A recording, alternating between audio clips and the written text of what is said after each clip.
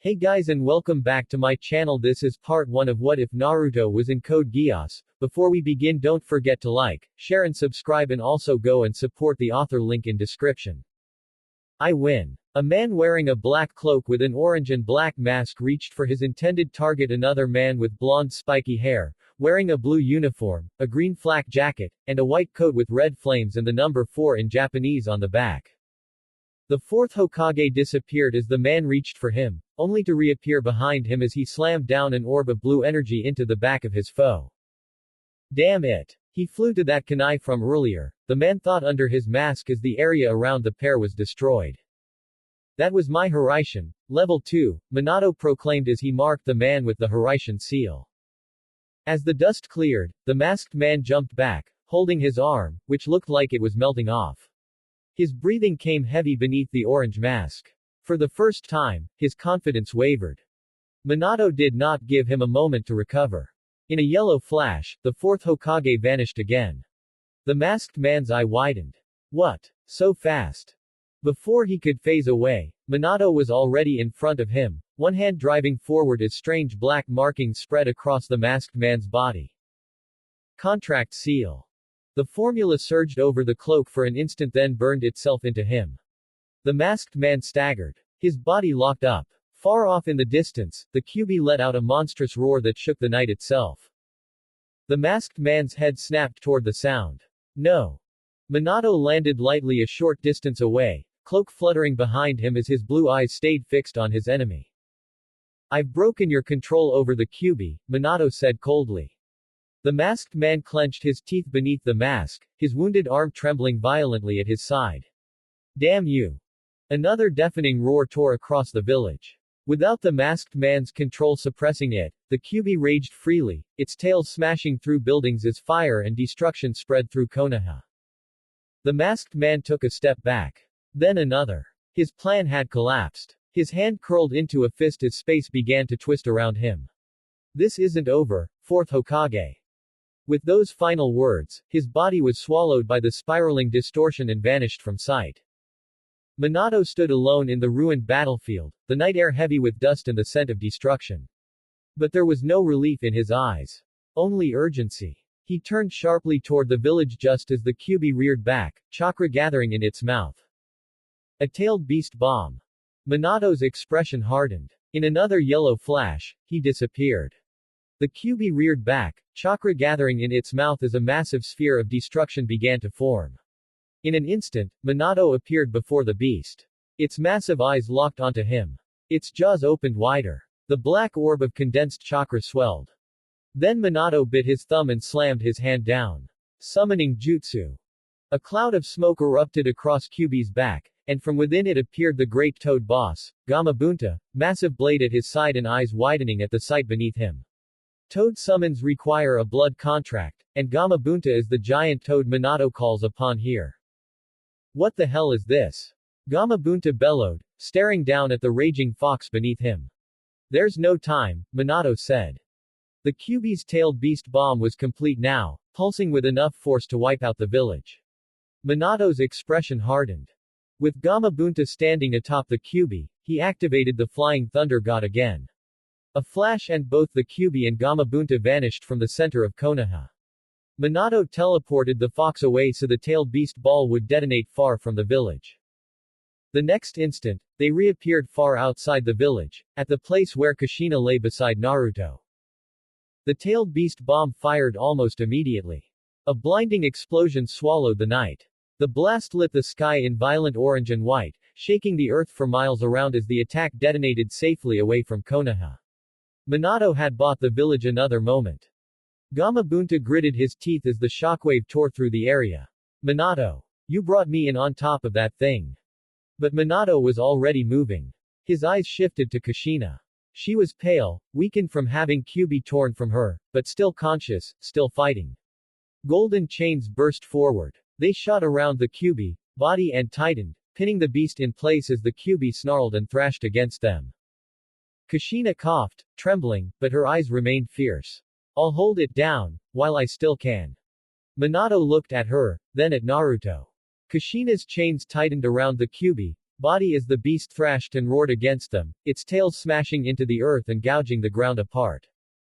Minato stood in front of her and Naruto, cloak fluttering in the violent wind pouring off the Kyuubi's chakra. His eyes were fixed on Kyuubi, already calculating the seal. There's only one way, Minato said, voice low. I'll use the Reaper Death Seal, and split the Kyuubi chakra. Kushina's head snapped up. No. Minato looked at her. Kushina. No, Minato, she said again, more firmly this time, even as blood ran from the corner of her mouth. Her body trembled from exhaustion, from pain, from the strain of holding Kyuubi down after having the beast torn from her. Not like that. Kyuubi roared, straining against the adamantine sealing chains, but Kushina forced more chakra into them. The chains pulled tighter, locking the fox in place for another precious second. If you use that seal, Kushina said, breathing hard, you'll die. Minato's expression did not change, but his silence told her she was right. I know. Naruto cried behind them, small and fragile, unaware of the choice being made over his life. Kushina turned her eyes toward her son. No, she whispered. I won't lose both of you tonight. Minato stepped closer. The Kyuubi chakra is too great. An infant can't bear all of it. Kushina's gaze sharpened. Then don't seal all of it into Naruto. Minato froze. The wind howled around them. The Kyuubi, enormous eye narrowed as though it understood. Kushina swallowed hard, then forced the words out. Split it, and seal the other half into me. For the first time that night, Minato's composure cracked. Kushina. I'm an Uzumaki, she said, voice shaking but resolute. I've carried the Kyuubi before. My chakra can hold it. You're dying, Minato said. I know. Another roar split the night. The Kyuubi, tails lashed upward, but the chains held. Kushina stared at him, fierce even now. If Naruto takes one half, and I take the other, then you live. Her voice softened. Minato, Naruto needs you. More than he needs a martyr. More than this village needs another legend. Minato looked from Kushina to Naruto. His son. So small. So helpless. Then back to the Kyuubi, a monster of hatred and endless chakra, pinned down only by the final strength of the woman he loved. Kushina, he said quietly. She managed a faint, pained smile. You always do everything alone. Her eyes glistened. For once, let me carry this burden with you. Minato shut his eyes. For a single moment, the battlefield seemed to fall away, the fire, the ruin, the screams in the distance. There was only his family. Then his eyes opened again. Resolved. All right. Kushina exhaled, almost laughing through the pain. Minato knelt beside Naruto and placed a hand gently on his stomach. Then he rose and faced the Kyuubi, hands already moving through a new series of seals. The air changed. Dense. Heavy. The Kyuubi growl deepened. What are you doing, human? Minato ignored it. I'll divide your chakra, he said coldly, and tonight, you will be bound by this family. A sealing formula spread across the ground beneath them, lines of black script racing outward in a circular pattern. Naruto began to cry louder as chakra swirled around his tiny body, while Kushina's chains trembled and pulled tighter. Minato stood between mother and son, one hand extended toward Naruto, one toward Kushina. 8 trigrams seal. The formula ignited in light. The Kyuubi roared in fury as its chakra was wrenched apart. One half tore toward Naruto in a torrent of blazing orange chakra, spiraling down into the infant as the seal formed across his stomach. The other half was dragged toward Kushina. She screamed as the chakra crashed back into her, the force ripping through her weakened body, but she did not let go. Her chains blazed brighter, wrapping around herself and the fox's divided power alike. Minato slammed the second seal into place over her abdomen. The light exploded outward. Then silence. The wind died. The chains faded. The Kyuubi's roar was gone. Minato dropped to one knee, breathing hard. Before him, Naruto's cries had softened into weak, trembling breaths. Behind him, Kushina sagged, but she was still alive. Still conscious. Still there. Her hand moved shakily to her stomach. Then she looked up at Minato. A tired smile touched her lips. You see, she whispered. That's why, you married an Uzumaki. Minato stared at her for a moment, stunned, as if he still couldn't believe this outcome was real. Then he laughed once broken, relieved, exhausted. And for the first time that terrible night, hope remained. It lasted only a second. The air behind them twisted. Minato's expression changed instantly. A spiral. Space folding inward. That same unnatural distortion from before. The masked man had returned. Kushina's eyes widened. Minato. Minato turned, snatching one of his kunai in the same motion, body shifting between Kushina, Naruto, and the spiraling void now tearing itself open behind them. The man in the black cloak stepped halfway through the distortion, orange mask gleaming in the night. His one visible eye was sharp with fury. Even wounded, even marked, he had come back. His gaze dropped at once to Naruto. To the seal. To the chakra. And the air around his body began to bend. Minato moved immediately, but the moment the distortion expanded toward them, Naruto cried out. A sharp, piercing sound. Not the cry of a newborn, something else. The seal on Naruto's stomach flared violently. Black markings raced across the infant's skin for a single instant, colliding with the warped space pouring from the masked man's technique. The Hiraishin formula on the masked man's body ignited at the same time. And then everything went wrong. The spiral collapsed inward. The masked man's body jerked. His single eye widened in shock. What? Naruto's seal pulsed again once, twice, and suddenly the chakra pulled the wrong way. Instead of dragging Minato, Kushina, and Naruto into the man's space-time vortex, the vortex itself began to tear the masked man apart. His cloak whipped violently. His body froze. Then chakra, seal formula, and warped space all slammed together at once. The man tried to pull back, but it was too late. The seal on Naruto's stomach burned with blinding light, and the masked man's form shattered into streams of spiraling darkness that were sucked straight into Naruto's seal. His mask cracked. His cloak twisted. And his body was absorbed into the infant in an explosion of black and gold chakra. Naruto screamed. Then the world broke. Minato grabbed Kushina and Naruto at once. Hold on. The night vanished in a violent roar of light and distortion. Space folded over itself. The stars disappeared. The ground beneath them was ripped away. For one endless second, there was only motion, wild, violent, impossible motion, as if reality itself had lost direction. Kushina clutched Naruto to her chest. Minato wrapped his arms around them both.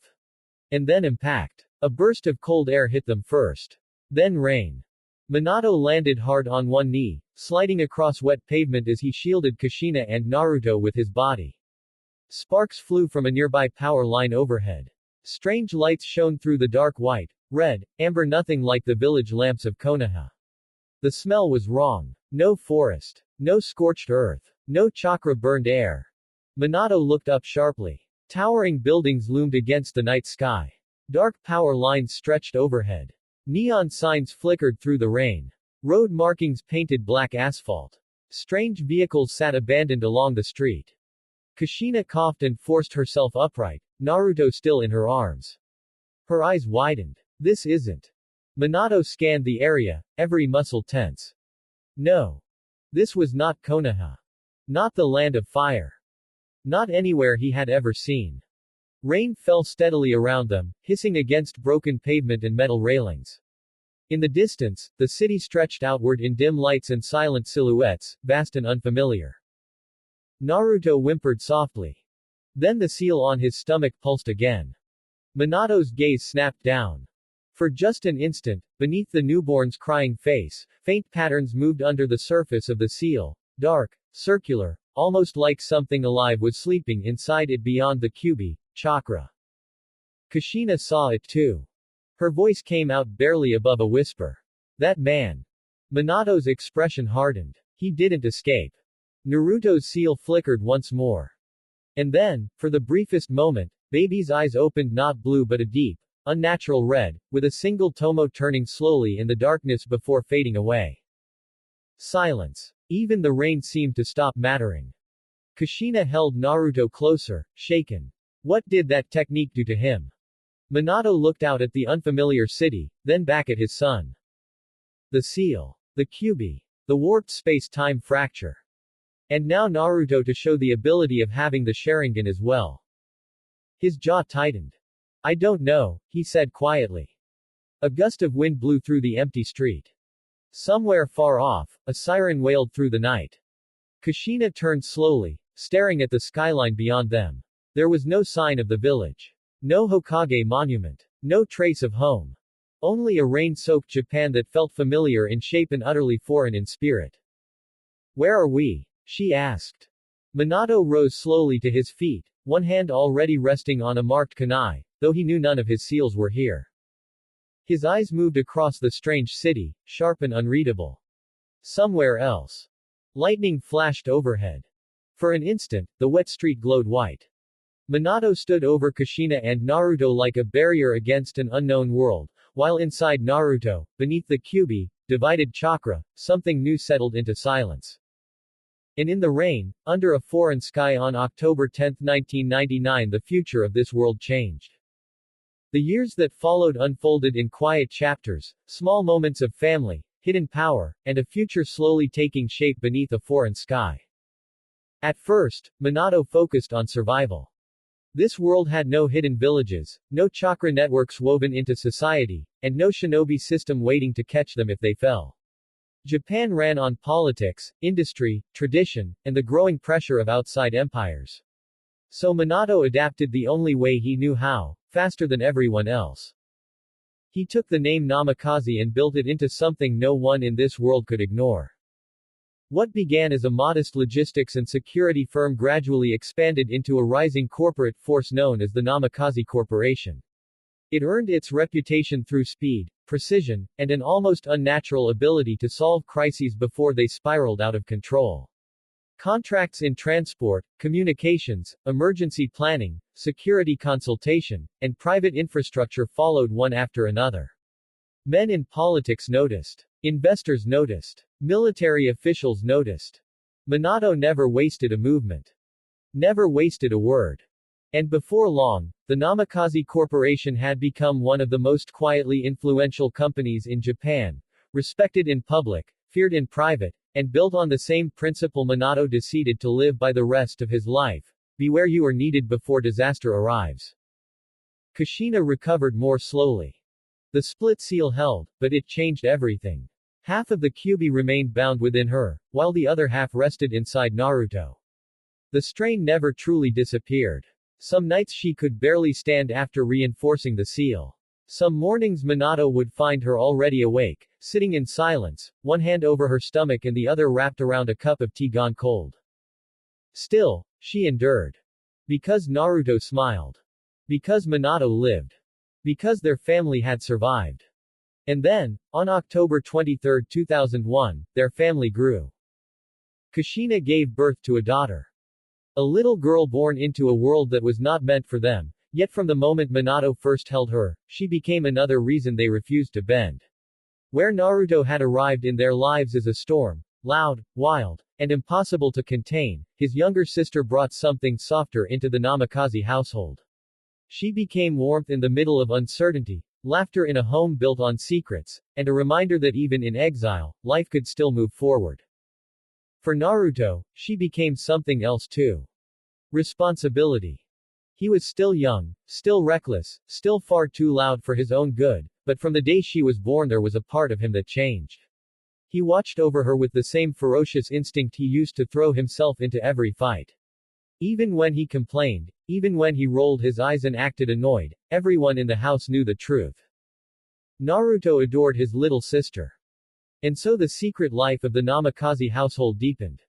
By day, they were a strange but respectable family tied to one of the fastest rising corporate names in Japan.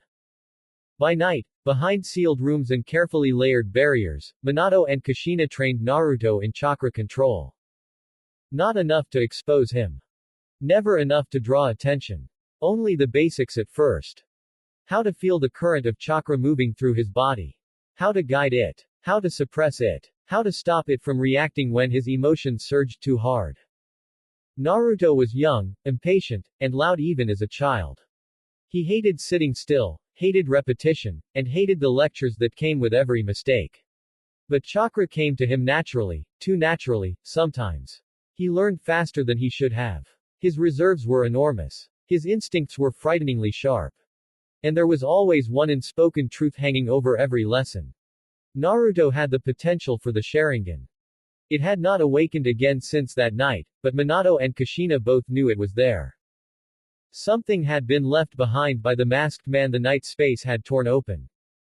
Sometimes Naruto swore the world slowed down around him. Sometimes he could catch details other people missed, movements that seemed too fast for ordinary eyes. Minato and Kushina always told him it was simply his chakra control improving. But deep down, Naruto always knew there was something different about him that his parents were not telling him. Outside the house, life continued. Minato's business eventually brought him into direct contact with Genbu Kururugi, the Prime Minister of Japan and father of Suzaku Kururugi. Their first meaningful meeting became the kind of moment people remembered years later. A formal garden. Polished stone. Muted voices from aides standing at a careful distance. Genbu Kururugi, stern and proud, carried himself like a man trying to hold an entire nation together by force of will alone. Minato met him with calm restraint, blue eyes steady, posture relaxed in a way that somehow made him seem even more dangerous. The conversation lasted nearly an hour. When it ended, the two men shook hands. That single handshake marked the beginning of a partnership, officially business, and officially something closer to mutual recognition. Genbu had found a man too capable to dismiss. Minato had found someone standing at the center of Japan's coming storm. And because of that relationship, Naruto came to know Suzaku. They became close almost immediately, though, close, did not mean peaceful. Suzaku as a child had a harder edge than most people later imagined. He could be selfish, sharp-tongued, and bratty when he wanted to be. He liked winning arguments, liked pushing at other children's weak points, and carried the casual arrogance of someone who knew exactly how important his family was. Around others, he could be pushy. Sometimes even a bully, but never with Naruto. Naruto was the one person Suzaku treated as an equal from the start. Maybe because Naruto never cared that Suzaku was Genbu Kururugi's son. Maybe because Naruto shoved back every time Suzaku shoved first. Maybe because, for all Suzaku's temper and pride, he recognized something in Naruto that could not be pushed around. They argued constantly. Raced through shrine paths. Beat each other with wooden swords until both were bruised and furious. Turned every conversation into a challenge. Turned every challenge into a contest. And somewhere between the fights, the insults, and the impossible amount of noise Naruto brought into the Kururugi household, the two boys became inseparable. Suzaku would act superior, only for Naruto to tackle him into the dirt. Naruto would run his mouth, only for Suzaku to call him an idiot and then follow him anyway. They grew up side by side in that strange balance only boys like them could maintain, half rivalry, half brotherhood. Kushina adored Suzaku because she could see past his attitude. Minato watched him carefully and understood him more than he let on. Because beneath Suzaku's bratty edge and selfish streak was a child carrying expectations far too heavy for his age. Naruto sensed the two, even if he never put it into words.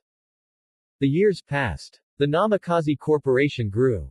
Naruto's secret training deepened. He learned how to use his chakra and the jutsu Minato and Kushina could pass down to him. And sometimes, in the middle of sparring, when his heartbeat spiked and his focus narrowed to a single perfect line, Minato would see it. The faintest pressure behind Naruto's eyes. And through it all, Naruto's little sister grew up in the middle of that strange life, half ordinary daughter of a powerful corporate family, half child of a household built on hidden chakra, sealed beasts, and truths too dangerous to speak aloud. She did not yet know everything, but she grew up surrounded by love, by strength, and by the unspoken certainty that the Namikaze family was never truly normal. Time moved on. Then one autumn evening, the future stepped onto the grounds of the Kururugi shrine. Vehicles climbed the approach in a long, formal procession. Naruto and Suzaku had been sparring when the engines made them stop. Minato, standing near Genbu, looked up immediately. Kushina stepped out from the veranda, sensing the shift before anyone spoke. The doors opened. Officials emerged first. Then a boy stepped out, proud despite the tension around him, violet-eyed and already carrying himself like someone forced to grow older too soon. Lelouch v Britannia. And in his arms, he carried his younger sister. Nunnally. She was small and pale, her eyes closed, her body fragile in a way that made the silence around her feel heavier. Her legs did not move. Her hands rested weakly against Lelouch's clothes as he held her with practiced care. Suzaku stared. Naruto lowered his wooden sword. Genbu Kururugi stepped forward to receive them. And beside him stood Minato Namikaze, head of the Namikaze Corporation, husband, father, and a man from another world who watched the arrival of the Britannian prince and his blind, paralyzed sister with the quiet focus of someone recognizing the shape of history as it approached. The date was August 10, 2010, A.T.B. The Holy Britannian Empire had declared war upon Japan. The Far East Island nation had held fast to its neutrality, but neutrality meant nothing before an empire that had already become the dominant superpower of its world. Britannia did not negotiate from weakness. It advanced, consumed, and renamed. Rights to Japan's underground resources became the excuse for war, straining diplomatic tensions until the breaking point. Then came the deciding battle for the mainland. And with it the nightmare frame. The humanoid autonomous armored weapon that shattered the old order. Britannian forces were greater than anyone had anticipated, but it was not merely numbers that broke Japan's line. It was speed, precision, terror. The nightmares ripped through the mainland defense with brutal efficiency, crushing resistance before most soldiers could even understand what they were facing. Japan fell with devastating speed, and afterward the country was stripped of its freedom, its rights, and even its name. It became Area 11. Its people became 11s. But even empires make exceptions. Even conquerors preserve what they find useful. The Namikaze Corporation remained. While Japan was reduced to a number, while noble houses, ministries, and old powers were broken or absorbed, the Namikaze Corporation was permitted to continue operating beneath Britannian oversight. Officially, it was because the company's infrastructure, communications, emergency logistics, and security assets were too valuable to discard during the transition of power. Unofficially, people whispered. They whispered in government halls.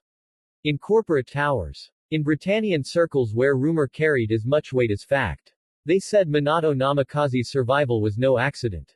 They said his company had been spared too easily. They said the reason the Namikaze Corporation still stood while so much of Japan had been brought to its knees was because Minato himself might not be entirely Japanese at all. Some believed he was the illegitimate child of the emperor. A secret son hidden from court.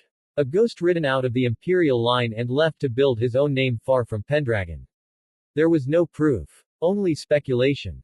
Only the strange reality that Britannia had crushed a nation and yet allowed one corporation within it to keep breathing. And at the center of that mystery stood Minato Namikaze, calm, brilliant, unreadable. A man with foreign grace, impossible timing, and eyes too clear to ever reveal what he was truly thinking. So Area 11 was born and was conquered. Its pride was people were while the empire planted its banner over the broken nation, one family endured beneath the new order, watched by the defeated, questioned by the conquerors, and protected by a name that should have been erased, but wasn't. The Namikaze Corporation survived. And with it, so did Minato, Kushina, Naruto, and Mito waiting beneath Britannia's shadow for the day history would move again. 7 years passed. Morning sunlight spilled through the curtains in long golden bars, cutting across the cluttered room and landing directly on Naruto's face. He did not move. One arm was thrown over his eyes. The blanket had long since been kicked halfway onto the floor. A school shirt hung from the back of a chair, wrinkled beyond saving, and one sock had somehow ended up on the lamp. Naruto slept on. Peacefully. Hopelessly. Dangerously. Then the door slammed open. Naruto. Kushina burst into the room like a storm-given human form, one hand on the doorframe, the other already pointing at the bed. Naruto jolted so hard he nearly rolled straight off the mattress. Wah! You're going to be late for school, Kushina snapped, marching across the room, again. Naruto blinked at her, hair sticking out in every direction, face still half buried in the pillow. 5 more minutes. Absolutely not. She yanked the blanket the rest of the way off him. Naruto groaned dramatically and curled into a tighter ball. Mom, come on. No, come on, Kushina shot back. You said that yesterday, and the day before that, and last week you almost missed first bell because you were trying to eat toast while putting your shoes on. Naruto lifted his head just enough to squint at the clock. Then his eyes widened. Oh, crap. Exactly. He shot upright so fast the sheets tangled around his legs and nearly dragged him back down. Why didn't you wake me up earlier? Kushina put a hand on her hip. I did. Twice. The first time you told me you were training mentally. The second time you said you were already up. Naruto paused. I might have thought I was. Kushina just stared at him. Naruto grinned weakly. Her eye twitched. Before she could say another word, another voice drifted in from the hallway. Mom, if he not ready, I'm not waiting for him this time. Naruto turned toward the door. Mito leaned against the frame with her school bag over one shoulder, already dressed in her Ashford uniform and looking far more put together than her older brother had any right to be at this hour. At 15, she had grown into a sharp-eyed, composed girl with Kushina's presence and just enough of Minato's calm to make her even more dangerous when she was annoyed. Naruto pointed at her accusingly. You say that every time. And every time, Mito replied dryly, you still almost make me late with you. Kushina folded her arms. See. Even your sister has her life together. Naruto muttered something deeply uncharitable under his breath and launched himself out of bed. He stumbled across the room grabbing at his uniform shirt, got one arm in backward, nearly tripped over his bag, and somehow ended up hopping on one foot while searching for the missing sock. From the hallway came Minato's calm voice. Is he awake? No, Kushina called back flatly, he's evolving. Mito snorted. Naruto finally got the shirt on properly. I'm up. I'm up. He rushed toward the dresser, snatched up his tie, then froze. Wait, where's my other shoe? Kushina pointed without looking. Under the bed. Naruto dropped to the floor and reached underneath. Why is it always under the bed? Because you throw things like a wild animal, Mito said. I do not. Kushina folded her arms. Naruto. Mito raised a brow. Naruto sighed. Okay, maybe a little. He crawled back out, shoe in hand, only to have Kushina step forward and straighten his collar with one sharp tug. For a moment, the chaos eased. Her expression softened. You stayed up too late again, didn't you? Naruto looked away while shoving on his shoe. Maybe. Training? Kushina asked. A beat of silence. Naruto shrugged. Mito's eyes flicked toward him for half a second, more observant than she let on. She knew when Naruto had that look in his eyes, the one he got after nights spent doing something he was definitely not supposed to be doing. Kushina sighed, low and tired, though warmth lingered in it. The hidden training had only become harder as Naruto got older. Chakra control, suppression, focus, endurance, always behind closed doors, always beneath seals and barriers, always careful. Especially now. Especially with Britannian oversight, Minato's growing visibility through the Namikaze Corporation, and the dangerous truth still sleeping inside Naruto, the Kyuubi, and the dormant power tied to the Sharingan. Kushina flicked his forehead. Get moving. Ow. Breakfast. Now. Naruto slung his bag over one shoulder and stumbled into the hallway, still half-dressed. Mito pushed off the wall and followed, shaking her head. I swear, one day I'm leaving without you. No you're not, Naruto said. You'd miss me too much. Mito gave him a deadpan look. Sure. The smell of food hit them both the moment they entered the kitchen. Naruto's eyes widened. Wait, are those eggs? Yes, Minato said from the table, already fully dressed in a crisp suit, a newspaper folded beside his coffee. And you have exactly 6 minutes to eat them. Naruto stopped dead. 6. Minato gave him a small, polite smile. 5 now. Naruto bolted. He flew into his seat, nearly skidded past it, caught himself, and dropped down with all the grace of a collapsing wall. Toast vanished into one hand. Eggs into the other. He was chewing before he fully sat. Mito, by contrast, sat down normally and reached for breakfast like a civilized human being. Kushina walked in behind them and shook her head. Every single morning. Minato took a sip of coffee. Consistency is important. Naruto pointed at him with a piece of toast. You're enjoying this. A little. Traitor. Mito took a bite of toast and said, he's right, you know. Naruto looked betrayed. Not you too. Outside, the city was already awake. Area 11 moved beneath Britannian rule like it always did, order on the surface, tension underneath. Students heading to school. Corporate cars cutting through traffic. Soldiers posted where they wanted to be seen. The world had settled into the shape of normalcy, even if that normalcy had been built on conquest. Inside the Namikaze home, though, it was the same as always. Kushina commanding the room like a general. Minato calm as ever. Naruto one bad morning away from disaster. And Mito watching all of it with the quiet patience of someone who had long ago accepted that this was simply her family. Kushina set down 2 lunch bags beside the table. And don't forget these. Naruto swallowed. Got it. Mito picked hers up with a nod. Thanks, Mom. And don't pick a fight at school, Kushina added, looking directly at Naruto. That was 1 time. It was 3 times, Mito said. They started it. Minato glanced up from his coffee. That defense loses strength with repetition. Naruto slumped. You're all impossible. Kushina leaned down, kissed the top of his head quickly, then smacked his shoulder lightly. Eat faster. Mito stood first, already finished. I'm heading out. Naruto immediately stuffed more food into his mouth. Wait. She looked at him flatly. You have 30 seconds. He nearly inhaled the rest of breakfast. Ashford Academy's front gates were already crowded by the time Naruto and Mito came sprinting onto campus, bags slung over their shoulders. Naruto's tie was still half done and he looked like he had only barely survived the trip. Mito, somehow, still looked composed.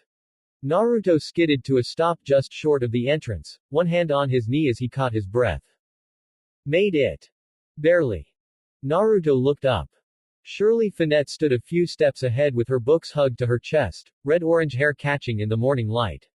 There was a bright, amused smile on her face.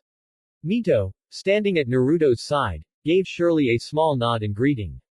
As a first-year student at Ashford, she had become familiar face around campus, even if most people knew her first as Naruto's younger sister.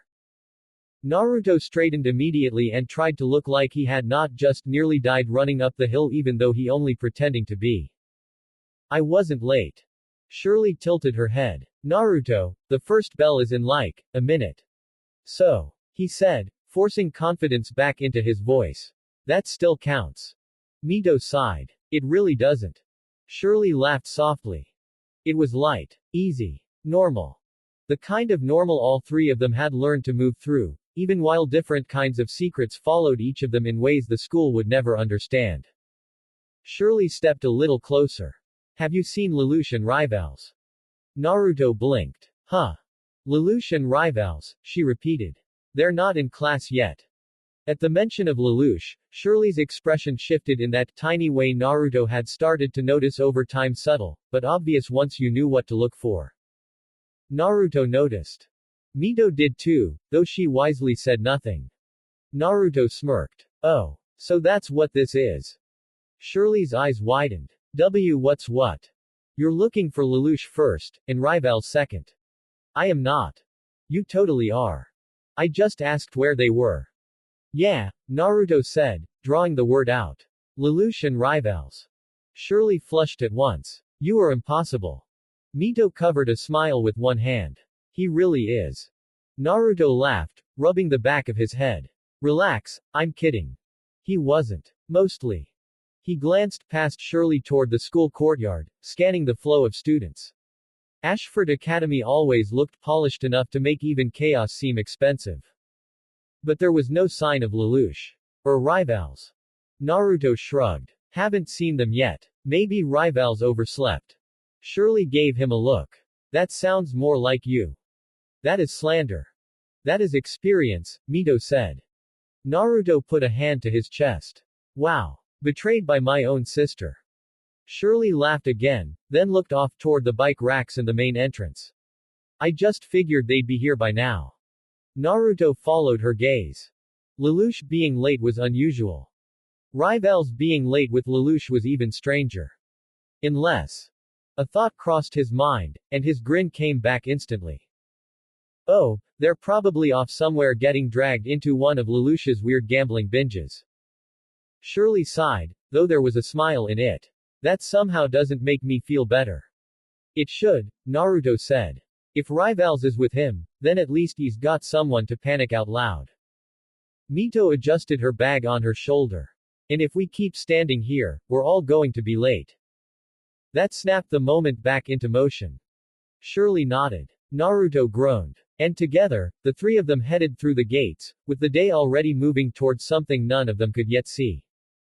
And for Lelouch Lamperouge, it was starting somewhere far less ordinary.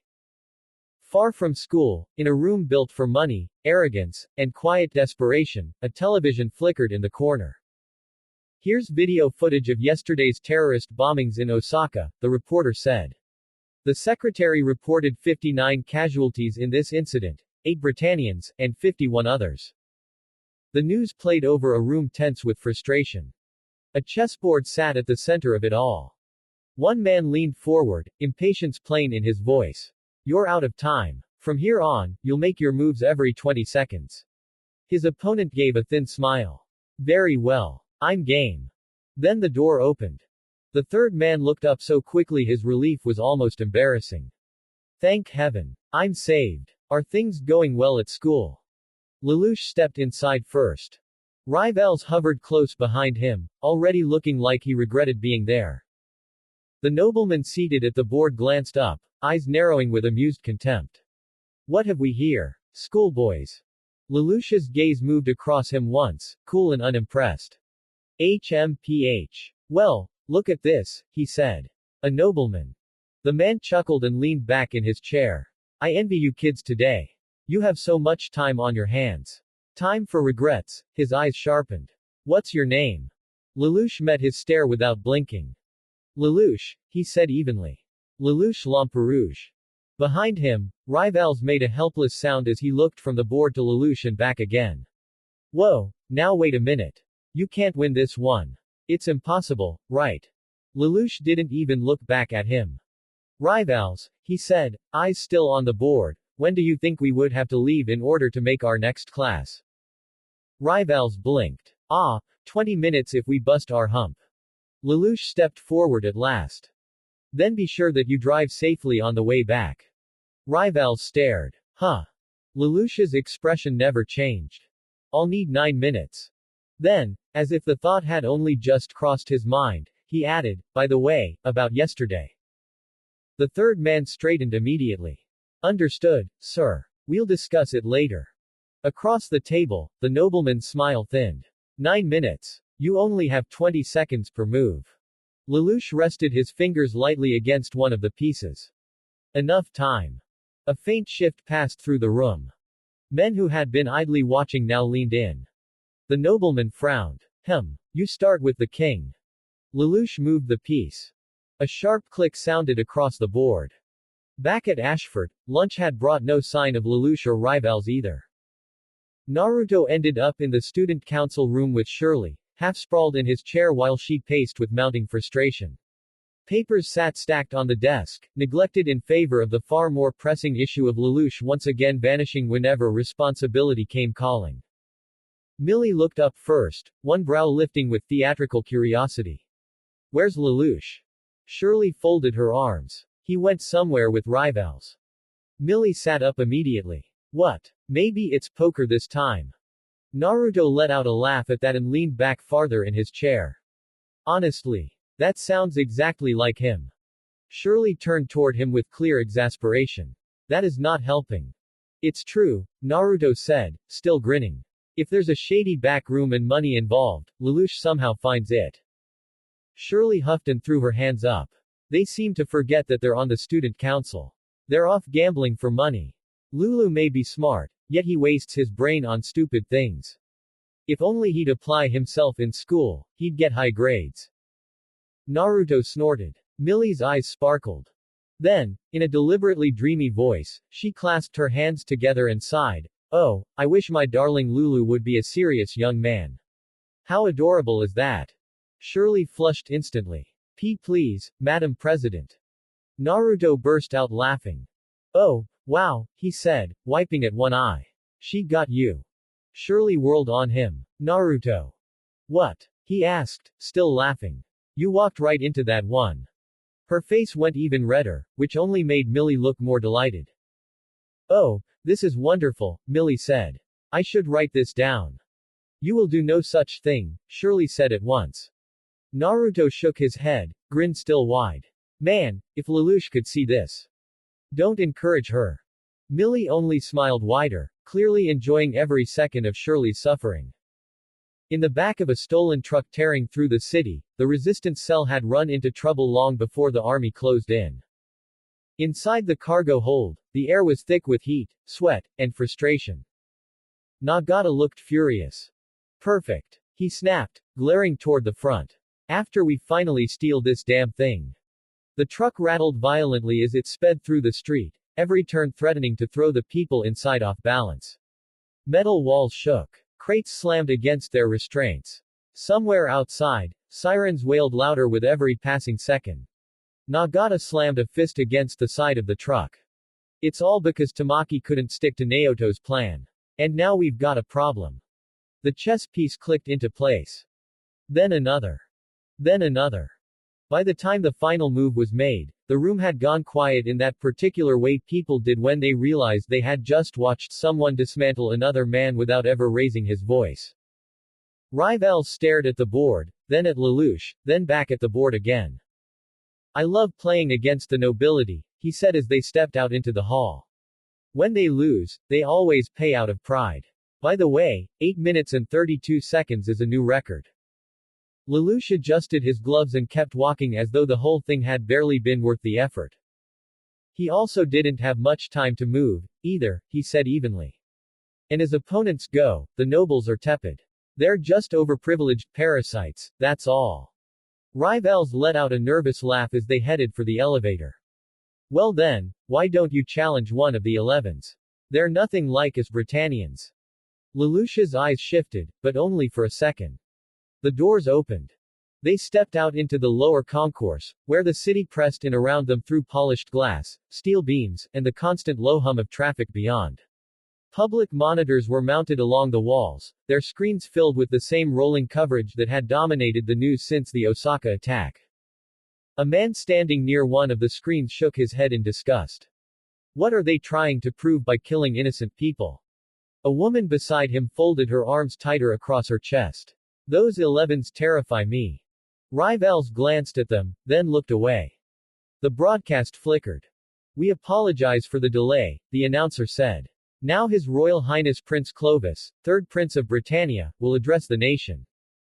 The image on the screen changed. Prince Clovis appeared in full ceremonial poise, framed exactly the way the public expected him to be: gracious, polished, grieving, royal. To all my imperial subjects. Clovis declared. Including, of course, the many cooperative 11s who choose to serve the Empire of Britannia. Far away, inside the back of the stolen military truck as it rattled through the city streets, Colin's face tightened with fury. We're not 11s. She snapped. We're Japanese. The truck swerved violently. Crates slammed against one another. Nagata braced himself against the wall, teeth clenched, as Clovis's speech continued from a small monitor flickering near the front of the cargo hold. Do you not see my pain? Clovis asked the nation, voice thick with theatrical sorrow. My heart was ripped from my chest only to be torn apart. The remnants are filled with rage and sadness. Nagata spat bitterly under his breath. However, Clovis continued, as ruler of Area 11, I will not tolerate terrorism of any kind. Because the battle we fight is a righteous one, a virtuous battle to protect the well-being of one and all. In the student council room at Ashford, the television was on there too. Millie had left it running. Shirley had gone quiet. Naruto, half leaning against the back of his chair, frowned at the screen without really meaning to. Something about Clovis's voice made the room feel colder. Now then, everyone, the prince said, lowering his head with practiced dignity, I would like you to join me in observance of the 8 who died for justice, in the line of duty. A moment of silence, please, the announcer added. Around the concourse, people lowered their heads. Some sincere. Some obedient. some simply unwilling to be the only ones still standing apart. Rivals glanced sideways at Lelouch. Well, aren't you gonna join in? Lelouch kept his hands in his pockets and stared at the screen. Aren't you? Rivals gave a crooked little smile. Hey, it's sort of embarrassing. Lelouch's mouth barely moved. And I agree with you. Besides, spilling tears over those people won't bring them back to life now, will it? Rivals blinked. Dang. That's dark, buddy. Lelouch turned and kept walking. It's all about self-satisfaction, he said. Doesn't matter how hard you try, you can't do it. There's no way you can change the world. The words lingered behind him like a challenge thrown at fate itself. Back on the screen, Clovis's address ended. And elsewhere, far from the public performance, the prince himself had already moved on. In a luxurious reception room, surrounded by aristocrats, wine, and hollow praise, Clovis basked in the aftermath of his own broadcast. A noblewoman smiled brightly at him. You were magnificent, Your Highness. One would never guess that you were attending a party while doing that. Clovis gave an easy, self-satisfied smile as servants moved quietly around him. After all, the Viceroy is the marquee actor of Area 11, he said. I need to change costumes quickly. The woman laughed softly behind her fan. My, you're so self-confident. It's all in the performance, Clovis replied. Since the media want a charismatic prince, I give them one. Another nobleman bowed his head at once. Untrue. Prince Clovis, our key purpose in life is to support and assist your reign in any way we can. Across the room, Diethard Reed looked on with undisguised contempt. His reign is a pathetic sham, he muttered. Before anyone could respond, the doors burst open. Bartley hurried in, breathless and red-faced. Why, Your Highness? Diethard looked over, mildly annoyed. A soldier. Clovis grimaced at the interruption. God, how boorish of you. Bartley bowed quickly. I beg your pardon, Your Highness. My lord. Diethard sighed. Not another appearance for him. Hope it's not as dreary. Clovis's pleasant mask vanished instantly. You fool. Bartley swallowed and forced the report out. The police were informed that it's medical equipment, that's all. If we scramble the army, there'll be a record. Clovis did not hesitate. Deploy the Royal Guard, he snapped. The nightmares as well. At once, military channels lit up. Alert 1. Alert 1. 4th, 7th, and 8th Rapid Reaction Companies, as well as the 31st Air Assault Team, immediate scramble. Special Division 9, stand by for deployment. The city blurred past in streaks of gray steel and reflected sunlight as Rivals's bike tore down the road. Rivals was still grinning from the win. That first move you made. Lelouch glanced at him from the back seat. Why'd you start with the king? Lelouch looked ahead, eyes calm, unreadable. If the king doesn't lead, he said, how can he expect his subordinates to follow? Rivals barked a laugh. What's with that? With what? That line, Rivals said. Do you fantasize about running a major corporation? For the first time since they'd left the chess room, something softer flickered across Lelouch's face. No way, he said. Ambitions like that will ruin your health. Then Rivals shouted. Whoa. We're gonna die. The bike jerked hard to the side as a truck burst across the intersection in front of them. Brakes screamed. Metal groaned. A second vehicle clipped the side of the truck, sending it fishtailing wildly toward the construction site ahead. Inside the truck, Nagata slammed against the wall and snarled, You idiot.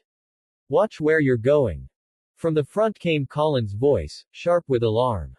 No. Not that way. Rivals somehow kept the bike upright. Barely.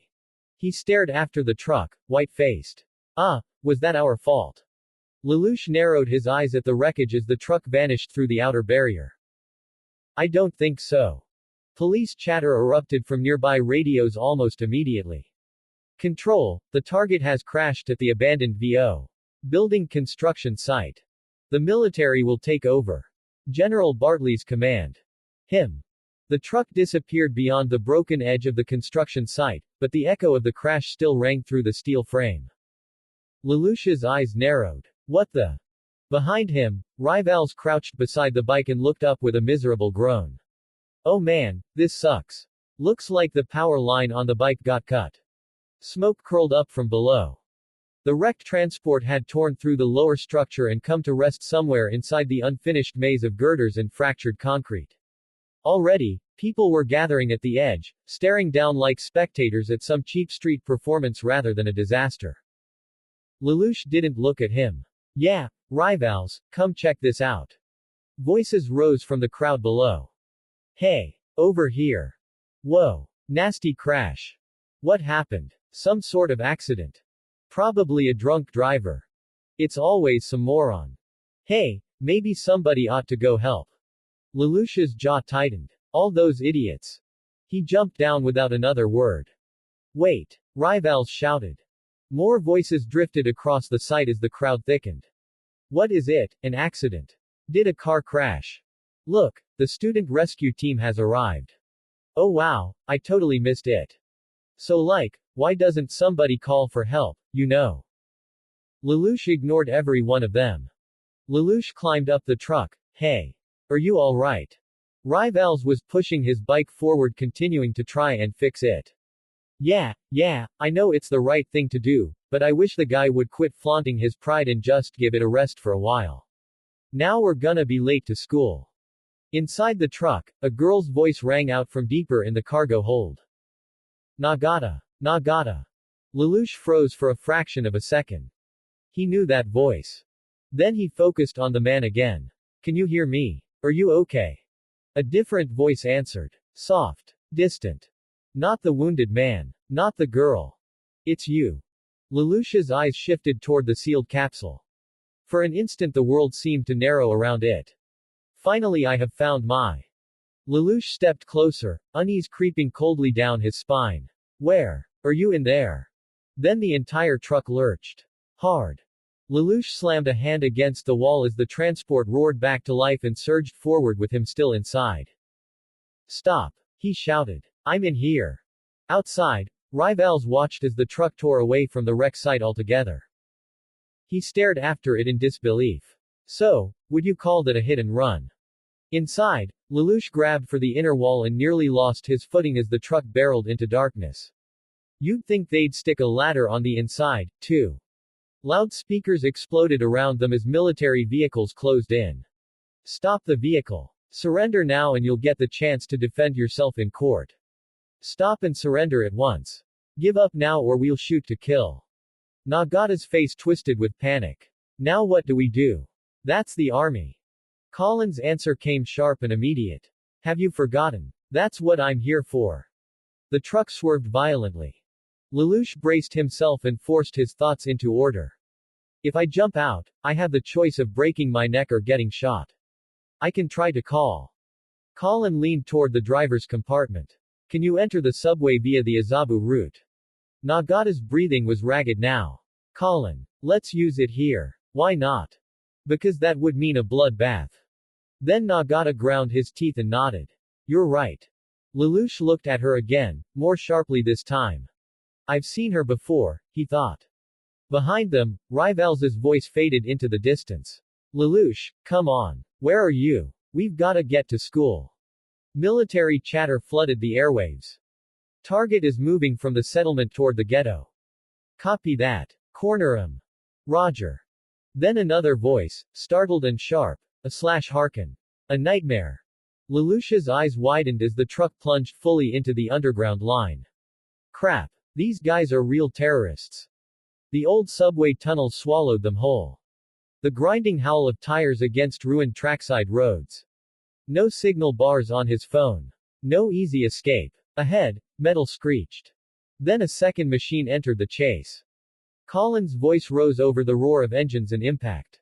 You fellas know full well what this badass mother can do. Jeremiah Gottwald's response came through external speakers drenched in aristocratic contempt. The rest of you, back off. I'll take this guy. I can only assume you dug that obsolete relic out of some scrap heap. And over-the-hill Glasgow is no match for a Sutherland. Not to mention a filthy 11 who spurns the compassion of our glorious emperor. Nagata, pale now, shouted from the truck, Colin, we should both split up.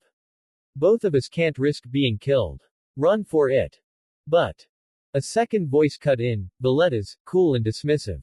Simple-minded 11. Then came Colin's curse. No way. It's stuck. Jeremiah laughed, triumphant and vicious. Second-hand junk. I will admit, I really like your spirit. However. Lelouch pressed himself against the shaking wall and forced himself to think past the chaos. No cell phone reception. We're out of range. His eyes lifted to the dark tunnel streaming past. Judging from the darkness and road surface, we must be driving along the old subway lines. They're heading for an exit somewhere in the ghetto. Another violent jolt nearly threw him off his feet. Getting out would be dangerous. He glanced at the communicator. Still, okay, I've got it. I'm not big on the military, but I'll take their protection. If I give them a terrorist communicator. Then he stopped. A cold realization cutting through the rest. Oh, wait. I forgot. Outside, the tunnel swallowed everything. Above ground, Rivals was left staring after the disappearing truck, stranded beside a broken bike in an empty construction site. Some friend, he muttered bitterly. Leaving me behind like that. Minato sat behind the broad desk in his office, one hand resting against a stack of reports while the other moved steadily across a page of notes. Late afternoon light filtered through the tall windows of Namikaze Corporation headquarters, painting long bars of gold across polished wood, glass, and steel. The city beyond looked calm from this height. A soft knock came first. Then the door opened, and Kushina stepped inside. Minato looked up immediately. She closed the door behind her and let out a quiet breath, arms folding as she crossed the room toward him. There was tension in the set of her shoulders, though not panic. Seems everybody's on edge about something, she said with a sigh as she came to a stop beside his desk. Did you know there have been reports of nightmares being deployed near the Shinjuku ghetto? Minato's eyes lingered on her for a moment, then shifted to the city beyond the glass. I heard. Kushina studied him. And. He set his pen down. For a few seconds, he said nothing at all. That silence was answer enough. Minato never rushed to react unless he had to. It was one of the first things Kushina had learned about him, and one of the things she trusted most. If the situation in Shinjuku was truly spiraling, throwing themselves at half-formed reports would do nothing except blind them. Still, her gaze sharpened. It's bothering you. It is, Minato admitted. Not because of the nightmares. Not because of Clovis. Not even because of the ghetto itself. Because Suzaku was out there somewhere. They had known for some time that he had joined the Britannian military. They had argued about it, worried over it, tried to understand it from every angle, and in the end they had been left with the same answer they always reached where Suzaku was concerned. He had chosen his own path. But knowing that was not the same as knowing where he was. Or what orders he might be standing under now. Kushina moved closer and rested one hand against the edge of the desk. No word from him. Minato gave a faint shake of his head. No. That sat between them for a moment. Heavy.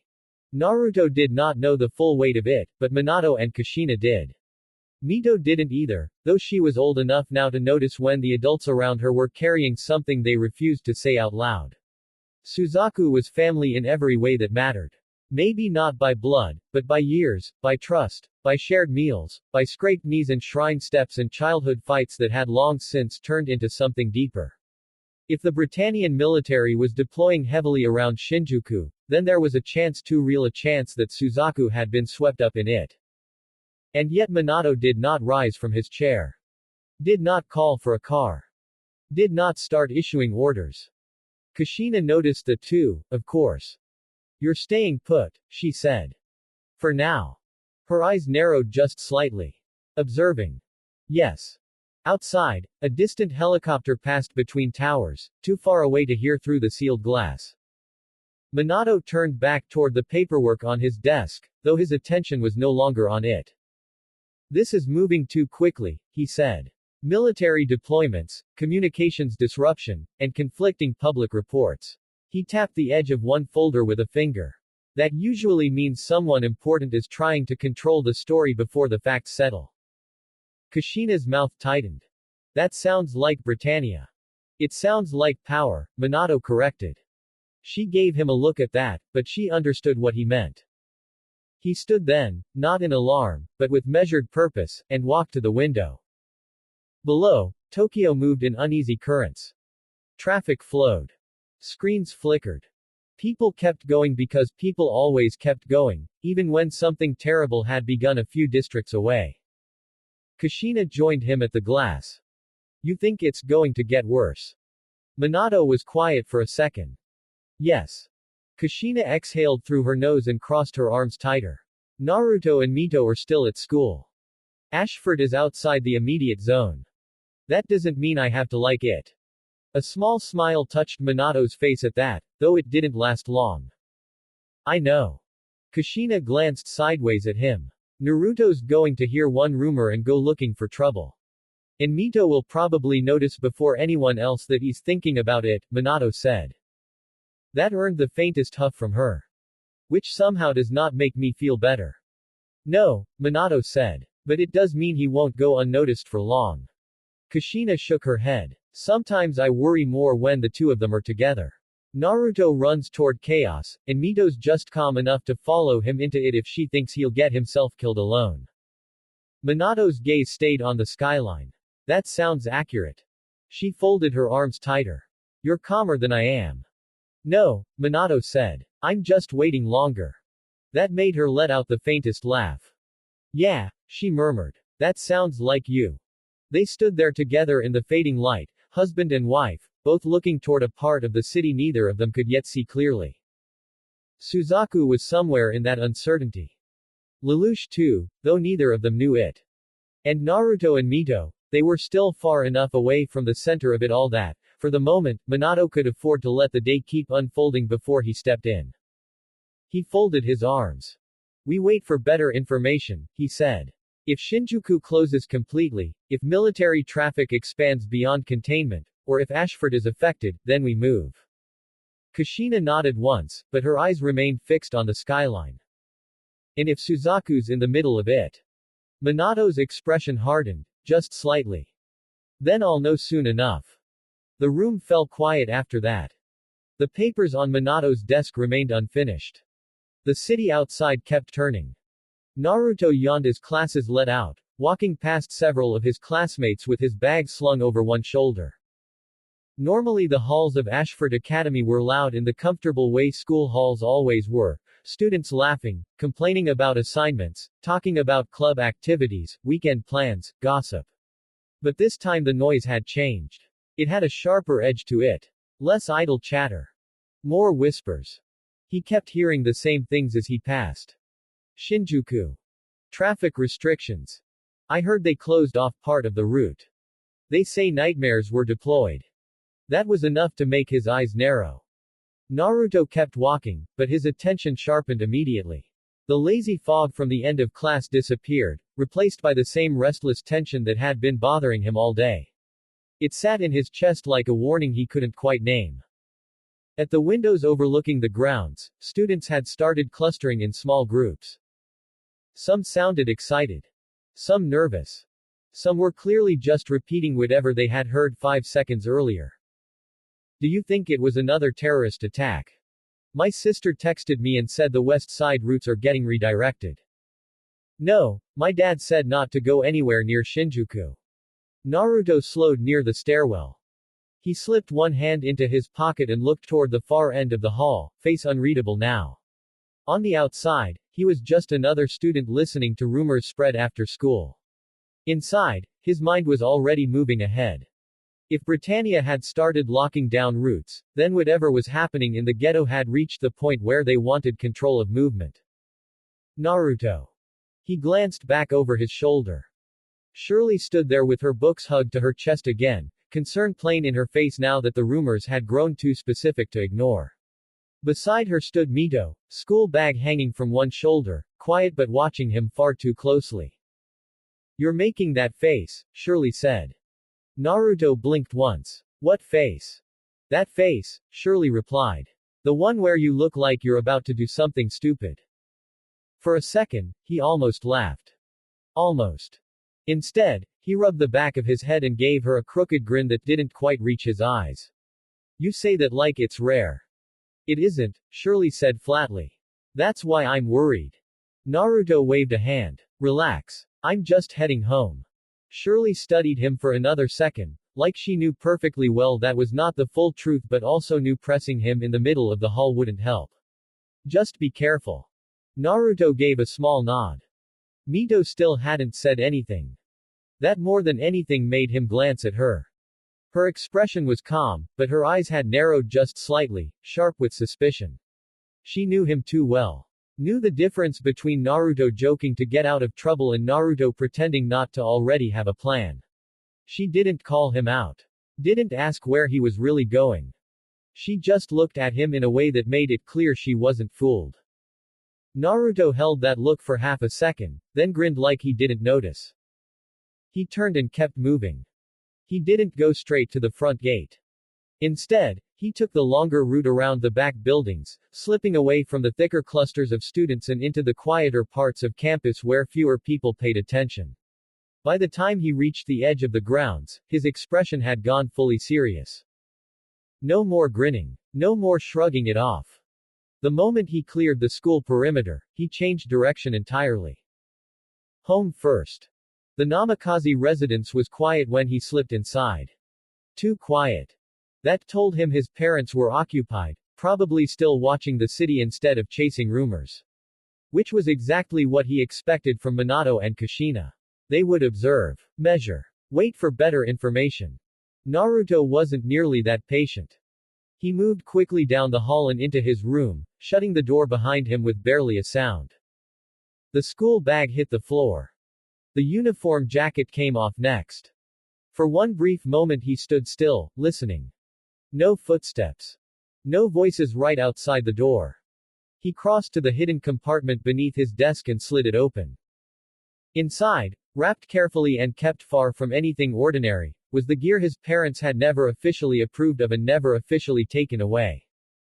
An outfit inspired by the old Anbu uniforms Minato and Kushina had told him about in fragments over the years, but altered for secrecy, for movement, for him. Dark cloth. Light armor at the forearms and shins. A fitted black underlayer that wouldn't snag or reflect light. A short cloak to break up his outline and conceal his frame at a glance. Naruto changed quickly, fingers practiced from more secret training nights than anyone at school could imagine. He bound down anything loose, tightened straps, checked movement through his shoulders and knees, and then reached for the last piece. The fox mask. White, with red markings sweeping across it. A quiet, dangerous smile carved into its shape. He turned it once in his hands, then pulled it on. The world narrowed behind it. A different kind of focus settled over him. He drew the dark cloak over his shoulders and fastened it, then moved to the window and looked out over the city. Somewhere beyond the neat lines of the settlement and the ordered roads of Britannian control, Shinjuku waited under lockdown and smoke. Naruto's hand tightened at his side. He didn't know exactly what he would find. He just knew he wasn't staying behind while something this big unfolded. And somewhere back at school, he had a feeling Mito already knew he was lying. With one smooth motion, he opened the window, slipped out into the midday air, and dropped soundlessly to the ledge below.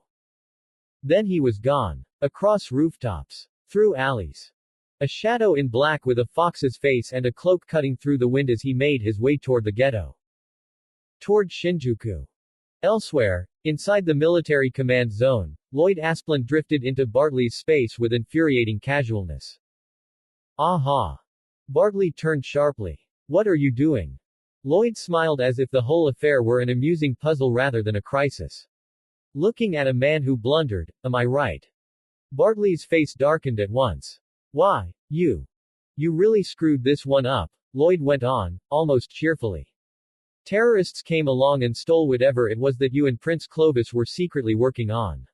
Retrieving it is simple, but you want to sweep up all of their compatriots in addition.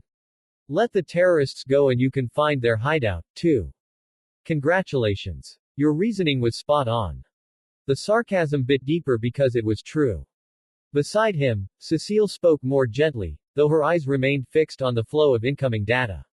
It was nothing. I just thought it was strange. Bartley snapped. Okay, that's enough. What is it the Special Corps wants out of this? Lloyd's smile widened a fraction. I'm merely saying that I'd like to assist with the cleanup. To assist? Correct, Lloyd said. Because it's data I want. Cecile looked from one man to the other, then back to the tactical displays. Excuse me, but what in the world have they just stolen, anyway? For a moment Bartley hesitated. Only a moment. Then he answered with the lie they had already committed themselves to. Chemical weapons, he said. In other words, poison gas. The Royal Guard officer stood before the gathered soldiers, his contempt plain in every word. The terrorists are hiding in the subway system. Your mission is to locate the weapon that they've stolen. Investigate the old subway system that runs through the 11 residential district in the Shinjuku ghetto. Report in the moment you spot them. Recovery of the target will be handled by us, the Royal Guard. His lip curled. You people bear the honorary title of Britannians now, but you were born 11s. Therefore, the stench of these monkeys ought to be a familiar one. If you want to earn the right to carry arms, then show some results. This is your opportunity to show your loyalty to Britannia. Yes, my lord. The soldiers answered as one. Suzaku's voice joined them. But not with the same conviction. Below, in the choking dark of the old subway lines, the resistance's luck finally ran out. The truck jerked, ground, and stopped hard enough to throw everyone forward. Tires screamed uselessly against damaged trackside concrete. Lelouch caught himself against the inner wall, mind racing even as the vehicle shuddered around him. An accident, he thought. Or else. Nagata slumped harder against the wreckage, blood loss finally catching up to him. His voice came ragged and thin. The tires stuck. Please, Ogi, find me. Static crackled over military comms. 404 has sighted the target. The answer came at once. Roger. Prepare for recovery. Lelouch's eyes narrowed. Now I can use this chance to climb up. He grabbed for the inner frame and started hauling himself toward the opening. The soldier moved at once. He burst forward from the shadows and launched a powerful spinning kick. The boy in front of the canister barely managed to bring his forearms up in time. The impact still sent him crashing backward. A Britannian, Lelouch muttered as he hit the ground. Before he could recover, the soldier grabbed the front of his uniform and pinned him hard against the floor of the truck. Enough with the killing. The soldier snapped. He reached up and disengaged his gas mask, letting it fall beneath his chin. His face came into view. I can't believe you people would use poison gas. Lelouch's eyes widened, but the shock only lasted a second before anger surged up to meet it. I'm telling you, he shouted, kicking out hard enough to force the soldier to leap back and break the hold. Lelouch rolled up to his feet at the opposite end of the truck. If there's any poison gas here, Britannia made it. The soldier stiffened. Lelouch pointed toward the canister between them. You don't want more people to die. He demanded. Then obliterate Britannia. The other boy stared at him. Then, in disbelief. Lelouch froze. The soldier ripped off his helmet. It's me, he said. Suzaku. Shock flashed openly across Lelouch's face. For one suspended moment, the truck, the tunnel, the stolen military cargo, all of it vanished beneath that recognition. Suzaku. The two boys stared at each other across the truck bed, 7 years collapsing inward in a single breath. Then Lelouch's expression darkened again. You became a Britannian soldier. Suzaku's own disbelief turned sharp just as quickly. And you? He shot back. Don't tell me you're with them. What are you saying? Lelouch snapped. The canister hissed. Both boys turned at once. The locks disengaged one by one with a metallic series of clanks. Before Lelouch could say another word, Suzaku lunged and tackled him down again, this time jamming the gas mask over his face. Then the canister split open. Not poison gas. Not death in vapor form. The container unfolded into 4 sections, spilling green liquid across the floor and revealing a girl inside. She had long green hair. A pale face. A strange white suit restraining her limbs. Suzaku stared. It's not poison gas. Not far away, Colin had already regrouped with Ogi amid the wreckage of the pursuit. In all the confusion, I left it in the coat. It's okay, Ogi said quickly. The Glasgow circuits are usable. So, were we right? Colin glanced back down the tunnel, jaw tight. Think so. I bet it's poison gas, like intelligence said. And Nagata? Her face hardened. I don't know. I think he made it underground. Lelouch pushed himself upright, pulled the mask off, and moved toward the girl. He caught her as she slumped forward and drew her against his chest, glaring at Suzaku over her shoulder. Answer me, Suzaku. Poison gas. This girl. Suzaku looked between Lelouch and the canister in growing confusion. But, that's what we were told in the briefing. He knelt and quickly unzipped the lower restraints of the white suit, freeing the girl's legs as best he could. Then a spotlight exploded across the truck. Both boys turned. Standing there at the rear entrance, weapons drawn and faces hard with contempt, was the entire Royal Guard.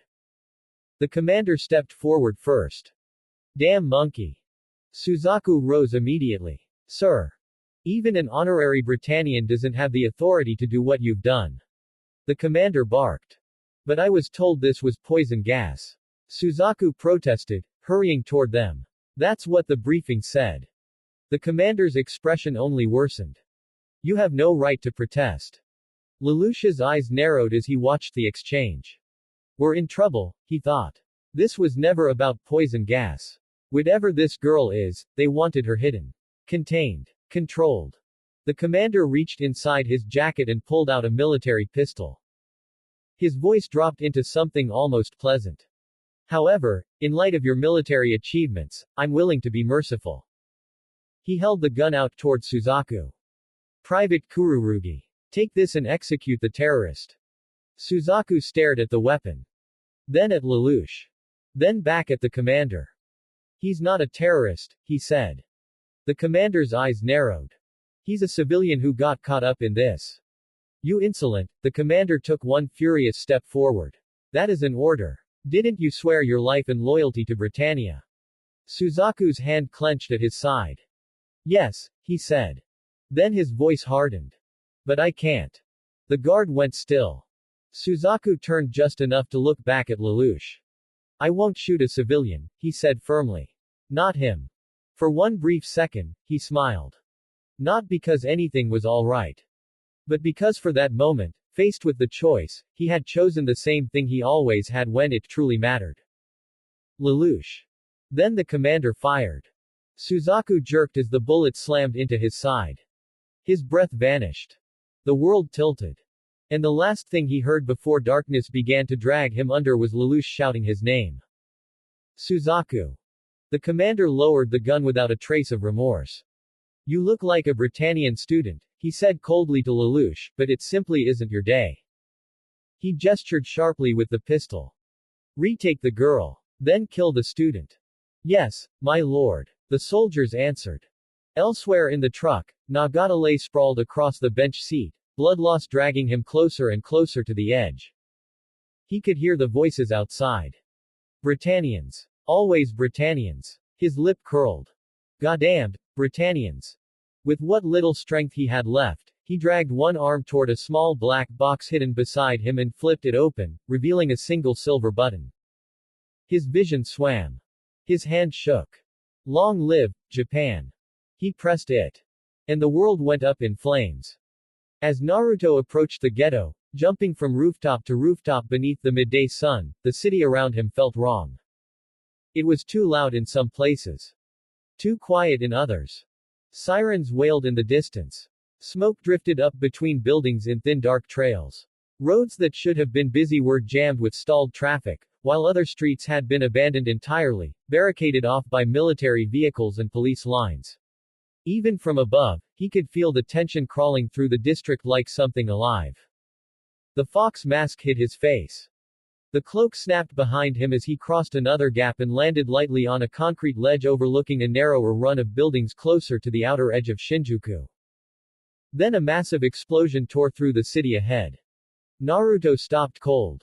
The blast rolled outward in a violent bloom of fire and black smoke, shaking windows and sending a flock of birds screaming into the sky. Even from this distance, he felt the shockwave hit him in the chest. What the hell? His voice came out low beneath the mask. Below, people shouted. Some pointed. Others ran. A second later, the noise reached him properly sirens, distant screaming, the metallic groan of something collapsing somewhere beyond the blocks ahead. Naruto narrowed his eyes behind the mask and crouched lower at the edge of the roof. That wasn't a random accident. That was military. Or worse. He scanned the skyline again, every sense sharpening now. Smoke was rising from deeper inside the ghetto, thick enough to stain the clear daylight. He couldn't see the center of the incident from here, only the aftermath spilling outward into the surrounding streets like ripples from a stone thrown into water. Another helicopter passed overhead, moving toward the smoke. Naruto's hand tightened at his side. Whatever had happened, it was big. They got away. Bartley's voice cracked across the command post with barely restrained fury. And you call yourselves the Royal Guard? The officer in front of him dropped his head immediately. Forgive me, my lord. The blast was mainly directed upwards, but Why the hell do you think I only told you people about this? Bartley snarled. We'll continue the investigation. Before Bartley could lash out again, Clovis spoke from the rear of the chamber, his voice calm in a way that made it even worse. The plan has moved forward to the next phase. Bartley turned at once. But your highness. Clovis's expression did not change. If knowledge of her gets out, I'll be disinherited. His gaze hardened. Tell them back home we're carrying out a planned urban renewal here. Then his tone sharpened into command. As Clovis, third prince of the empire, I command you. Destroy Shinjuku Ghetto. Leave no one alive. That is the exact escalation point in episode 1, 1cc. Escapes recovery. Clovis orders the destruction of the entire Shinjuku Ghetto as a cover-up. The order spread instantly. Across the streets of Shinjuku, civilians looked up in confusion as military units began sweeping block by block. Why are they doing this? A man shouted. A woman grabbed his arm in panic. Dear, let's go. Hurry. Boots thundered through stairwells. Rifles rose. Doors were kicked open. Okay, let's sweep next floor, one Britannian soldier barked. The enemy is garbage that can never hope to become even honorary Britannians. Another snarled. Wipe out every last one of them. Naturally, Jeremiah replied, almost cheerfully. A third soldier hurried up beside his Sutherland. Supervisor Jeremiah, General Bartley requests that you take command of. Bartley has staff officers. Jeremiah cut him off. I haven't had this much fun on the front lines in ages. Back in the tunnel, the air still rang from Suzaku's collapse. Lelouch stood frozen for one terrible second, staring at the body on the ground. Then the soldiers advanced. The opened capsule hissed softly beside them. And the girl inside looked at him as though she had known this moment would come. Lelouch's face twisted with anger and disbelief. What the hell are you? His voice echoed against the concrete. This chaos is all your fault, isn't it? He took a step toward her, fists clenched so tightly they shook. Not only that, but Britannia has even killed Suzaku. Far from the tunnels, inside the military command zone, Lloyd tilted his head at the tactical display with mild curiosity. Not there. Cecile checked another screen, fingers moving quickly across the console. It looks like he's gone to the front line. Lloyd blinked once. Even though we brought the Lancelot here. Cecile looked up from the data, concern flickering across her face. Now what'll we do? Lloyd gave the inactive White Nightmare a sidelong glance, almost offended on its behalf. We steamrolled our way in here, but we don't have a Devaker to use it. In the tunnel, the air felt thin enough to break. Lelouch crouched beside the girl and kept his voice low, urgent. Stay quiet. Wait here. He moved ahead alone, slipping through the broken concrete and shadowed supports toward the next exit point. Every instinct told him the soldiers would be searching the surrounding streets by now. If he could find a gap in the sweep, even a narrow one, they might still get out. Above him, boots scraped over cracked pavement. A Royal Guard officer stepped into view near the tunnel mouth. Report. A soldier snapped to attention. We found only 11s here, sir. The officer's expression tightened. You're sure of it? That exit comes out here. Yes, sir. It matches up with our map of the old city. Lelouch pressed himself tighter to the wall. Too close. They were already locking down the old routes. The search net was tightening exactly the way he feared it would. Then his phone rang. Lelouch's eyes widened and he snatched it from his pocket. Shirley. At Ashford, Shirley stood with her phone to her ear, frustration already rising. Huh. That jerk. He hung up on me. I can't believe it. Lelouch killed the call instantly. But it was too late. The Royal Guard officer's head snapped toward the sound. There. Lelouch cursed under his breath and turned to run back into the shadows, but the soldiers were already moving. By the time he reached the girl again, they had him boxed in at the far end of the passage. The Royal Guard officer stepped forward, weapon leveled, looking almost amused. What an appropriate location for a terrorist to meet his end. Lelouch's hands curled into fists. You scum. The officer smiled thinly. Still, you did well for a student, but that's to be expected. You're a Britannian. His eyes hardened. Unfortunately, my clever young friend, you have no future. The soldiers opened fire. Lelouch barely had time to react. But the girl moved first. He mustn't die. She threw herself in front of him. The shots struck her. Lelouch stared, stunned. You shot her. The officer lowered his weapon as if the matter hardly concerned him. Our orders were to bring her back alive if possible. Oh well, nothing can be done about it now. He gestured lazily to the body, to the tunnel, to Lelouch himself. We'll tell our superiors that the Royal Guard found the terrorist hideout and killed them all. Regrettably, the female hostage had already been tortured to death. Then he smiled again. What do you think, schoolboy? Lelouch's breath caught. The world seemed to slow around him.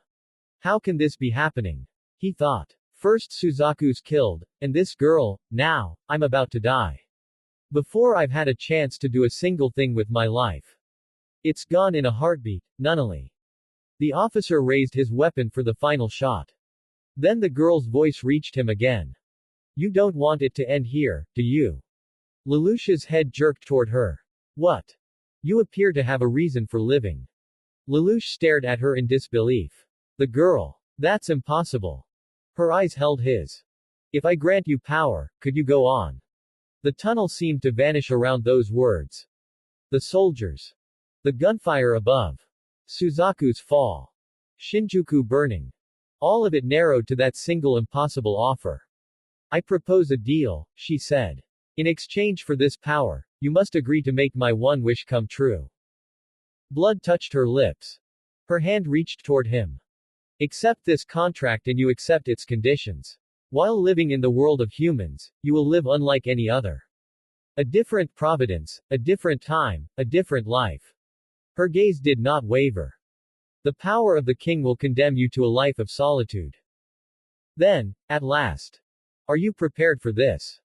Lelouch looked into her outstretched hand and made his choice. Yes, he said, voice steady now despite the blood, the gunfire, the bodies, the ruin. I accept your contract. Her fingers touched his. Power crashed through him. Not like pain. Not like heat. Like the world itself had split open behind his eyes. Symbols burned. A voice without sound roared through his mind. And then, just as suddenly, it was over. Lelouch rose. Slowly. The Royal Guard stared at him, unsettled by the change in his face before they understood why. He lifted his head, and one eye glowed with a strange crimson sigil.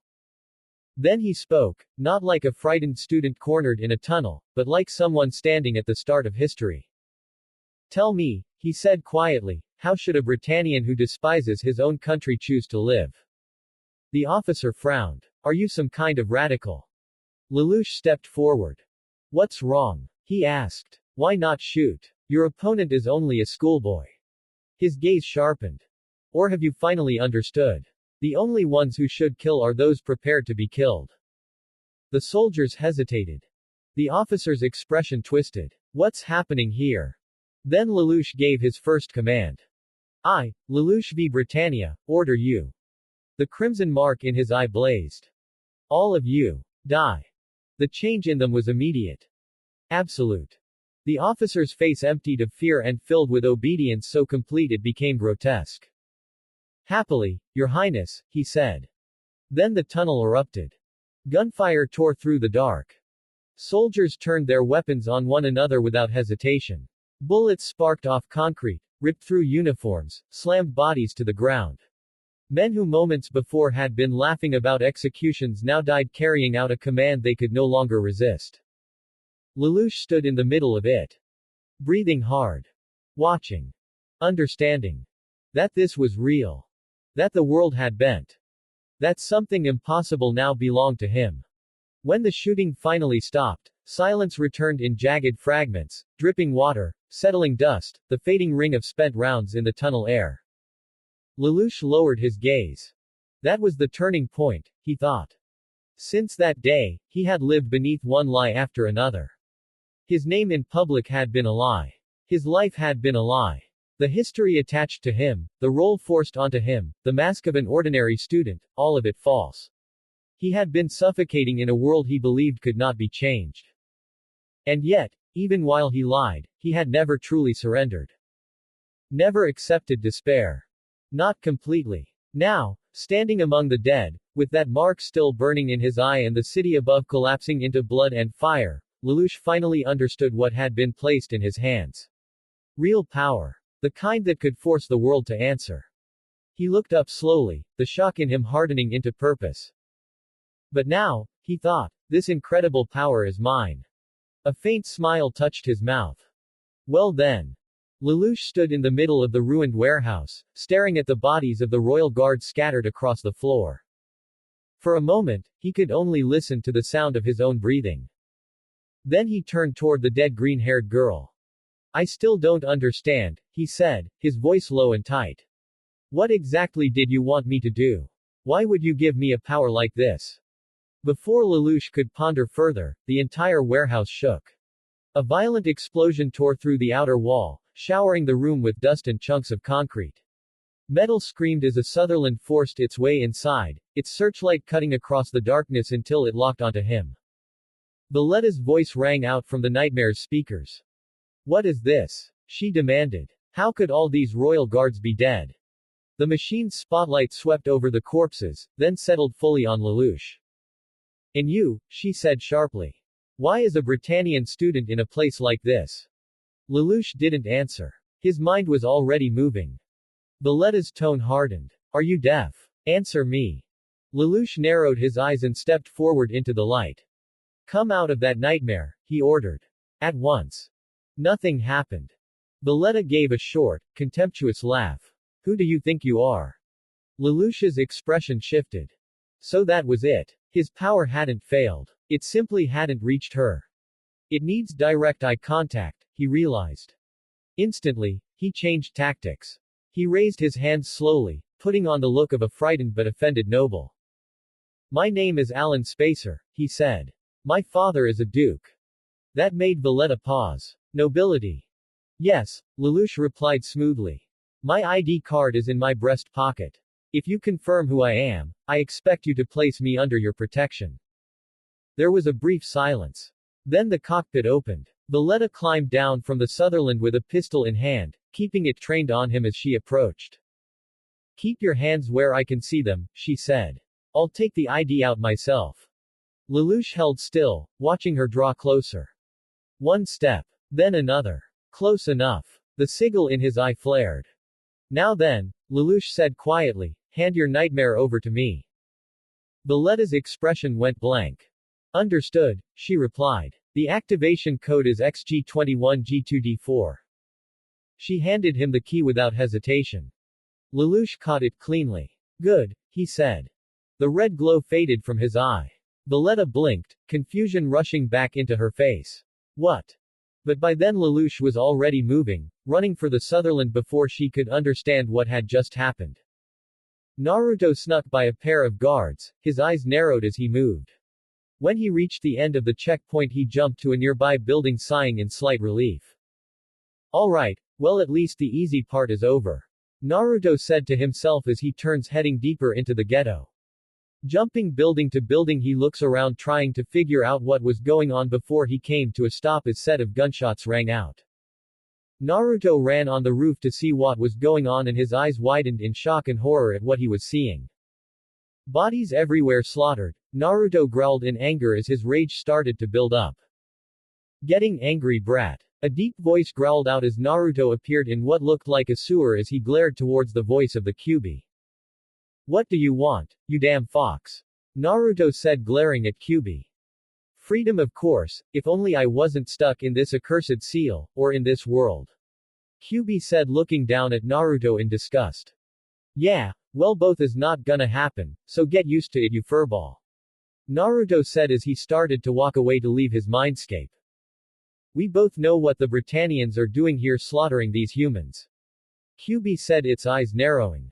Why not use my power? Naruto stopped but did not turn. You are stronger than anyone in this world. Kyuubi continued. Using my power will help you save all these pesky Japanese you are looking to save. The Kyuubi smirked until Naruto turned around and stared at him with the Sharingan, causing Kyuubi to get nervous as Naruto form briefly shifted to Madara Uchiha. The day I need your power, is the day I will sell my soul to the devil. Naruto said glaringly. Especially after what your power made me do. Kyuubi's eyes narrowed for a moment before the massive fox let out a low growl. TCH, that look, Kyuubi muttered as Naruto continued to glare at him. He's starting to look more and more like damn Uchiha with those damnable eyes. Naruto said nothing, his three-tomo Sharingan spinning slowly as he stared up at the beast. Kyuubi leaned back, its tails curling behind it. You talk big for a brat standing in the middle of a massacre, the fox growled. You can glare at me all you want, but out there. Those soldiers won't care. They'll kill every last person in that ghetto before the sun sets. Naruto's fists clenched tighter. I know, Naruto said coldly. Then stop pretending you can save them all on your own, Kyuubi replied. You hate my power, you hate what comes with it, and yet you know I'm right. A little of my chakra and you could tear through every Britannian in your path. Naruto's expression darkened. And then what? Naruto asked sharply. I lose control. I kill everyone around me. Is that what you want? Kyuubi smirked. What I want, the fox said, is to watch this world burn for dragging me into it. Naruto glared at him for another second before turning away again. Well, too bad, Naruto said. Because I'm not giving you anything. The sewer-like mindscape started to tremble around him. The sound of distant gunfire began to leak back in. Kyuubi's voice followed him as he walked. You're a fool, brat. Naruto stopped for only a second. Maybe, he said without turning around. But I'm not your fool. The world around him shattered. Naruto's eyes snapped open. He was back on the rooftop, smoke and blood filling the air around him. The screams below were still there. The gunfire was still there. And the bodies were still all over the streets. Naruto inhaled slowly through the fox mask, trying to steady himself. His Sharingan was still active. 3 tomo spun in each eye as he looked down over the battlefield below, every movement becoming sharper, every muzzle flash easier to read, every shift of a soldier's stance standing out to him with brutal clarity. A woman tried to shield 2 children behind an overturned cart. A soldier raised his rifle. Naruto vanished from the rooftop. He dropped fast, cloak snapping behind him, landing between the civilians and the Britannian soldier in a blur of motion. The soldier barely had time to react. What the? Naruto's fist slammed into the man's face, sending him crashing hard into the wall of a nearby building. 2 more soldiers turned at the sound, rifles already coming up, but Naruto's red eyes tracked them before they could fire. He moved instantly. 1 step. A twist. He ducked under the first shot, drove an elbow into the second man's ribs, then kicked the third hard enough to knock him off his feet. The woman stared at him in shock, clutching the children tightly. Naruto didn't look back at her. Get out of here, he said, voice low beneath the mask. Take them and run. She hesitated only a moment before nodding quickly and pulling the children away. Naruto straightened as more shouts rang out from down the street. More soldiers. His gaze narrowed. Good, Naruto muttered to himself as he rolled his shoulders. Come on then. Because now that he was here, and he was done watching. Suzaku's eyes fluttered open. The first thing he saw was white light overhead. The second was Lloyd Asplund leaning over him with a curious look, like he was inspecting a machine that had somehow turned itself back on. So, Lloyd said lightly, are we having a bad day? Looks like you missed a chance to go to heaven, Private Kururugi. Suzaku blinked, still half dazed. I did. He frowned weakly, trying to sit up. Where? Lloyd tilted his head. Then he glanced around almost absently. Ah. We're still in the Shinjuku ghetto. Suzaku's eyes widened a little at that. Beside Lloyd, Cecile stepped forward, her tone much gentler. With Prince Clovis nearby, this is probably the safest place anywhere. She held up the broken object they had found on him. This is what saved your life, Mr. Suzaku. Lloyd gave a small shrug. You're lucky it was under your protective suit. That's what deflected the bullet. Suzaku stared at it. The watch. His father's watch. Broken now, but still there. Cecile noticed the way his expression changed. Is it a keepsake? Suzaku closed his hand around it carefully. Yeah, he said quietly. Very. Lloyd watched him for a second, then smiled in that strange, unreadable way of his.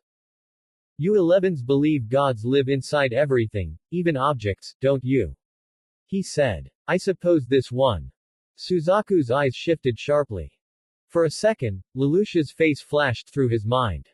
Is Lelo? He cut himself off. His hand tightened around the broken watch. Then he looked up again, forcing his voice steady. What's the latest on the situation? Lloyd answered without much concern. Looks like the poison gas was released. Massive 11 casualties have been reported. Cecile's expression dimmed. They haven't caught the perpetrators yet. Suzaku lowered his gaze for a moment. They haven't, huh? He murmured. Then more quietly, not yet. Lloyd studied him for a moment, then abruptly changed subjects. Private Kururugi, he said, how much experience do you have piloting a nightmare frame? Suzaku looked up, caught off guard. What? His expression tightened almost immediately. But there's no way an 11 would be made a knight. Lloyd's smile widened. Well, he said, turning slightly and gesturing behind him, supposing you could. Suzaku followed his gaze. And there it was. White armor. Sleek, almost unreal against the ruined surroundings. The Lancelot stood waiting like something out of another age, too clean, too sharp, too advanced for the battlefield around it. Congratulations, Lloyd said cheerfully. The only nightmare of its kind awaits you. Once you take the controls of this big beauty, everything will change. His eyes gleamed behind his glasses. You and your world. Cecile folded her arms, her expression softer but no less serious. Whether you want it to or not. Colin slammed a hand against the controls, her jaw tight as she looked out at the Britannian forces closing in around her. Those damn Britannians, she hissed. Static crackled through her comms. Then Oji's voice came over the radio, tense and strained by the chaos around him. Colin, can the Glasgow still move? Colin's eyes stayed on the enemy line ahead of her, her hands moving across the controls as warning lights flashed through the cockpit. Don't worry, Ogi, she said. It's still good. I'll draw them off. Her gaze hardened. Get the people out of here. If anyone gets caught, let it be the resistance. There was a short burst of interference before Ogi answered again, his voice tight. I know, but we're trapped. They've got us completely surrounded. Colin narrowed her eyes at the battlefield in front of her. The Glasgow lurched forward, its battered frame pushing through smoke and falling debris as Colin forced it deeper into the chaos. Warning lights still flashed across her cockpit, but she ignored them, focusing only on the Britannian lines ahead of her.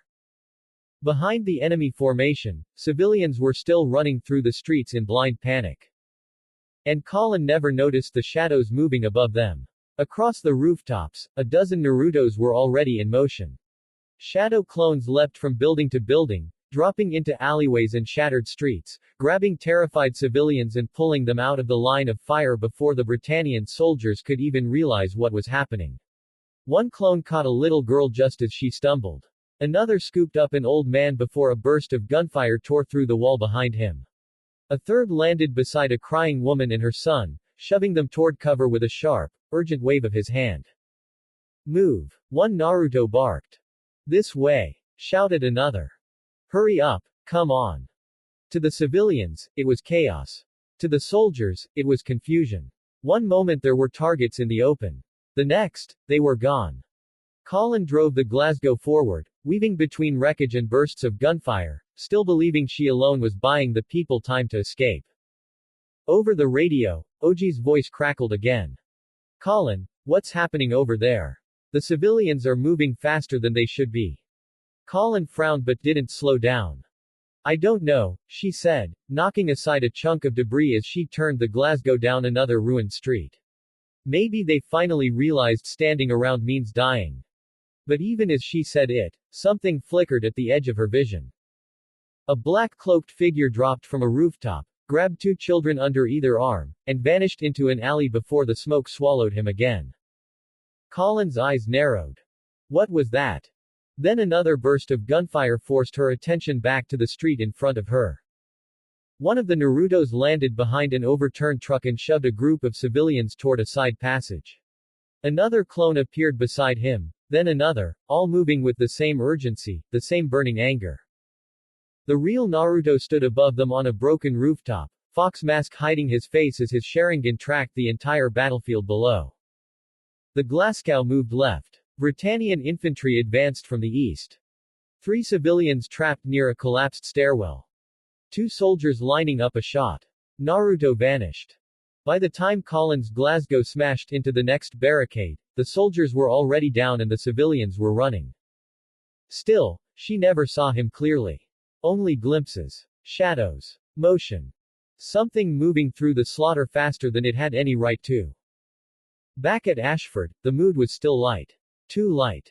Students were gathered around the pool, laughing and talking like the day was normal, like there wasn't blood being spilled across Shinjuku while the rest of the city carried on pretending not to notice.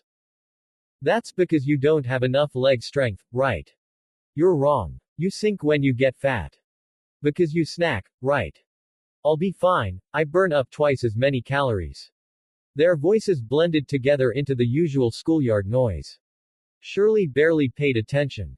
She had her phone pressed to her ear, concern written all over her face as the line finally connected. Ah, Lulu. She said. What in the world have you been doing? Where are you now? If you keep cutting class, you'll get held back. Far away from Ashford, hidden inside the ruined district, Lelouch stood in the half-collapsed remains of an abandoned building. Dust hung in the air. Broken glass crunched underfoot. The stolen Sutherland was concealed just outside, and nearby, on top of an overturned table, he had found an old chess set abandoned in the chaos. Pieces were scattered across the board. Some missing. Some knocked onto the floor. But enough remained. Enough for him to think. Enough for him to see the battlefield for what it really was. Are you near a TV? Lelouch asked. Shirley blinked. A TV. Sorry, Lelouch said, his voice low and distracted. But this is important. Shirley lowered the phone slightly and turned toward the others. Hang on. Hey, can I change the channel? One of the students looked over. Huh. To what? The news, Lelouch said. Is there anything about Shinjuku? Shirley glanced toward the screen. News. Let's see, she frowned. There's nothing on. Just traffic restrictions. Lelouch's expression sharpened. Why is it restricted? I don't know, Shirley said. They're not saying. Lelouch's eyes moved to the chessboard in front of him, to the scattered pieces left behind in the abandoned room. A broken knight lay on its side near the edge. The king was still upright. I get it, he murmured. Once they finish everything off, they'll release news that favors the military. Shirley straightened at once. Ooh, you're gambling again, aren't you? She said, her tone changing immediately. I've warned you more than once how dangerous that is. A faint, humorless smile crossed Lelouch's face. Yep, he said. You caught me. His fingers brushed one of the chess pieces on the table.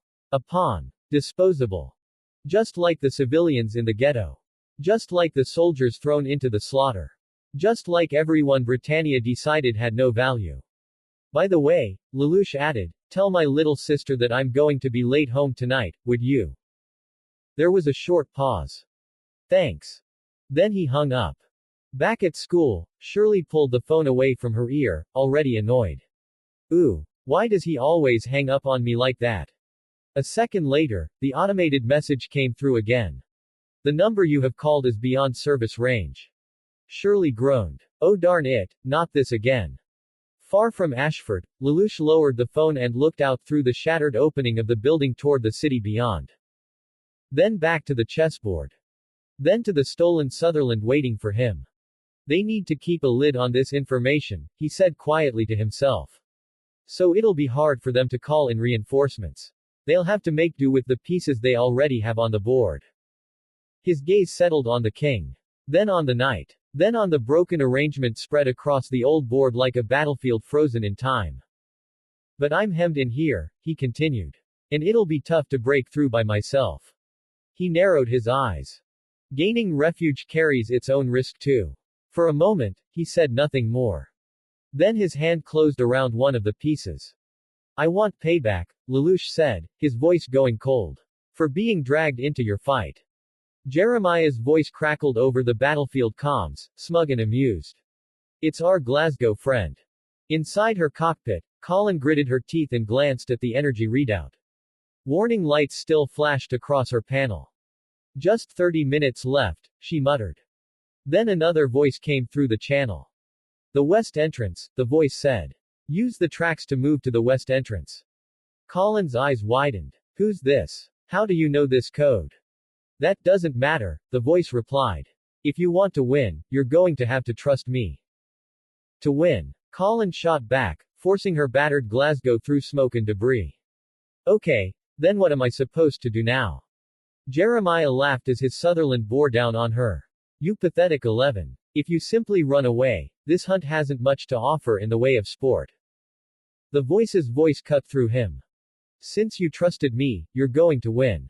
Jump onto the train. Colin didn't hesitate. Gotcha. She yanked the controls hard, sending the Glasgow forward in a burst of speed toward the train tracks just ahead. Jeremiah immediately saw what she was doing. You think you can get through that way, he sneered. If that's your plan, then, he snapped toward one of the nearby units. You. Go after the Glasgow. Yes, my lord. The pursuing Sutherland accelerated, weapon already lifting. And then, before it could fire, the air split. A blade of compressed wind came screaming down from above and carved clean through the Nightmare's arm. Metal spun away in a shower of sparks. The Sutherland reeled sideways. Jeremiah's head snapped up. What the? Colin's eyes widened in shock inside the cockpit. For one brief instant, all she saw was a dark figure on a rooftop above the tracks, black cloak snapping in the smoke, fox mask gleaming white for a second before he was gone again. Then the crippled Sutherland was suddenly hit by two Harkins fired, destroying the machine. Shot by friendly fire. Jeremiah roared. What's your name and your unit? We're after the one-armed Glasgow. His voice broke as he caught sight of a Sutherland as it started to fire its machine gun. Oh my god, a terrorist. Colin barely had time to process any of it before the train lurched beneath her machine. Ah. Jeremiah wheeled his Sutherland toward her again. You son of a. But the opening was enough. Colin cleared the worst of it, and when the next voice came through her radio, it wasn't Ogie's. You're safe now, Lelouch said. Colin breathed hard, still staring toward the rooftops where the masked stranger had vanished. You saved me, but how did you get a hold of a Sutherland? She looked around sharply. What? Where did he go? A moment later, Ogie's voice came over the radio. Colin. What the hell was that message earlier? Colin blinked. What? He contacted you too? Sure did, Ogie said. And Yoshida's group ought to be here soon. The radio clicked again. The voice from before. Are you in charge? Ogie hesitated. Ah, yeah. The voice continued without missing a beat. I present to you the cargo in that train over there. They're tools for your victory. If you want to use them to win, then follow my orders. Ogie and the others rushed through the freight cars as the train slowed just enough for them to board. Only to see that the cars are full of Sutherlands. There's more in here. Here too. Amazing. One of the resistance fighters let out a breathless laugh. Maybe we should give this guy a chance. Colin stared down at the open cargo bay from her cockpit, still trying to process what had happened. All this, she murmured. But how? Then the radio snapped again. Woman in the Glasgow. Colin straightened instantly. Why yes. Stay where you are, the voice ordered. Your unit's going to run decoy. You got that? Colin swallowed. Then nodded, even though he couldn't see her. Understood. Energy filler status. She checked the readout. About 15 minutes worth. Then recharge it, he said immediately. In 10 minutes, I'll contact you with your next instructions. The line went quiet for a moment, but Colin lingered on where she saw the cloaked man. On the other end, hidden far from the battlefield's center, Lelouch lowered the stolen radio slightly and exhaled. This is wearing me out, he muttered to himself. His eyes narrowed as he looked down at the stolen chess piece in his hand, then out toward the burning city beyond. Regardless, he said quietly, I'll need determination to succeed. His grip tightened. After all. The radio crackled softly in the silence. I'm betting my life on this game. Bartley stood before Prince Clovis, posture rigid as reports continued to filter in from across the Shinjuku ghetto. The terrorists are mixed among the 11 populace, he said, forcing his voice to remain level, and they're mounting a minor resistance against us. But they pose little threat to our vastly superior army. Clovis barely looked impressed. We know that, he said flatly. Moving on. Bartley bowed his head slightly. Understood, Your Highness. The gas capsules will be. Clovis cut him off immediately. What the public thinks. Bartley hesitated only a second. Yes. We'll keep searching for her. Clovis's expression hardened. Either way, I want her captured. Dead or alive. Before Bartley could respond, another officer hurried in from the edge of the command floor. My lord, he said, visibly uneasy, we've also received scattered reports from the outer blocks. Several patrol units have been neutralized. Bartley turned sharply. By resistance fighters. The officer swallowed. Not exactly, sir. Survivors are reporting multiple attackers. Clovis frowned. Multiple. Yes, Your Highness. Same description from each unit. Blonde. Black cloak. Some kind of fox mask. He looked down at the report in his hand. Some insist there were several of them moving at once. Bartley's eyes narrowed. Shadow tactics. The officer nodded uncertainly. Possibly, sir. 2 Sutherland escort teams were hit while engaging fleeing civilians. Another unit reported an unidentified hostile extracting noncombatants and disabling their machines before vanishing. Clovis looked annoyed more than concerned. So some vigilantes are playing hero. Bartley said nothing, but the report clearly bothered him.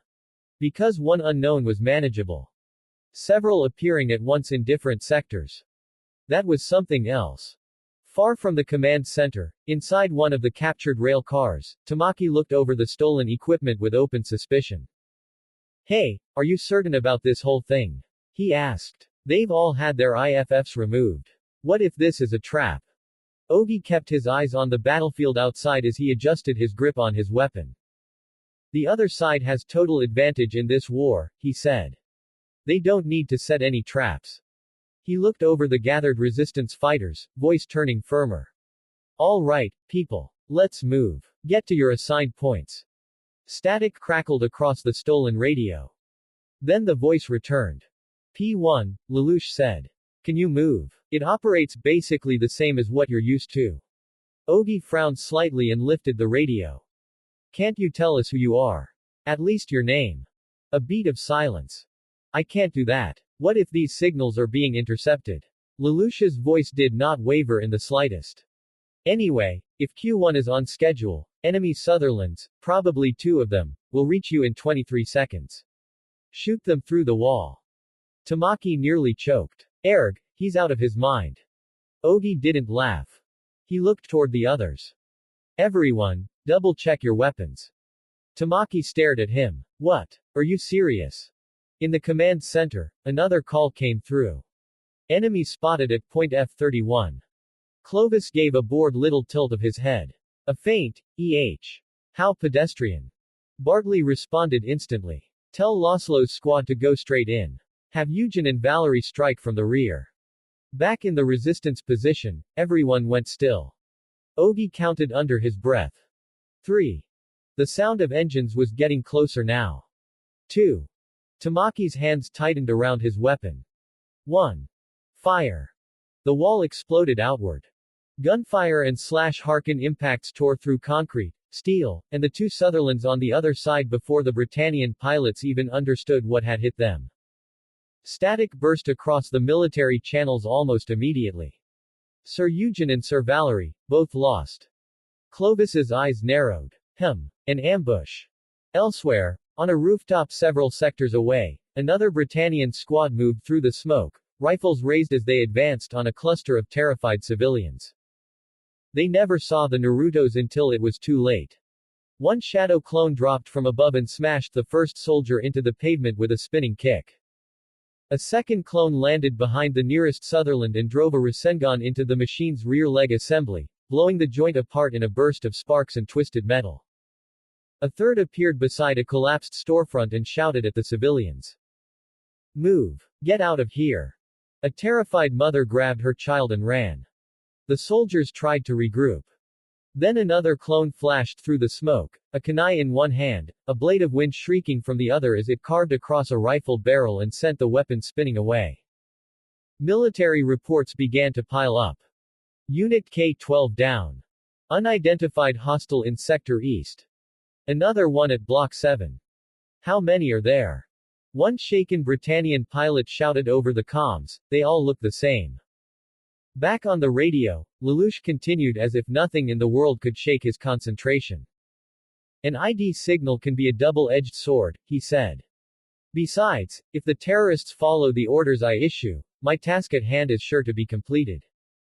He watched the burning map in his mind, each unit a piece, each route a line of movement on a board only he could fully see. P1, P4, P7. Move 100 meters to the right and fire your Harkens toward 3 o'clock. Ogi looked at the others. You heard him. Do what the voice says. Tamaki cursed under his breath as he moved into position. Damn, what else does he want us to do? Static. Then Lelouch again. P5. Ready. Tamaki clicked his radio angrily. Yeah, quit calling me that. On another rooftop, the real Naruto crouched low behind the edge of a half-destroyed building, Fox Mask hiding his face as his 3-tomo Sharingan tracked the battlefield below. The Glasgow was moving left. The Sutherlands he saw the terrorists stole holding position. Britannian reinforcements redirecting to the ambush. And everywhere, civilians still caught in the middle. His shadow clones were already moving through the ghetto-like living afterimages, dragging people from the line of fire, smashing isolated patrols, and tearing open holes in Britannia's control wherever they could. Below him, one clone grabbed a wounded man and threw him over its shoulder before leaping through a shattered window just as machine gun fire tore through the street. Another clone landed atop a Sutherland, drove a chakra-enhanced punch into its sensor array, and kicked off as the blinded machine staggered sideways into a wall. Naruto watched it all through red eyes that missed nothing. Military comms erupted in panic. Ah, they're using the same. Another voice cut in almost immediately. The enemy's moving towards G28. Bartley's head snapped toward the tactical display. Send Loslow's squad, he stopped himself sharply. No, send Glauby's squad. Clovis's expression darkened. This means the terrorists have our military weaponry. Before anyone could answer, another report came through. Sir Glauby has ejected. His unit's been lost. Bartley's jaw tightened. Change our codes. They're intercepting our transmissions. We already have, sir. 4 times. Do it again.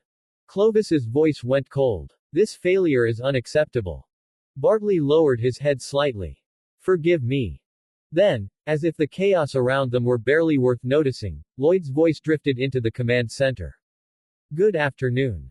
Bartley turned sharply. What is it? We're in the middle of an operation. Lloyd looked almost bored. I'd say it's time to deploy the ASEEC's special weapon. Clovis didn't even look at him.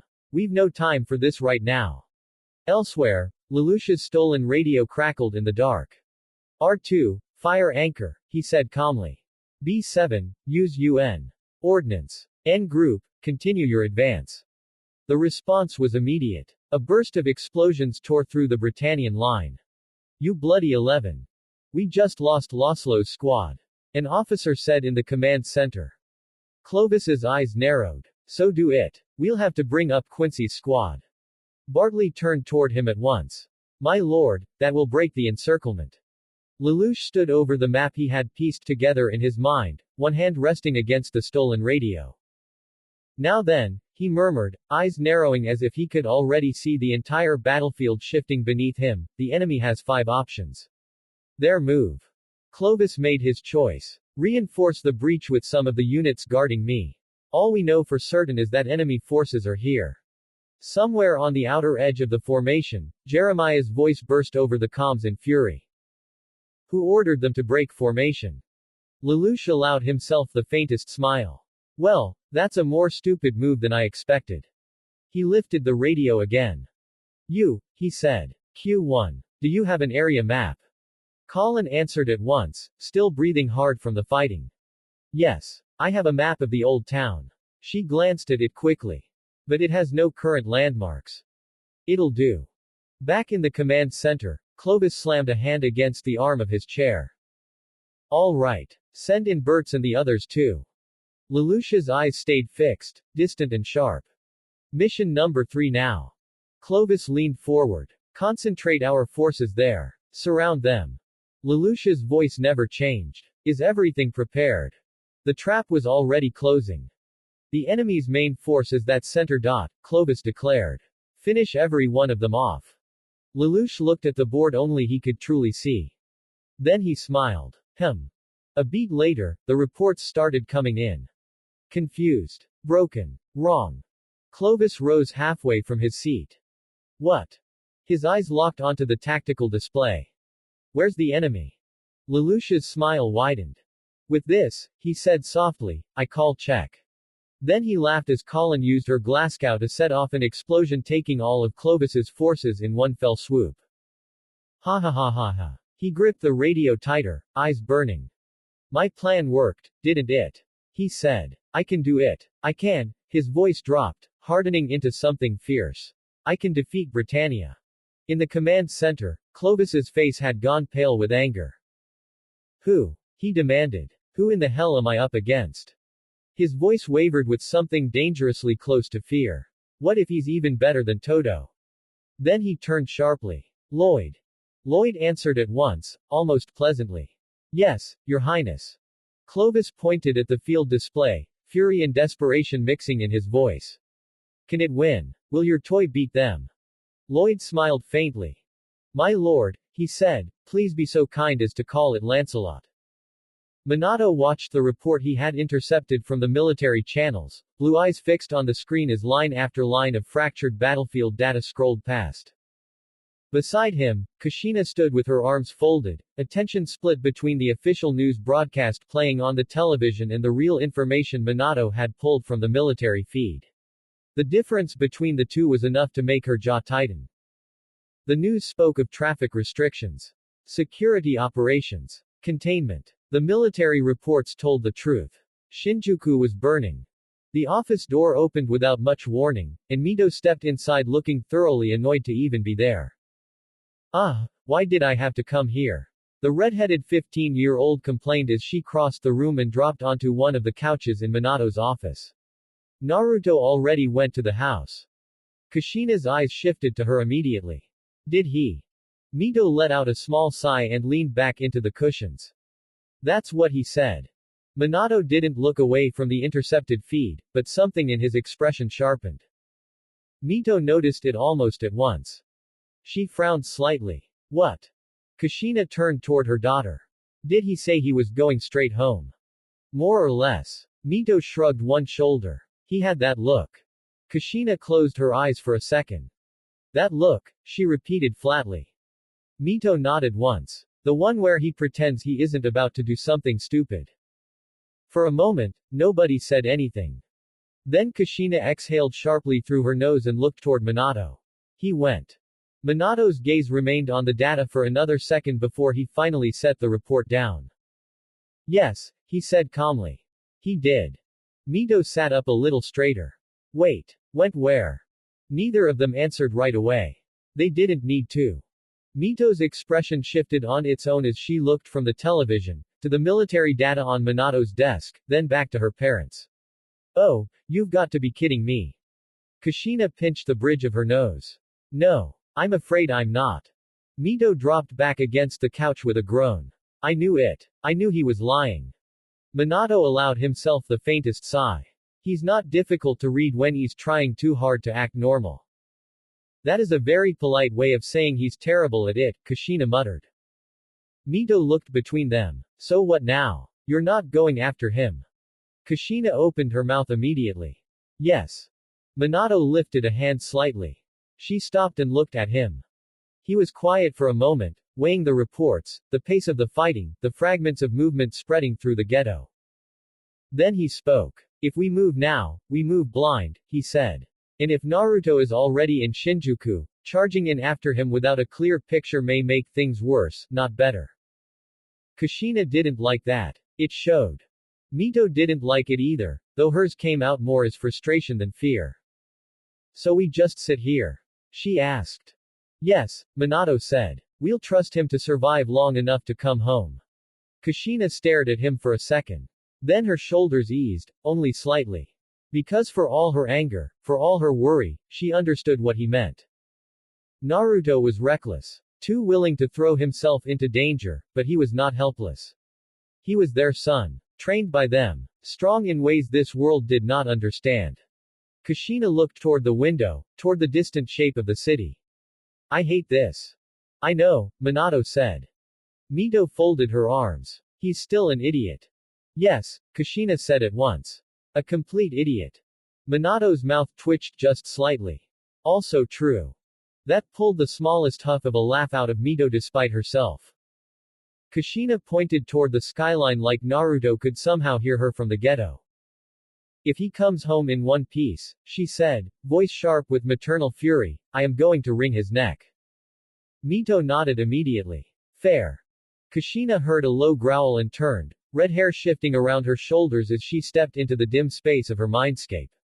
Water rippled softly beneath her shoes, and behind the massive bars the half of the Kyuubi sealed within her lifted its enormous head, one crimson eye narrowing at her.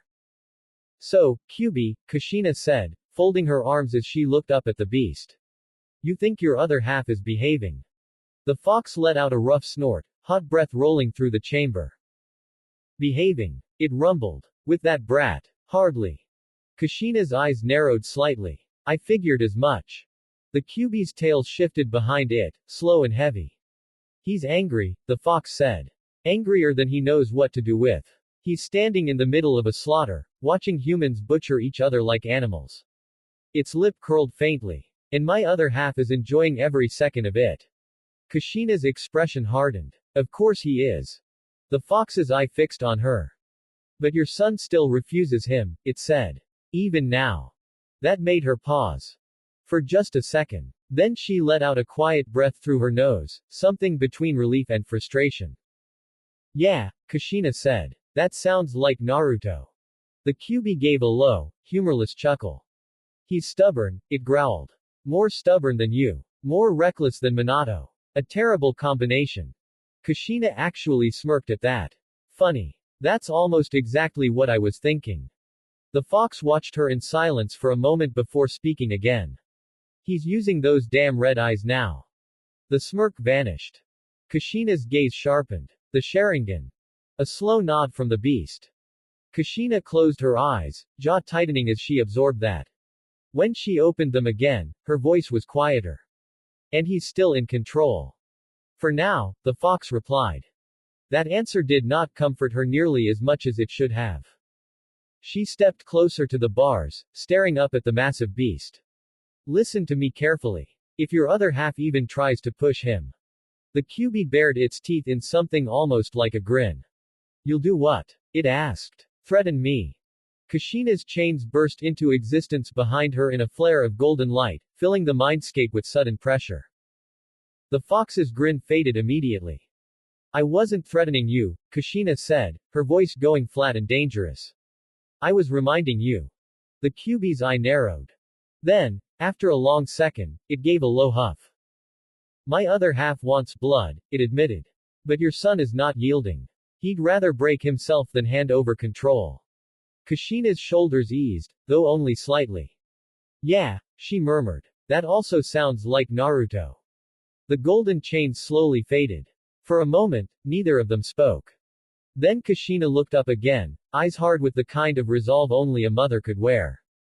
He'll come back, she said. The fox let out another rumbling sound. Confident. No, Kushina replied. Just sure. A beat passed. Then her mouth twitched with the faintest trace of a dangerous smile. And when he does, I'm going to beat him to a pulp for worrying me. That actually drew a rough laugh from the QB. I'd pay to see that. Kushina snorted once and turned away, red hair swaying behind her as the mindscape began to fade around her. Behave yourself, furball, she said over her shoulder. The fox settled back into the shadows behind the bars, one eye still watching her. No promises, Kushina. Her voice came back one last time before she disappeared. Didn't ask for any. The white frame stood in the launch bay like something from another age. Z01 Lancelot now activating. Mechanical voices echoed through the chamber as systems came online one after another. Lancelot activating. Releasing hatch. Suzaku stood before it in his pilot suit, eyes fixed on the machine as the outer panels shifted and opened. Z01 Lancelot, standby for activation. Palette extension initiating. Behind him, Cecile looked over the final readouts on her screen. Did you read the manual? She asked. Suzaku kept his eyes on the nightmare. Pretty much. Cecile gave the faintest nod. Well done. You scored at the top of the class in the simulator. Suzaku was quiet for a moment. Then he looked down at the broken watch in his hand. Hey, about what you told me earlier. Cecile glanced up. Suzaku's fingers tightened slightly around the keepsake. It could be, right. For just a second, Cecile hesitated. Then she answered honestly. It could be. But the possibility is nearly zero. Suzaku lowered his gaze. But that means there's still a chance, he said quietly. Cecile's expression softened, though only a little. Yes, she said. I'm afraid that's true. Then her tone sharpened again, professional and steady. Even so, you're not to do anything reckless. The new system isn't outfitted with an ejection mechanism. Suzaku nodded once. Okay. I understand, Miss Cecile. He looked back at the white nightmare. That's it. Cecile turned slightly toward the machine herself. Yes, she said. The advanced weapon developed by us in the Advanced Special Envoy Engineering Corps. Lancelot. The world's first 7th-generation nightmare frame. At that, Lloyd's voice drifted in with its usual careless excitement. Well, if you're ready, Suzaku, he said, smiling as if this were all just a very interesting experiment, shall we proceed with the initial startup? Suzaku climbed into the cockpit. The hatch closed around him. Then the bay came alive. Initial startup, Cecile said, her voice calm as the systems responded. Now perceiving from phase 20. Equipping energy filler. Confirm pre-start. Energy filler now at full output. 30 seconds to reach critical voltage. Inside the cockpit, Suzaku's hands settled over the controls. The displays flickered to life around him. Core luminance, shifting phase. The frame around him hummed. Initiating Devaker setup. Confirming entry of Devaker into Z01. Individual ID registration confirmed. Confirm man-machine interface. Engage. A low vibration ran through the cockpit as the systems linked. Yggdrasil resonance confirmed. Rejection response, weak. Devaser's stress response, weak. All readings nominal. Lloyd watched the data stream with barely contained delight. So far, he said, it's going per the data. He adjusted his glasses, eyes locked on the readouts. Status all green. Status of backup tactical bank, authorized. Secondary confirmation, given. Suzaku took a slow breath.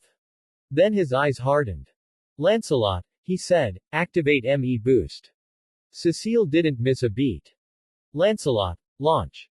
The catapult fired. The white nightmare shot forward like a bullet loosed from a gun, tearing out of the launch bay and into the battlefield beyond. Lloyd burst into laughter immediately.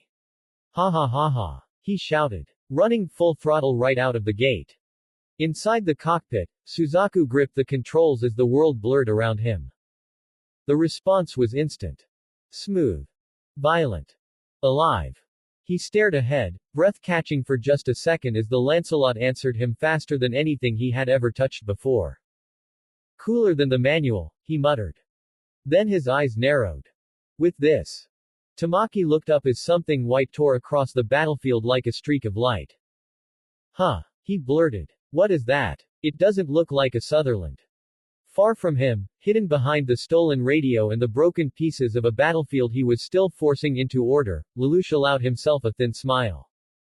Ha ha ha, he murmured. Another push and the checkpoint will fall. Then the radio crackled. This is B Group, one of the resistance fighters shouted. Reporting enemy presence. Lelouch's expression sharpened at once. Reinforcements, he said, eyes narrowing. Real battle is different, isn't it? Status. The answer came back drowned in gunfire and panic. Everyone ejected, but it took out 4 units in nothing flat. Lelouch's grip tightened on the radio. Enemy numbers. A beat. Then. Just one. I think it's a new model. I've never seen anything like it. Lelouch straightened. What's happening out there? Bastard. Then another burst of static. Lelouch's eyes narrowed further. What? It reflects bullets. On the battlefield, the Lancelot moved like nothing the Resistance had ever seen. It didn't fight like a machine. It fought like a weapon that had skipped several generations and come back to mock everything around it. Bullets sparked off its Varus deflecting shields and armor. Harkins missed. Sutherland units were torn apart before they could even properly react. Arg, what do we do? Ishida. Lelouch clicked his tongue. Useless so-called terrorists, he muttered. With all the resources they have, they're being beaten by 1 unit. Not far away, hidden above the fighting, Naruto crouched on a ruined rooftop with his fox mask hiding everything but his eyes. His Sharingan tracked the White Nightmare the second it entered the field. Fast. Too fast. It crossed the battlefield like lightning, smashing through resistance units with impossible agility. His shadow clones, spread through the ghetto, were still dragging civilians out of the line of fire and taking down isolated Britannian patrols, but even they paused when the white machine moved through their sectors. Naruto's eyes narrowed. So that's a new one, he muttered. Below, the resistance line was starting to buckle. Damn it! One fighter shouted. Inside the Lancelot, Suzaku's hands tightened on the controls. Yes, he breathed. I can do this. With Lancelot, I can stop all this at once. He launched the machine forward again, driving straight through another formation of resistance nightmares.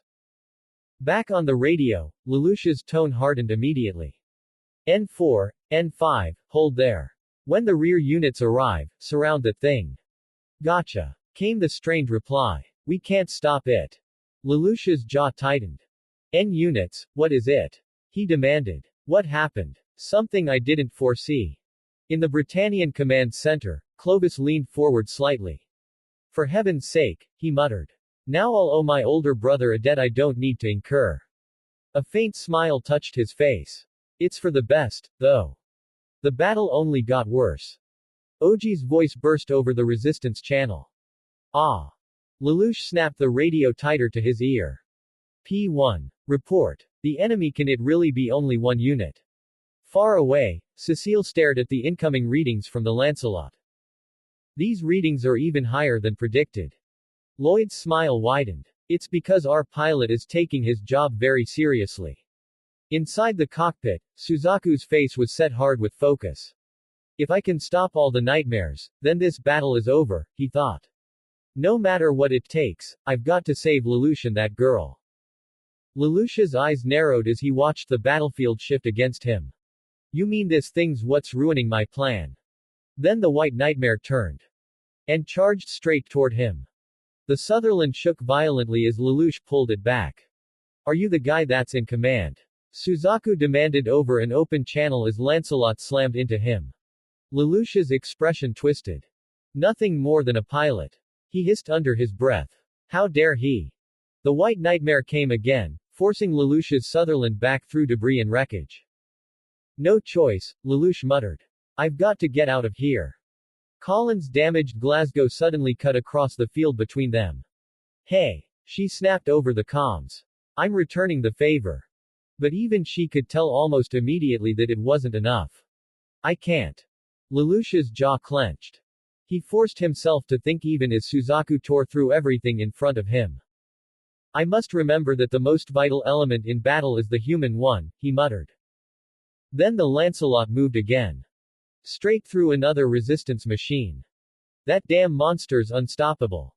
Inside the Lancelot, Suzaku's eyes widened as the white frame suddenly changed direction. A woman had frozen in the middle of the street. He reacted instantly.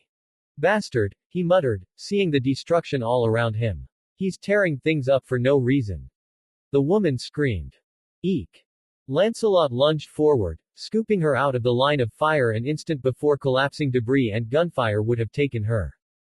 From a distance, Lelouch saw it happen. In the middle of battle, he said quietly. He rescues someone. He exhaled once through his nose. I concede you the tactical victory here. His eyes hardened again. Nevertheless. Even Lloyd blinked at the incoming visual feed. He saved someone. One of the lab workers nodded quickly. Yes, so it would seem. Lloyd tilted his head, amused and curious all at once. It's very strange of him. Cecile's voice came over the line immediately. Suzaku, are you tired? We'll call it quits for today. No, Suzaku answered at once. I'm fine. Please let me keep going. Be careful with his operational time. Lloyd called after her. Yes, sir. Lloyd looked almost delighted. My, that boy's an excellent piece of equipment. Not far away, Lelouch had already shifted to the next move. He approached the checkpoint near Clovis's transport in the stolen Sutherland, his path opened exactly the way he had intended. A soldier stepped forward, weapon raised. Stop there. Your ID. This is Prince Clovis's personal transport. Lelouch looked at him through the cockpit and allowed himself the faintest smile. At last, he murmured. The checkpoint. And barely guarded, per my plan. The soldier frowned. Your plan? That's right, Lelouch said softly. Now I'd like you to let me pass. The Geass flared. The soldier's face went blank. Yes, sir. Understood. Elsewhere, away from the center of the battlefield, the surviving resistance fighters had fallen back into a ruined section of the ghetto. Ogi was there. Tamaki too. Civilians crowded nearby, terrified and furious all at once. One man pointed at them with open hatred. It's your fault. This is what happened when you oppose the Britannians. Tamaki's head snapped toward him. What? Why you gutless coward? A woman shouted over him, voice breaking. How many people were killed because of this? Tamaki shoved forward, furious now. Shut up. Do you know how many of us were killed or captured? Do ya? Quit crying. Colin dropped down beside them, still breathing hard from the fight. Ogi, she said quickly, who is that voice we heard earlier? Ogi shook his head. Damned if I know. He doesn't answer when I call, so maybe he. Tamaki cut him off with a snarl. There, you see. Instead of following somebody we don't even know, we should have used the poison gas. Ogi started to answer. But he. Damn Nagata to hell. Before anyone could say more, boots thundered into the street. Britannian soldiers poured in, rifles raised. One of them shouted first. So this is where you 11 vermin scurried off to. More rifles came up. Prepare to fire. Colin's eyes widened. Naoto. The commanding soldier raised a hand. Commence. He never finished. Wind screamed through the street. A slicing gust tore across the line so hard it ripped rifles from hands and threw soldiers sideways into walls and debris. The whole formation broke apart in an instant. Then black shapes dropped from above. Naruto's shadow clones. One landed in the middle of the soldiers and drove two of them into the pavement before they could recover. Another clone swept through the right flank, knocking rifles away and smashing helmets together. A third appeared behind the commander, grabbed him by the back of the neck, and slammed him face first into the ground. By the time the civilians understood what was happening, the firing line was gone. Every soldier was down. Some unconscious. Some groaning. None of them still holding a weapon. The clones moved fast, too fast for the eye to follow properly, and then the real Naruto dropped into the center of the ruined street between Colin, Ogi, Tamaki, and the civilians. His cloak settled around him. The fox mask hid his face. Only his red eyes were visible through the openings. For a moment, nobody said anything. Then Naruto looked over the group quickly, making sure no one had been hit.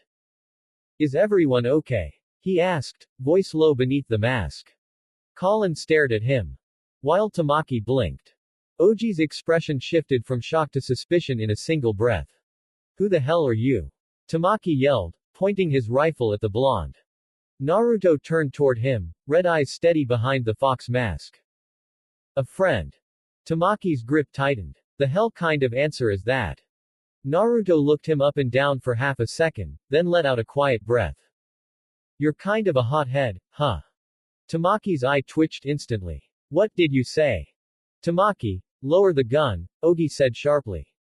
The hell I will. Tamaki snapped. This guy drops out of nowhere, beats up a whole squad of Britannians, and we're just supposed to trust him. Naruto's gaze didn't move from Tamaki. If I wanted you dead, he said flatly, you wouldn't still be yelling. That shut Tamaki up for exactly 1 second. Then Colin stepped forward, staring hard at Naruto. Her eyes narrowed. You. Naruto glanced at her. Colin's expression shifted, like she was finally placing something she had only caught in flashes before. You're the one who saved me earlier, she said. Naruto blinked once behind the mask. When that Sutherland was about to hit me, Colin continued, someone cut its arm off before it could finish me. For the first time, Tamaki's rifle lowered a little. Ogi looked between them. Colin didn't take her eyes off Naruto. That was you, wasn't it? Naruto was quiet for a second, then gave a small shrug. Yeah. Tamaki stared. Seriously. Colin stepped a little closer. And, she said slowly, were you the one on the radio? Naruto frowned. The radio. The one giving orders, Colin said. The voice that told me where to move. The one that got us to the train. Naruto just stared at her for a moment. Then genuine confusion crossed his face. What are you talking about? That made Colin pause. Ogi noticed it too. That wasn't you? He asked. Naruto shook his head. No. I got here on my own. For a second, nobody said anything. Tamaki frowned. Hold on. So there are 2 of you weirdos running around. Naruto looked at him. No, he said dryly. Just one weirdo. And one guy with a radio, apparently. Colin kept studying him, but there was no sign he was lying. If anything, he looked annoyed at being asked. Ogi exhaled slowly. So you saved Colin, he said, but you're not the one directing the resistance. Naruto's eyes shifted past them, toward the smoke and gunfire still rising through the ruined street. Does it matter right now? He asked quietly. That answer landed harder than anyone expected. Because behind them, civilians were still huddled in fear. More shots were still echoing through the ghetto.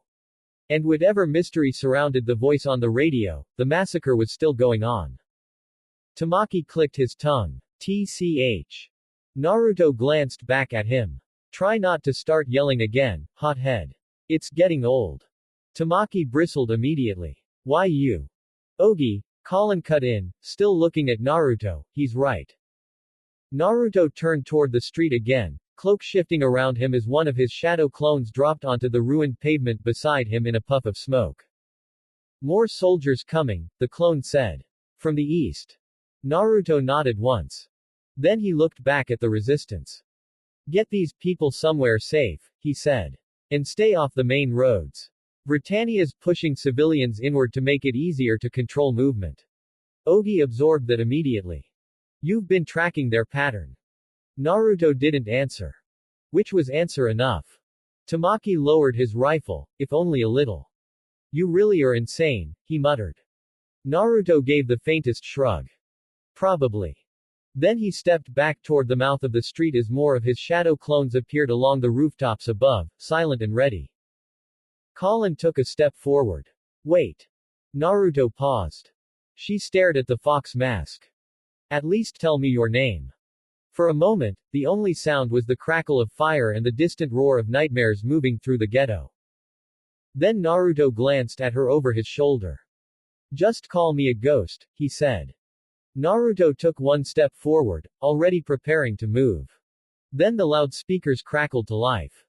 A voice rolled across the entire ghetto, loud enough to cut through the chaos itself. Attention all forces. Cease fire at once. Everything stopped. Naruto froze. Tamaki blinked. What? Colin frowned. Cease fire. Far away, inside the cockpit of the Lancelot, Suzaku's eyes widened slightly. Cease fire. Then the voice came again, clearer this time, rich with royal authority. I, Clovis, 3rd Prince of Britannia and Royal Viceroy of Area 11, hereby command you. All forces are ordered to cease fire at once. You also cease destruction of any buildings or property. All casualties, whether Britannian or 11, shall be treated equally and without prejudice. In the name of Clovis La Britannia, you are hereby ordered, cease fire at once.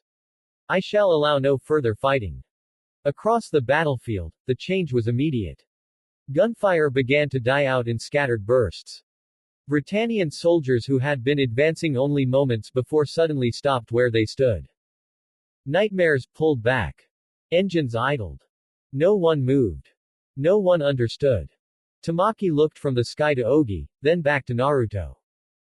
The hell is going on now? Naruto didn't answer. Because he didn't know. And judging by the looks on everyone else's faces, neither did they. Clovis stood frozen in the command center, the smile he had worn for his troops long since gone. Lelouch stood across from him with the handgun steady in his grip, violet eyes cold as he watched his half-brother process what had just happened. The last echoes of the ceasefire order still hung in the air. For a moment, neither of them moved. Then Clovis spoke first. Are you satisfied? Lelouch's expression did not change. Very, he said. Well done. Clovis forced a weak, uneasy smile, though fear was already creeping through it. And what shall we do now? He asked, trying for levity and failing. Sing a few lively ballads. Or perhaps a nice game of chess. That made Lelouch's eyes narrow slightly. A game of chess, he said softly. That has a familiar ring. Clovis blinked. Lelouch took one slow step forward, his voice calm now, almost conversational. Don't you recall? He asked. The two of us used to play chess together as boys. His gaze sharpened. Of course, I would always win. Clovis's expression faltered. What? Lelouch's voice dropped lower. Remember? He said. At the Ares villa. That was enough. The color drained from Clovis's face. His eyes widened as memory caught up with him all at once. You, he whispered. Who are you? Lelouch looked straight at him. It's been a long time, big brother. The words struck harder than the gun. The eldest son of the late consort Marianne, Lelouch said, and 17th in line to the imperial throne. His eyes hardened. Lelouch v. Britannia, at your service. Clovis stumbled back a half step, staring at him in open disbelief. Lelouch. His voice cracked. But I thought that I was dead. Lelouch cut in. A faint, humorless smile touched his mouth. You were wrong. He raised the gun just slightly. I have returned, Your Highness. The command center felt deathly still around them. Outside, the battlefield had gone silent. Inside, Clovis could do nothing but stare. And Lelouch's voice turned cold enough to freeze the air itself. And I've come back. His finger tightened on the trigger. To change everything. Clovis stood in the center of the command room, trying and failing to look composed with a gun pointed at him. For a moment, after the ceasefire order had gone out, he actually smiled. Not the false, polished smile he used for cameras. Something shakier. Something almost real. I'm overjoyed, Lelouch, he said, taking a step forward before stopping himself. They told me you died when Japan was brought into the fold. What a blessing to have you back. His voice softened, almost eager. We should return to the homeland immediately. Lelouch did not lower the gun. So you can use me as a diplomatic tool? He asked coldly. You really have forgotten why Nunnally and I were used that way in the first place. Clovis's expression faltered. Lelouch's eyes sharpened. My mother was killed, he said. That is why. The room seemed to tighten around the words. Mother held the title of Knight of Honor, but she was a commoner by birth. The other consorts despised her for it. You dressed it up as terrorism, but I was never fool enough to believe that lie. His voice dropped lower. You people killed my mother. Clovis's face went pale. It wasn't me, he said at once. I swear to you, it wasn't. Lelouch stepped closer. Then tell me everything you know. Clovis shook his head once, panicked now, but still holding on to denial.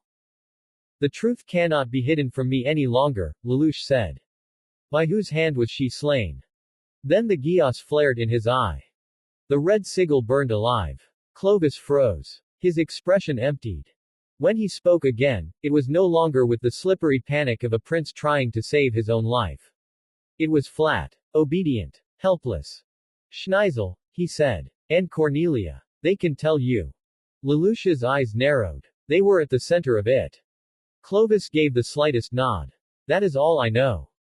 The Geass faded and Clovis blinked hard, awareness crashing back into his face. I swear it wasn't me, he said again, more desperately than before. I had nothing to do with it. Lelouch studied him for a long second. Then, quietly, I believe you. For just an instant, relief flashed across Clovis's face. Then Lelouch raised the gun again. However, Clovis stumbled back, hands half raised now. Please, you can't. We may have different mothers, but we are still blood. Lelouch's expression did not change. You cannot change the world, he said, without getting your hands dirty. The gunshot shattered the room. And Clovis fell. Naruto watched from the rooftop as the Britannian forces began to withdraw. One by one, the soldiers pulled back from the streets. Nightmares turned away from the ruined blocks and started falling into retreat formations, their engines fading deeper into the smoke-choked distance. The gunfire that had filled the ghetto only minutes before slowly died away until all that was left were the sounds of fire, distant sirens, and the cries of the wounded. Below, he saw Colin and the others moving out too. Fast. Confused. Still not fully trusting what had just happened, but smart enough not to waste the chance they had been given. Naruto stayed crouched at the edge of the roof, watching until they disappeared into the broken maze of alleys and ruined streets. Only then did he finally let out a long breath. Relief hit him harder than he expected. His shoulders sagged. The tension that had been wound through his body since he first entered the ghetto loosened all at once, and the moment he let himself feel it, exhaustion came crashing down after it. Naruto stumbled back from the edge and dropped onto the rooftop, landing hard on one knee before letting himself fall the rest of the way onto the cracked concrete. For a few seconds, he just lay there, breathing. Smoke drifted overhead. The sky above Area 11 looked gray and sickly through it. And despite everything, despite the bodies, the blood, the screams, the gunfire, it was over. At least for now. Hey! The deep, mocking laugh echoed through his head before the QB's voice followed it. Look at you, brat, the fox rumbled. Collapsing on a roof because you played hero for a few hours. Naruto shut his eyes and let out a tired breath through the fox mask. Shut up. The QB chuckled again, low and cruel. All that rage. All that noise in your head. And in the end, you didn't kill a single one of the ones you really wanted to. Naruto's jaw tightened slightly. The sewer-like darkness of his mindscape flickered at the edge of his thoughts, the fox's red eyes watching him from behind iron bars. You should be thanking me, QB went on. I offered you power. Real power. Enough to tear this whole place apart. Naruto opened one eye and stared blankly at the smoky sky above him. Yeah, he muttered, and then I'd be no better than them. The fox snorted. You really believe that? Naruto didn't answer. Because he was too tired. Too angry. And too busy thinking. His mind drifted back over everything that had happened. The slaughter. The resistance. The white nightmare tearing through the battlefield. The sudden ceasefire. And that girl's voice. Were you the one on the radio? Naruto frowned beneath the mask. That part still didn't make any sense. Whoever that voice was, it hadn't been him, but that girl and the others had followed it. Trusted it. And somehow, whoever had been speaking had known exactly how to move them around the battlefield. Naruto exhaled slowly. A mystery voice giving orders in the middle of all that, he murmured. Who the hell was that? The QB gave a lazy, amused growl. Maybe another fool with delusions of grandeur. Naruto rolled onto one arm and pushed himself upright. Maybe, he said. But it bothered him. Not just because it was strange. Because it had worked. That voice had moved people like pieces on a board. Shifted the battle. Bought time. Maybe even saved lives. And Naruto hated not knowing things. Especially things happening in the middle of a massacre. He sat there for another few seconds, looking out across the wounded city. Then he sighed and dragged a hand down over the front of his mask. He needed to move. Needed to get out before the military changed its mind or started sweeping rooftops. Needed to get home before his parents figured out exactly where he had gone. At that thought, he winced. Yeah, he muttered, standing up fully now. That's gonna be fun. The QB laughed again. Oh, I hope your mother's furious. Naruto groaned. You are the worst. And yet, the fox purred, I'm still right here. Naruto adjusted the cloak around his shoulders and took one last look over the ghetto. The resistance was gone. The soldiers were pulling out. The fires still burned, but the killing had stopped. For now, that would have to be enough. Without another word, Naruto turned and leapt from the rooftop.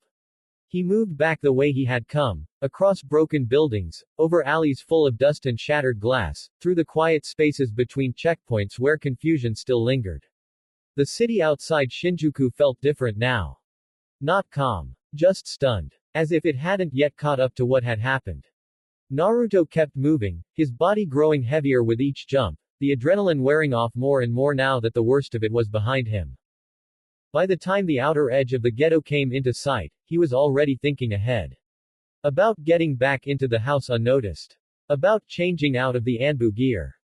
About what he would say if Minato or Kushina asked where he had been. And, against his will, about the voice on the radio. The fox mask hid his expression, but it did nothing to stop the thoughts circling in his head. Then he vaulted the last gap, disappeared into the deepening light of the city, and made for home. The lights were still off as Naruto reached home, and he let out a quiet sigh of relief as he slipped in through the window. For one brief second, he thought he had made it. Then the light snapped on. Naruto froze. His whole body locked up as he slowly turned his head and saw his parents already waiting for him. Minato stood near the doorway, arms folded, face calm in that way that somehow made him more intimidating than if he had been angry. Kushina was sitting in the chair by his desk. And glaring holes straight through his head. The look in her eyes made it very clear that if he even thought about jumping back out the window, she would drag him back in by the ankle. Naruto swallowed. Neither of them said anything at first. That somehow made it worse. Naruto slowly reached up and pulled off the fox mask, holding it awkwardly at his side like maybe it would somehow make this less bad. It did not. Kushina's eye twitched. You, she said very slowly, went into Shinjuku. It wasn't a question. Naruto glanced at Minato. His father's expression didn't change. That was also not a question, Minato said. Naruto winced. Okay, look. Do not, Kushina snapped, rising from the chair in one smooth motion, start with, okay, look, after sneaking into an active massacre wearing a mask. Naruto flinched back slightly. Mom. Do you have any idea what could have happened to you? Kushina demanded, stepping closer. Do you have any idea what it was like hearing military reports about a blonde idiot in a fox mask tearing through Britannian units and realizing that blonde idiot was my son? Naruto blinked. Then looked slowly toward Minato. You knew. Minato gave him a flat look. Naruto, he said, they reported multiple identical hostiles rescuing civilians and disrupting patrols. Naruto paused. Right. The shadow clones. Yes, Minato said dryly. The shadow clones. Kushina folded her arms tightly across her chest, still visibly furious. You lied to Shirley, snuck out of school, broke into a war zone, and then decided the best possible use of your day was to pick a fight with the Britannian army. Naruto rubbed the back of his head. When you say it like that, it sounds kinda bad. Kushina stared at him. Naruto looked away. Worse, he admitted. For a moment, the only sound in the room was the faint hum of the light overhead and Naruto's still slightly uneven breathing. Then Minato spoke. Were you hurt? The question made Naruto look back at him. Minato's voice was calm. But Naruto knew what was really under it. Naruto shook his head. No. Minato's eyes moved over him once anyway, taking in the soot, the torn fabric, the exhaustion in the way he stood, the stress still clinging to him even after he'd made it home. And the civilians? Minato asked. Naruto hesitated. Then his expression shifted. The defensiveness drained out of him. I got a lot of them out, he said quietly. Not all of them. Kushina's anger softened, just a little. Naruto looked down at the fox mask in his hand. They were just, he exhaled shakily. They were just killing everyone. Men, women, kids, it didn't matter. His fingers tightened around the mask. I couldn't just stand there. That took some of the heat out of the room. Not all of it. But enough. Because both Minato and Kushina could hear it in his voice. This wasn't recklessness for the sake of it. It was Naruto running straight into horror because that was who he was. Because once he saw people suffering, standing still became impossible for him. Kushina closed her eyes for a second and let out a slow breath through her nose. That doesn't mean you get to scare us half to death. Naruto gave the smallest nod. I know. Minato unfolded his arms and stepped forward. The military withdrew. Naruto looked up. Yeah. Why? That made Naruto frown. I don't know, he admitted. 1 second they were ready to keep slaughtering people, and the next Clovis suddenly ordered a ceasefire. Minato's eyes narrowed slightly at that. Naruto continued, more to himself now than to them. And there was someone else too. Kushina tilted her head. Someone else. A voice on the radio, Naruto said. The resistance kept following instructions from somebody. One of the resistance members thought it was me for a second. Minato and Kushina both went still. Naruto nodded. Yeah, I saved her earlier, so when I showed up later she thought I might have been the one giving orders. He frowned. But I wasn't. Minato's gaze sharpened just slightly, like he was already turning the idea over in his head. A separate actor on the field, he murmured. Naruto looked at him. You think that's important? In a situation like this? Minato said. Yes. Kushina glanced between them both, then shook her head. We're not doing this in his bedroom. That brought the room back into focus. Because she was right. Whatever came next, this had already gone beyond Naruto sneaking home covered in soot and hoping not to get caught. Minato turned toward the door. We're going to head to bed. We will talk about this tomorrow. Naruto blinked. Seriously? Kushina gave him a look. Naruto, it is the middle of the night, and you have school tomorrow. We will talk about this tomorrow, okay? Naruto opened his mouth, but closed it before looking down in thought. Minato moved to shut off the bedroom light, but before he could step out, Naruto spoke. Dad. Both Minato and Kushina stopped. Naruto looked at his father, and for the first time since he came through the window, there was no sarcasm, no defensiveness, no awkward attempt to dodge the situation. Just something steady. Serious. When this is over, he said quietly, can Namikaze Corporation help rebuild Shinjuku? Kushina stared at him. Minato did too. Naruto swallowed once but didn't look away. There are people down there who lost everything, he said. Homes. Family. Whole streets are gone. His hand tightened around the fox mask. If we can do something, then we should. Neither of them answered right away. Because that wasn't what they had expected him to ask. Not after sneaking into a massacre. Not after a battle. Not after getting caught. Kushina's anger faded into something else entirely. Pride. Minato's expression didn't change much, but his eyes did.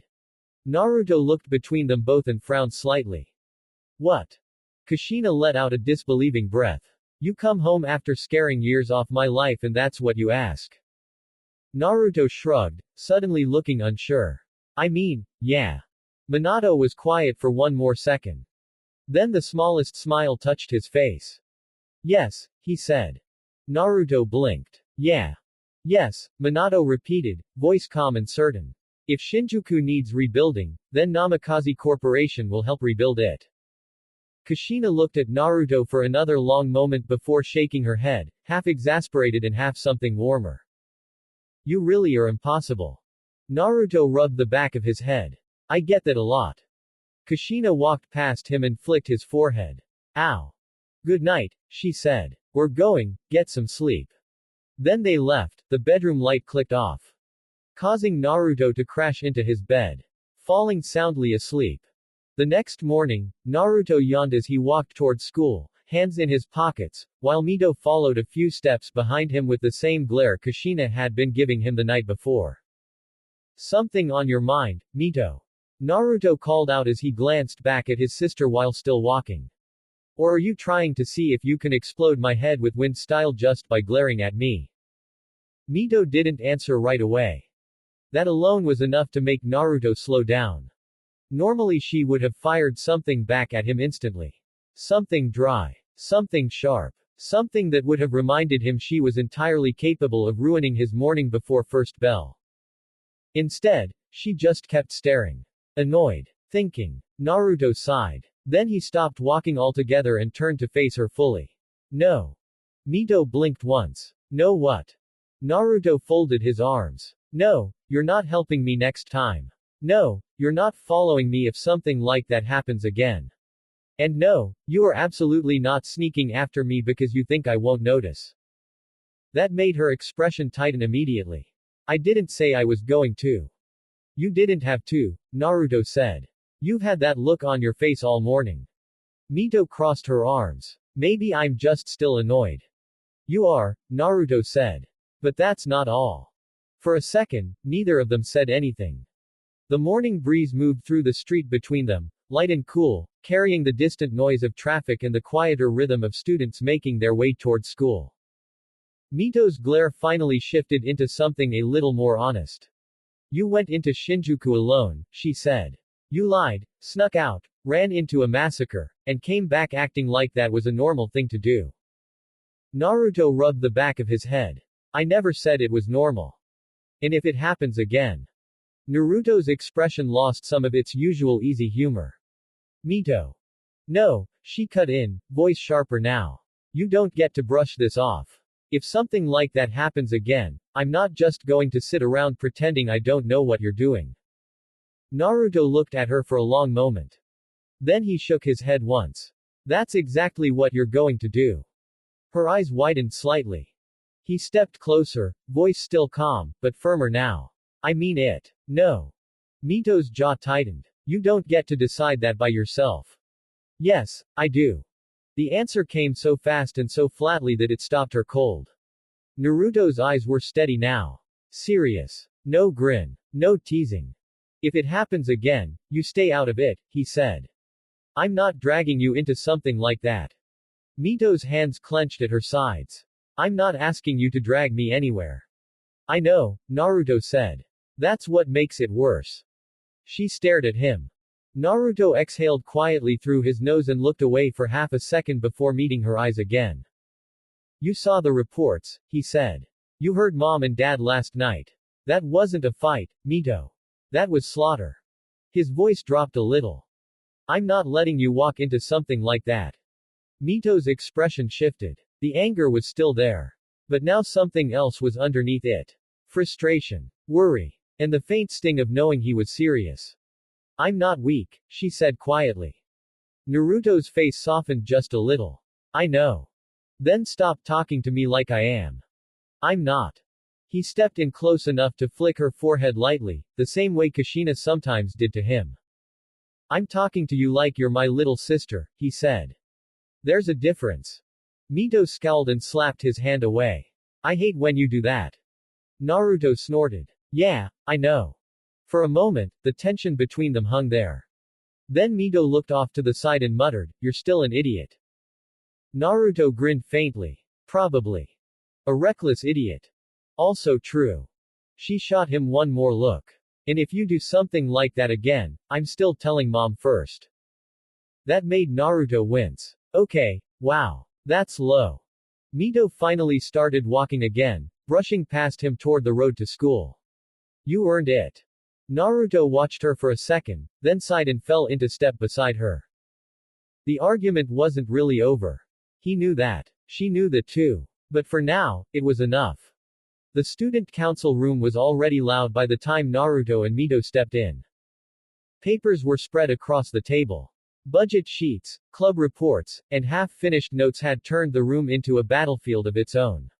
Lelouch sat at his usual spot with his chin in one hand, looking like he would rather be anywhere else. Millie saw it first. Wake up, Lelouch, she called, smacking the table hard enough to make rivals jump. I know you were sleeping. Your hands stopped moving. Lelouch lifted his head just enough to look offended. You don't have to beat me up over it, do you? Rivals folded his arms at once.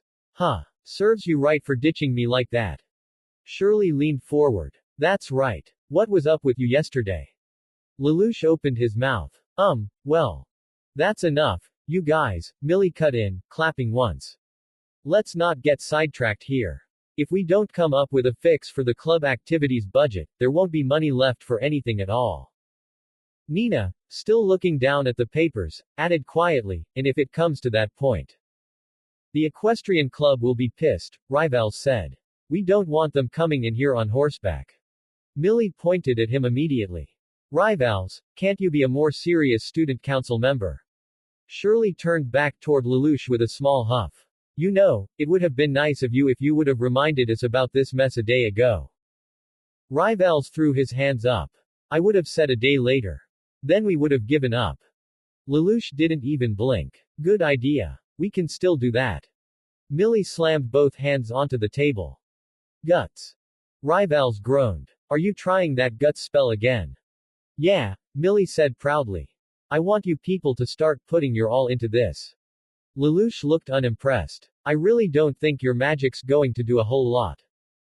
Actually, Shirley said, straightening slightly, it's got me going, Madam President. Millie's grin widened instantly. Supple and willing. That's what I like. Shirley blinked. I train hard in the gymnastics club. That's not what I was getting at, Millie said with a wicked little smile. You're a 10. Shirley froze. Huh. Millie leaned back in her chair like she had all the time in the world. From what I've seen in the girls' bathroom, anyway, you've been filling out in all the right places, huh? Rivals immediately started snickering. Shirley went bright red. What are you talking about, you perv? Naruto, who had just dropped into one of the empty chairs, nearly choked trying not to laugh. Mito, seated beside him with far more dignity, closed her eyes for a second like she was already regretting being here. Then Millie's eyes slid across the room and landed on Naruto. And just like that, Shirley was no longer her favorite target. Well, Millie said, dragging the word out as she propped her chin on one hand, since we're appreciating council assets today. Naruto looked up. Oh. Millie's smile only widened. Naruto, she said, has anyone ever told you that you'd be far more useful around here if you stopped acting like a delinquent and started using that face of yours properly? Naruto blinked. What's that supposed to mean? It means, Millie said shamelessly, if I put you in a nice suit and had you smile at donors, we could probably fund the entire school by next week. Rivals burst out laughing. Shirley, still red, pointed at Millie. Madam President. Naruto leaned back in his chair and rubbed the back of his head. Wow. So I'm not even a person anymore. I'm a fundraising strategy. To be fair, Millie said, eyeing him with exaggerated interest, a very attractive fundraising strategy. Mito slowly turned her head toward Naruto.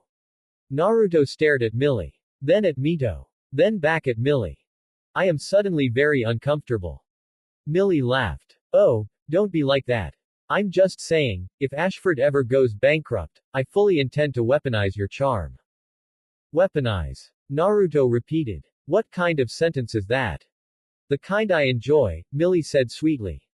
Mito let out the faintest sigh. This room is exhausting. Millie's attention shifted to her at once. And Mito, you've got the cool, elegant angle covered. Together, you two are basically unfair. Naruto pointed across the table. See. She's dragging you into it too. Mito folded her arms. I noticed. Rivals grinned. Honestly, she's not wrong. Traitor, Naruto said flatly. Lelouch, who had watched all of this with the same expression he used for natural disasters, finally spoke. Can we return to the budget before Madam President starts scouting a modeling agency? That, Mito said immediately, is the smartest thing anyone has said in the last 5 minutes. Millie pouted dramatically. You people have no vision. We have too much vision, Naruto muttered. That's the problem. Shirley, finally recovering enough to sit back down, pointed accusingly at Millie. You are impossible. Millie smiled like that was the highest compliment she could have received. And yet, she said, tapping the budget papers in front of her, you all still love me. Now sit down, behave, and help me save this council before the equestrian club stages a coup. Naruto dropped his head into one hand. Mito opened the nearest folder with quiet resignation. Lelouch sighed. Rivals groaned.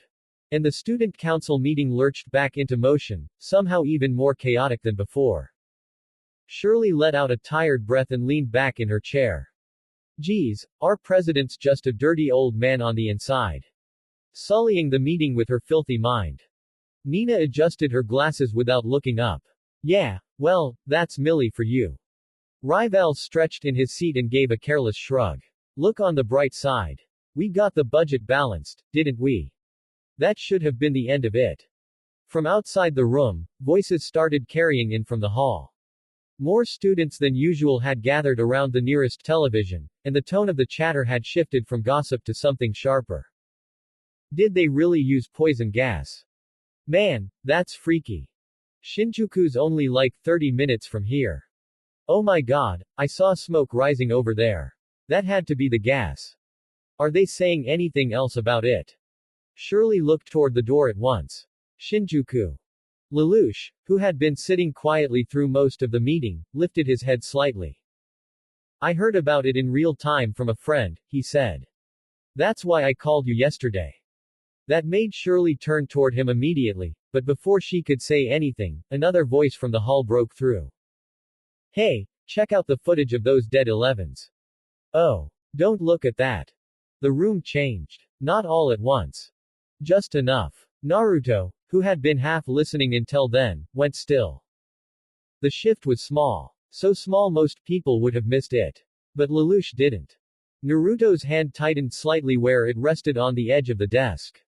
The lazy, half-bored look he usually wore around council nonsense was gone. His shoulders had gone rigid. His jaw tightened just enough to notice if you were actually paying attention. And Lelouch was. Naruto stood up so suddenly that Rivals blinked. The hell is wrong with them? Naruto snapped, staring toward the open doorway. The room went quiet. Shirley looked at him in surprise. Naruto. He barely seemed to hear her. They're standing out there talking about it like it's some horror movie, he said, anger rising more with every word. Like it's just something gross to stare at for 5 minutes and then laugh about later. Rivals frowned. Hey, no one's laughing. No, they're just treating it like it doesn't matter, Naruto shot back. That's worse. Mito, seated nearby, looked up at him but didn't interrupt. Because she understood immediately. Naruto's anger wasn't really about the students in the hall. Not just them. It was about the bodies. The smoke. The blood. All of it. Shirley lowered her voice. Naruto. But he was already moving toward the door.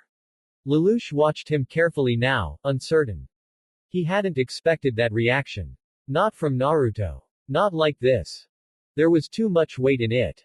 Too much heat. Not simple anger over insensitive comments. It sounded personal in a way Lelouch couldn't explain. And that bothered him. Because Naruto was rarely subtle when he was upset. Like he was reacting to something he had seen, not something he had merely heard. Lelouch's eyes narrowed slightly. Why is he reacting like this? In the hall, the television footage kept playing. Smoke over Shinjuku. Britannian statements. Sanitized language covering over something obviously uglier underneath. Lelouch stood up more slowly. This is strange, he murmured. Why would they cover it up? He frowned, thinking through it even as Naruto stood by the doorway, visibly furious. Are they hiding Clovis's death to fend off anarchy? Lelouch thought. But if that's the case, when they finally do announce it? The thought cut off there.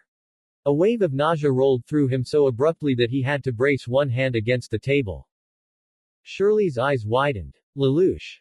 He forced himself upright, breathing once through his nose. HMPH, he muttered, quieter now. I guess I'm not as tough as I thought I was. But even as he said it, part of his attention was still on Naruto. Watching him. Trying to make sense of the anger in his face. Because Lelouch didn't know why Naruto was so upset. Not exactly.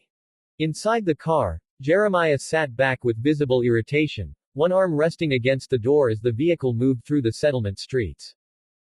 That ex-civil servant is such a fool, he said with a sneer. Across from him, Valletta glanced up from the file in her hands. So are you referring to Bartley? Jeremiah let out a contemptuous scoff.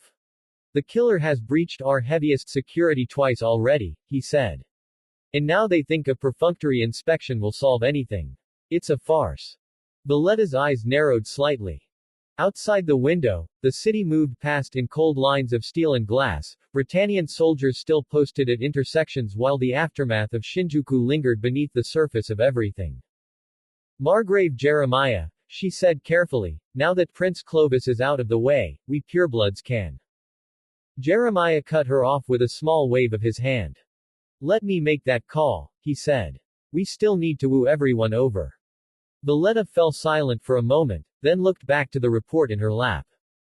There is another matter, she said. Jeremiah's gaze shifted toward her. The Namikaze Corporation. That got his attention. What about them? Valletta turned a page. Their relief teams were among the first approved for entry into the damaged sectors. Medical aid, emergency transport, structural assessment, communications restoration. Faster than most state channels. Jeremiah's expression darkened slightly. Of course they were, he muttered. Valletta looked up at him. They already have influence in the settlement. After Shinjuku, that influence is only going to grow. Especially if they position themselves as the ones cleaning up what Britannia failed to contain. Jeremiah clicked his tongue. That company has always been too useful for its own good. Valletta studied him for a moment. Should we be concerned? Jeremiah turned his eyes toward the passing city outside. Concerned? Not yet. His voice lowered. But watched. Absolutely. Valletta closed the file slightly. You think they know something? Jeremiah's mouth twisted into a thin smile. I think, he said, that men like Minato Namikaze do not survive, prosper, and gain this much influence without learning exactly when to stay silent. The car continued on through the city. For a few seconds, neither of them spoke. Then Valletta asked the question that had been hanging there from the moment she brought the name up. And if the Namikaze Corporation starts becoming inconvenient? Jeremiah's smile didn't change. Then, he said calmly, we decide whether they are more valuable as an ally. His eyes narrowed faintly. Or as an example. Students were gathered in the classroom, talking over each other, trading gossip, pretending the world outside the school gates had gone back to normal. Naruto knew better. He leaned against the wall near the doorway, one hand in his pocket, half listening to rivals ramble about something while his eyes drifted over the crowd. Then a familiar voice cut through the noise. Colin. It's been ages. Naruto looked up. A few students had gathered around her almost immediately. Are you all right? Sophie's been worried sick all this time. You're okay though, right? Colin gave them a small, practiced smile. Yeah, I just have to go easy for a little while. Naruto's eyes narrowed. There was no mistaking her. Not after Shinjuku. Not after the smoke, the gunfire, and the brief look he'd gotten at her in the middle of all that chaos. She looked completely different here. Like she had never been inside a Glasgow cockpit, never been sprinting through a battlefield, never been one of the few people still standing in the middle of a massacre. Naruto clicked his tongue softly under his breath. So it really was her. Beside him, rivals followed his gaze. What's up, buddy? See something you like? You've got a thing for her, don't ya? Naruto looked at him flatly. It's not like that. Rivals grinned anyway. Sure it isn't.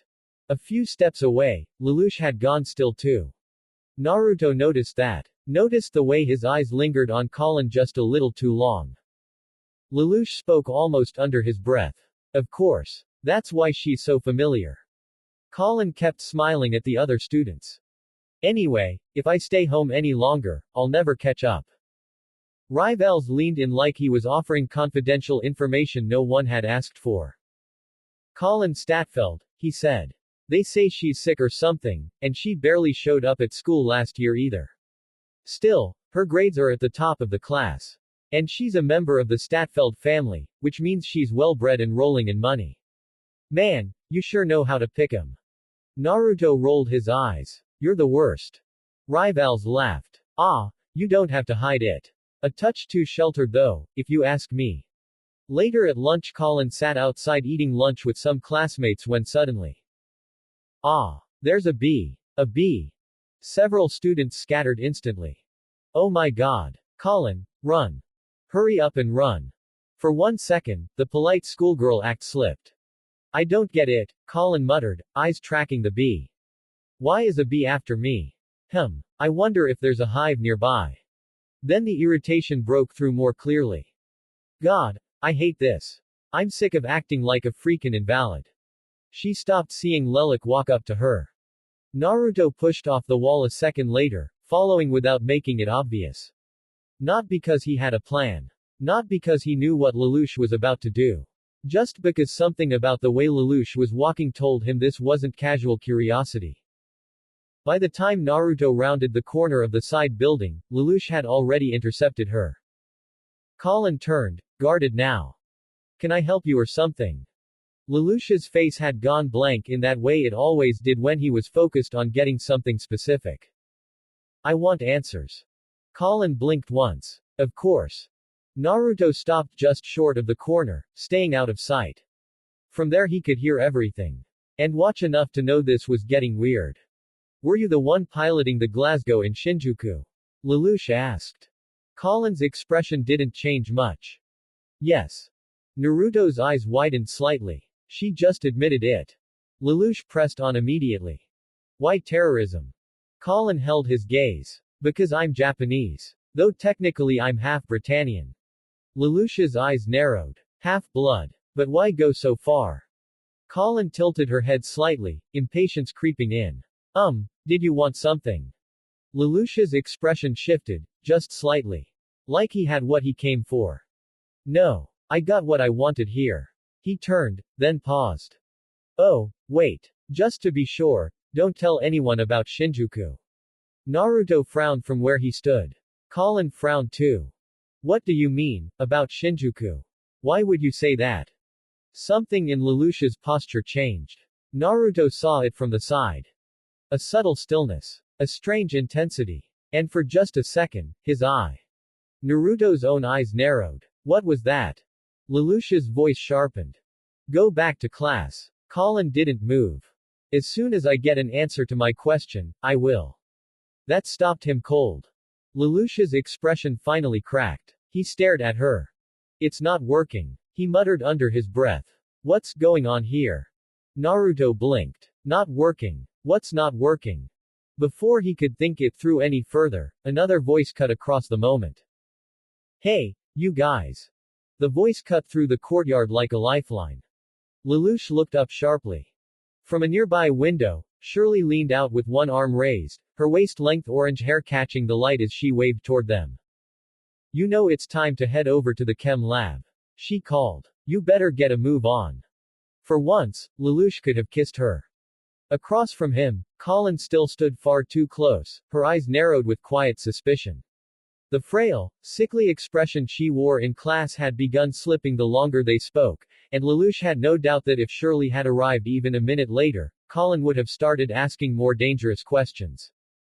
Lelouch forced surprise onto his face and snapped his fingers as if only just remembering.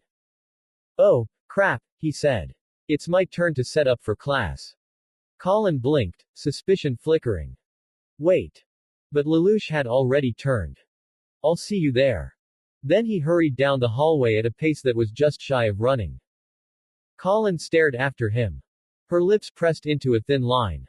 He's hiding something. She said it quietly. Too quietly for most people to hear.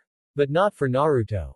Around the corner, Naruto stood with his back pressed lightly against the wall, one hand tucked into his pocket and the other resting near his chin. His expression had gone completely still. Naruto had not seen it clearly from where he stood, but he had felt it. A pulse. Not chakra. Not exactly. But close enough to make every instinct in him sharpen. For a second, the air around Lelouch had shifted. Colin's voice had faltered. Her posture had stiffened. And then Lelouch had looked puzzled, almost irritated, like a tool he expected to work had suddenly failed in his hand. Naruto's eyes narrowed. What did you do, Lelouch? Colin walked off slowly, still glancing in the direction Lelouch had gone. Naruto waited until her footsteps faded before leaning his head back against the wall. Naruto sat in deep thought for most of the day. Even when the lesson changed. Even when the rest of the class moved on. His attention kept drifting. First toward Colin. Then toward Lelouch. Just small glances. Quick enough that most people probably wouldn't have noticed. But Colin did. Of course she did. Every time Naruto looked her way, she felt it. Not in a creepy way. Not even in an accusing way. It was something quieter than that. More focused. Like he was trying to solve a puzzle and somehow she was part of it. That should have annoyed her. Instead, it kept pulling at the back of her mind all through class. By the time the final bell rang, Naruto was already halfway out of his seat. He slung his bag over one shoulder and headed for the door, still distracted, still thinking about Shinjuku, about Lelouch, about that strange moment in the hall. He barely made it 3 steps outside before someone caught his sleeve and shoved him back against the wall around the corner. Naruto blinked in surprise. Colin was standing right in front of him. Close enough that he could see the irritation in her eyes, and the uncertainty underneath it. What's your malfunction, huh? Colin asked, folding her arms as she blocked his way. I saw you keep looking at me like that. Naruto froze for half a second. Then got nervous. Not enough to panic. Just enough that his heartbeat picked up. Because Colin this close was a completely different problem than Colin across a battlefield. He rubbed the back of his head awkwardly and looked away for a second. I don't know what you mean, Colin. She narrowed her eyes. Don't do that. Do what? That nervous act, she said. It doesn't suit you. Naruto looked back at her. Colin was still glaring at him, but now that he was actually paying attention, it didn't feel as sharp as it had at first. More guarded than angry. Like she had come over here ready to confront him and then changed her mind halfway through. He shifted against the wall slightly. You corner every guy after class like this, he asked, or am I just lucky? That got the smallest reaction out of her. Don't flatter yourself. Naruto grinned faintly. Too late. Colin rolled her eyes, but she didn't move away. That was the part Naruto noticed most. She was still standing there. Still close enough that if either of them moved even a little, the distance between them would disappear entirely. Her voice dropped a little. You were staring. Naruto's grin faded. I know, he admitted. Colin studied his face for a second, trying to read him. Why? Naruto hesitated. There were about 10 answers he could have given. None of them good. Not the real one. Not because I saw you fighting in Shinjuku. Not because you looked completely different when people were dying around you. And definitely not because I can't stop thinking about the fact that you almost got killed and I still remember the look on your face when I pulled you out of it. So he settled for the truth, just not all of it. You seemed familiar, he said quietly. Colin's expression shifted. Familiar. Naruto nodded once. Yeah. She looked at him for another second, and something in her gaze softened before she caught it and pulled it back under control. That's a weird answer. Naruto let out a breath through his nose. Yeah, well, it's been a weird couple of days. For the first time since she cornered him, Colin looked away first. Just enough to break the intensity of it. Naruto noticed the two. The silence between them wasn't awkward yet. The kind that could tip in either direction depending on who spoke next. Colin glanced back at him. You know, she said, voice quieter now, for someone who acts so loud all the time, you get nervous pretty easily. Naruto snorted softly. You shoved me into a wall out of nowhere. And, Naruto said, trying not to notice how close her hand was to his arm, that tends to have an effect. That finally earned him a real reaction. Colin's eyes widened just a fraction. Then narrowed again, but not in the same way as before. You're impossible. Naruto smiled a little. That's what everybody keeps telling me. For a second, Colin looked like she might say something else. Something sharper. Or maybe something not sharp at all. But then footsteps echoed from farther down the hall, and the moment cracked. Colin stepped back first. Just one step. But it was enough. Her expression closed off again, not completely, but enough to put some distance back between them. Whatever, she muttered, brushing a strand of hair back behind her ear. Just stop staring at me like you know something. Naruto's chest tightened at that. He forced a shrug. Wouldn't dream of it. Colin gave him one last suspicious look. Then she turned and started walking away. She only made it a few steps before pausing and glancing back over her shoulder. And when she did, her voice was a little softer than before. You really are weird, Naruto. Naruto watched her go, hands still in his pockets, heart still beating a little too fast for no good reason. Then he leaned back against the wall and let out a slow breath. Yeah, he muttered to himself. That could have gone worse. But even as he said it, his eyes followed Colin until she disappeared down the hall. And the truth was, for a moment there, he hadn't been thinking about Shinjuku at all. Pathetic. The voice slid into his head like a growl wrapped in amusement. Naruto's eye twitched. Oh, no, he muttered under his breath. Not you. The Kyuubi's chuckle rumbled low and smug in the back of his mind. So that's what distracts you now, brat. A redhead corners you for 2 minutes and suddenly your brain turns to mush. Naruto straightened slightly, glancing down the empty hall to make sure no one was close enough to hear him talking to himself. Shut up. The fox sounded even more entertained. No, really, Kyuubi went on, first your father. And now you. Naruto frowned. What are you even talking about? The beast's laugh rolled through his head. Namikaze men, it said, savoring every word, really do have a habit of going after redheads.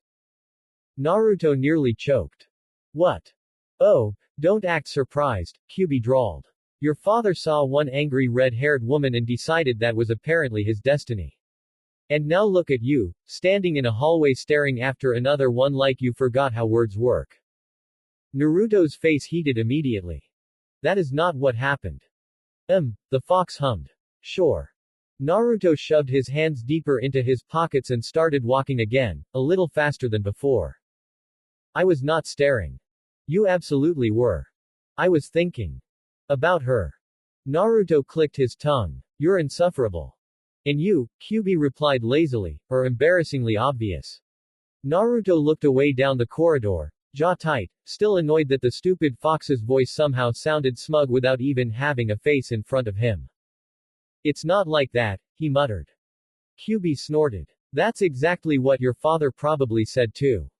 Naruto groaned under his breath and dragged a hand down his face. Please stop talking. Can't, the fox said, thoroughly enjoying himself now. This is the most amusing thing you've done all day. Naruto stopped at the stairwell and looked out across the school grounds, trying very hard to focus on literally anything else. It did not help. Because the worst part was, the fox wasn't entirely wrong. And that only made it more annoying. Kyuubi let the silence stretch just long enough to be unbearable before adding one more line, soft and mocking. Careful, brat. At this rate, you'll end up just like him. Naruto narrowed his eyes. Dad had way more game than me. The fox barked out a sharp, startled laugh. Well, it said, at least you're self-aware. Naruto shook his head and pushed off from the wall, heading down the hall before the conversation in his own head could get any worse. But even then, as he walked away, one thought stayed stuck in the back of his mind, and the QB, annoyingly, knew it. Inside the house, the evening had settled into a quiet calm. Sayoko knelt beside the low table, carefully folding paper with practiced hands while Nunnally sat nearby, listening to the soft sound of each crease. Well, Sayoko said gently, what shall we do? He may be late again this evening. Nunnally smiled faintly, hands folded in her lap. I'll wait, she said. He told me we'd have dinner together tonight. Sayoko's expression softened. There now, she said, lifting the finished shape. This one's done. Nunnally tilted her head slightly toward the sound of the paper moving. Ah, she said, brightening, a bird. Yes, Sayoko replied. It's a crane. Nunnally's closed eyes seemed to warm with quiet delight. Amazing, she said. The Japanese are so skillful. Sayoko paused for just a second at that, her attention shifting toward the door as footsteps approached. Lady Nunnally. Then the door slid open. Lelouch stepped inside, still carrying the weight of the day with him, though he hid it well enough the moment he saw her. I'm sorry I'm so late. Nunnally's face lit up immediately. Hi, Lelouch. Welcome home.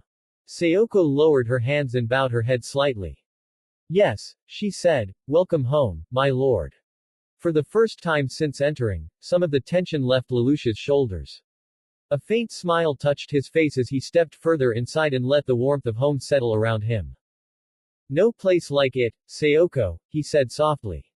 Then he looked toward Nunnally. Right, Nunnally. Back at the research division, the atmosphere had turned grim. Bartley stood at the front of the room with the weight of too many failures hanging over him, his face tight with anger and something closer to fear beneath it. As you know full well, he said coldly, the project was a complete failure. Therefore, this research division is being gutted. A shocked murmur spread through the staff. Wah. Yes, but. Bartley cut him off before the protest could go any further. I've set up a place for you in Narita, he said. Move everything out there. No one in the room argued after that. Because they could hear it in his voice. This was not a discussion. It was damage control. Bartley's jaw tightened as he looked over them. While we may have no memory of it, he said, the fact is the other staff officers and I left Prince Clovis on his own. That silence hit harder than his anger had. He looked away for a moment, as if already seeing the consequences waiting for him back in the homeland. I'm going to be called out on the carpet for this, he said. And when that happens, if His Majesty learns this experiment went on without his knowledge. He didn't finish. He didn't need to. Everyone in the room understood what he meant. The staff member who had spoken earlier lowered his head at once. Understood, sir, he said quietly. We'll start preparing immediately. Bartley said nothing after that. He just stood there for a second longer, surrounded by the remains of a project that had already failed before anyone in the room was willing to admit it.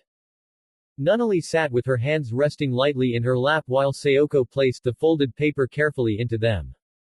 Miss Sayoko was just teaching me about the art of origami, Nunnally said brightly the moment Lelouch sat down across from her.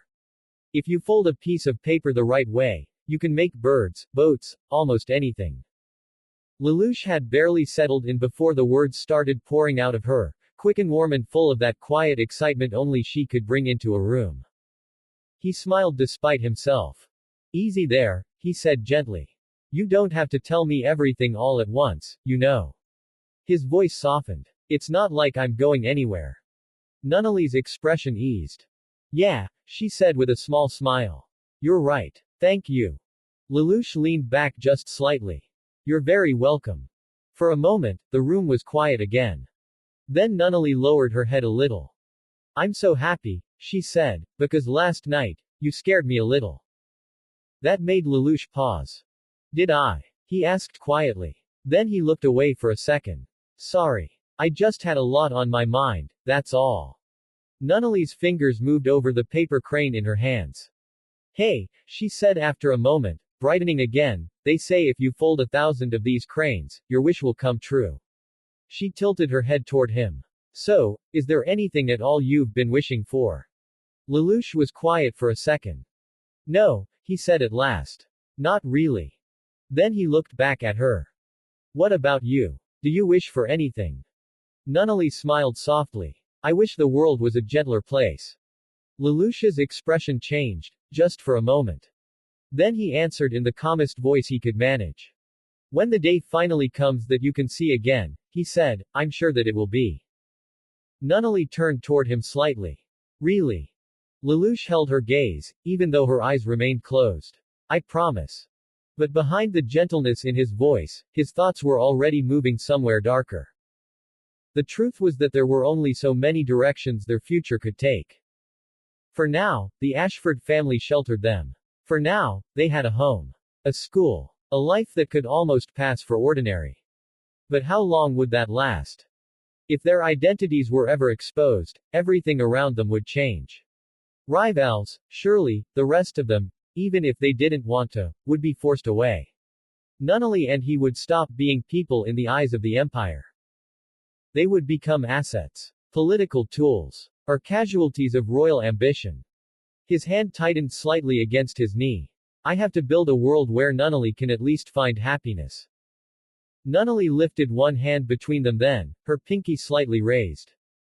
Sayoko taught me this the other day, she said. It's called a Japanese promise. Lelouch blinked. Nunnally smiled. Cross my heart, hope to die, eat 1,000 needles if I lie. Pinky promise. Lelouch stared at her hand for a second, then let out the faintest breath of amusement. Well, he said, that's terrifying. I may have to eat 1,000 needles someday. Nunnally's smile widened. That's right. So I'd better not catch you telling lies, okay? For just a second, Lelouch froze. He reached out and hooked his pinky around hers. Don't worry, he said softly. I'll never lie. Then, after the smallest pause. Not to you, anyway. And for that moment, in the quiet warmth of the room, he meant it. Naruto walked into the house just as Kushina was finishing up dinner, moving around the kitchen with the kind of energy that made it clear everyone was eating whether they were ready or not. Mito was already at the table, half browsing on her phone and half paying attention to everything else around her the way she always did. Naruto dropped into his seat with a quiet sigh, the thoughts from the day still clinging to him harder than he wanted to admit. He didn't notice Minato watching him at first. Not the concern. Not the curiosity. Not the way his father could always tell when Naruto was physically in the room but mentally somewhere else entirely. Then Minato smiled faintly and spoke. So, Naruto, he said lightly, what's her name? Huh. Naruto nearly jumped out of his chair. He looked at his father like he had just been betrayed on principle. What are you talking about? Mito didn't even look up from her phone. Oh, this should be good. Kushina turned from the stove with immediate interest. Oh, she said. So there is a girl. There is not a girl. Naruto shot back, already feeling his face heat up. Why are you guys jumping to that? Minato folded his hands calmly. You came in distracted. Sat down without complaining about food. Didn't even notice your sister was already in your spot. Mito looked up. Correction. I claimed it before he got here. Naruto pointed at her. Not helping. Kushina crossed her arms and studied him. Well, she asked. Was she cute? Naruto stared at her. Then at Minato. Then at Mito, who was now openly enjoying this. I hate this house, he muttered. That, Mito said, is not a denial. Naruto dropped his head onto the table for half a second. There is no, he groaned. Something weird just happened today, okay. That shifted the mood a little. Minato noticed it first. Because the embarrassment was real, but so was the tension underneath it. What kind of weird? He asked. Naruto lifted his head, expression caught between annoyance and thoughtfulness. I don't know, he said. He frowned. Something about Lelouch was off. Minato went still for a moment. His gaze drifted toward the framed photo on the shelf near the wall. 3 boys. Naruto, younger and grinning too wide. Suzaku beside him, trying to look serious. And Lelouch between them, composed even back then. The picture had been taken before the invasion. Before everything had changed. Minato's smile softened as he looked at it. Naruto kept talking, unaware for a second. He was acting normal, Naruto said. Or normal for him. But then there were these moments where it felt like he was thinking about 10 things at once and didn't want anybody near him. Mito lowered her phone now. That sounds like Lelouch. I know, Naruto said. This was different. Minato looked back from the photo. How? Naruto hesitated. That was the hard part. Because he wasn't even sure he understood it himself. I don't know, he admitted. It just felt like he was hiding something bigger than usual. Kushina pulled out a chair and sat down, but instead of letting it drop, she narrowed her eyes at him. And where does this mysterious girl fit into that? Naruto blinked. What? The one you definitely aren't not talking about, Kushina said. The one who may or may not be cute. Naruto groaned. Mom. Who is she? Nobody. Kushina raised a brow. Naruto exhaled and looked away. She's just a classmate. That only made Kushina lean in harder. Just a classmate, she repeated slowly. Yes. What classmate? Naruto paused for half a second too long. Mito noticed immediately. Minato did too. Kushina's eyes sharpened. Colin, Naruto muttered. Kushina folded her arms. And who is Colin? Naruto rubbed the back of his head. She's just a classmate. That was not the question. I know, but it's the answer you're getting. Mito snorted. Kushina pointed a fork at him. You are being suspicious. Naruto pointed right back. You are being terrifying. I'm your mother. That's my job. Minato, wisely, said nothing. He just watched. Because as ridiculous as this was becoming, Naruto was still distracted in a way that meant the rest of it hadn't left his mind. And eventually, Naruto asked the thing that had actually been bothering him. He looked between them both, more serious now. Can I ask something? Kushina's teasing eased, though not completely. Depends. Are you about to make this worse? Naruto ignored that. In this world, he said slowly, is it possible for there to be some kind of power similar to the Sharingan? That killed the room's lighter mood instantly. Minato's expression changed first. Not to alarm. To confusion. Kushina frowned. Similar to the Sharingan. Naruto nodded. Like, based. Something weird. Something that affects people. Now both of them were looking at him very carefully. Minato answered first. Not that I know of. Kushina shook her head. No. Nothing like that. Naruto's frown deepened. You're sure? As sure as I can be, Minato said. Why? Naruto hesitated. Kushina immediately caught it. Naruto. He looked away. I just saw something weird. With Lelouch? Minato asked quietly. Naruto didn't answer right away, which was answer enough. Kushina set her chopsticks down. What kind of weird? Naruto leaned back in his chair and stared up at the ceiling for a second. I don't know, he admitted. That's the problem. He dropped his gaze again. It felt like something should have happened, and then it didn't. Minato's eyes narrowed slightly, not in suspicion, but in thought. A failed trigger, he murmured. Naruto looked at him. Maybe. Kushina looked between the two of them. I don't like how vague this conversation is. That makes 3 of us, Naruto muttered. Silence settled over the table for a moment. Then, because Kushina was still Kushina, she broke it the only way she knew how. Fine, she said. Mysterious powers later. First things first. She pointed at him again. This Colin girl. Naruto groaned loudly. Mom. Is she cute? Mito laughed outright this time. Minato closed his eyes for half a second, the faintest smile pulling at his mouth. Naruto dropped his head back onto the table. I am never telling any of you anything again. That, Mito said calmly, is also not a denial. Kushina looked entirely too pleased with herself. Naruto, meanwhile, was starting to regret coming home at all. But even with the teasing, the question stayed in the room. A power like the Sharingan. Something strange. Something tied to Lelouch. And though Minato and Kushina didn't know what Naruto meant yet, they both knew one thing. Whatever had happened at school, Naruto had not imagined it. Lelouch stood by the river, staring down at his reflection as the water shifted softly beneath the wind. For a moment, he said nothing. His eyes stayed fixed on the rippling image staring back at him. Then the Geass flared. A red sigil burned in his eye as he watched his own reflection distort in the water below. This is the only weapon I have, he thought. And I don't even know how to use it. Lelouch. The voice broke through his thoughts. Lelouch shut the Geass off at once and looked up to see his history teacher approaching from the path. Class will be starting soon. Oh, Lelouch said, straightening slightly. Yes, sir. But even as he answered, his mind was already moving. So before the teacher could walk past him, Lelouch spoke again. Sir, he said, could you please tell me what questions will be on our essay exam? The teacher looked at him, and Lelouch activated the Geass again. The red ring spread through the man's eyes. They'll cover the humiliation of Edinburgh, the transfer of the capital, and the North-South War, the teacher answered calmly. Lelouch's eyes narrowed slightly. So the power was still there. He let the Geass fade. Then, after a brief pause, he looked the teacher in the eye again using his Geass once again. Sir, he asked, could you please tell me what questions will be on our essay exam?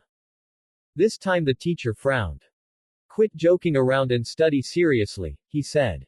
You can handle them if you make the effort. Then he turned and continued toward the main building. Right. Lelouch called after him. He waited until the teacher was gone before looking back down at the river. The water shifted again. So did his reflection. As I suspected, he thought. It only works once on the same person. His eyes hardened. Once I use it on someone, that's it. I can't issue another command to them. For a moment, he just stood there, staring at his reflection as the wind moved across the surface of the water. Then he turned and headed back toward class, the answer he had wanted settling into place along with the first real limit on the power now in his hands. Oji's voice crackled softly through the phone, low and careful as always. So, he asked, how's campus life treating you? Colin leaned against the wall outside the school building, one hand holding the phone to her ear while the afternoon breeze moved through her hair. Stifling, she said flatly. I was stuck in history class yesterday. She let out a quiet breath. Look, maybe I should just head back. On the other end, Ogi was quiet for a second before answering. The army's on high alert right now. Stay there and let things cool off. Colin frowned.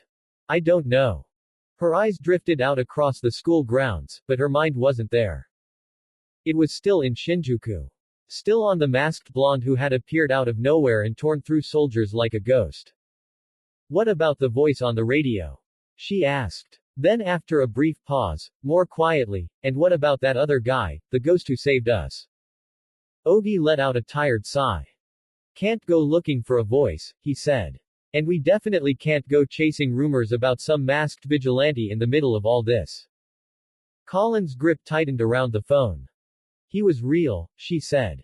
He saved me. He saved all of us at the end. I know, Ogi replied.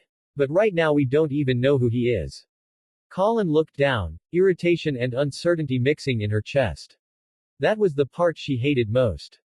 Because she knew what she saw. The wind slicing through that nightmare's arm. The copies of him moving through the streets pulling civilians out of the line of fire. Those red eyes behind the fox mask. And then later. Standing there with that same strange calm in the middle of the ruined street, asking if everyone was okay like he hadn't just taken down a whole firing squad. She still hadn't put all of it together. Not completely. But she was closer than she wanted to admit. Oji's voice pulled her back. Besides, he said, Naoto would be happy to see you back in school. Forget about Shinjuku for now. I'll be in touch. Colin lowered her eyes. Shinjuku, she murmured. Then she hesitated. Ogi, she said, I heard something else. What? A rumor, Colin said. At school. Some people were talking about the Namikaze Corporation sending teams into the ghetto. That made Ogi go quiet. Colin continued before he could answer.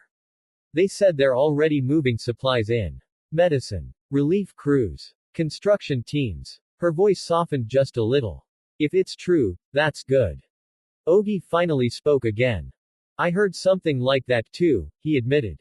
Emergency support, structural repair, transport routes. The Namikaze Corporation does that kind of thing fast. Colin let out the faintest breath of relief. Good, she said again, more firmly this time. And she meant it. Because everyone in Area 11 knew the Namikaze Corporation's name. Not just because it was powerful.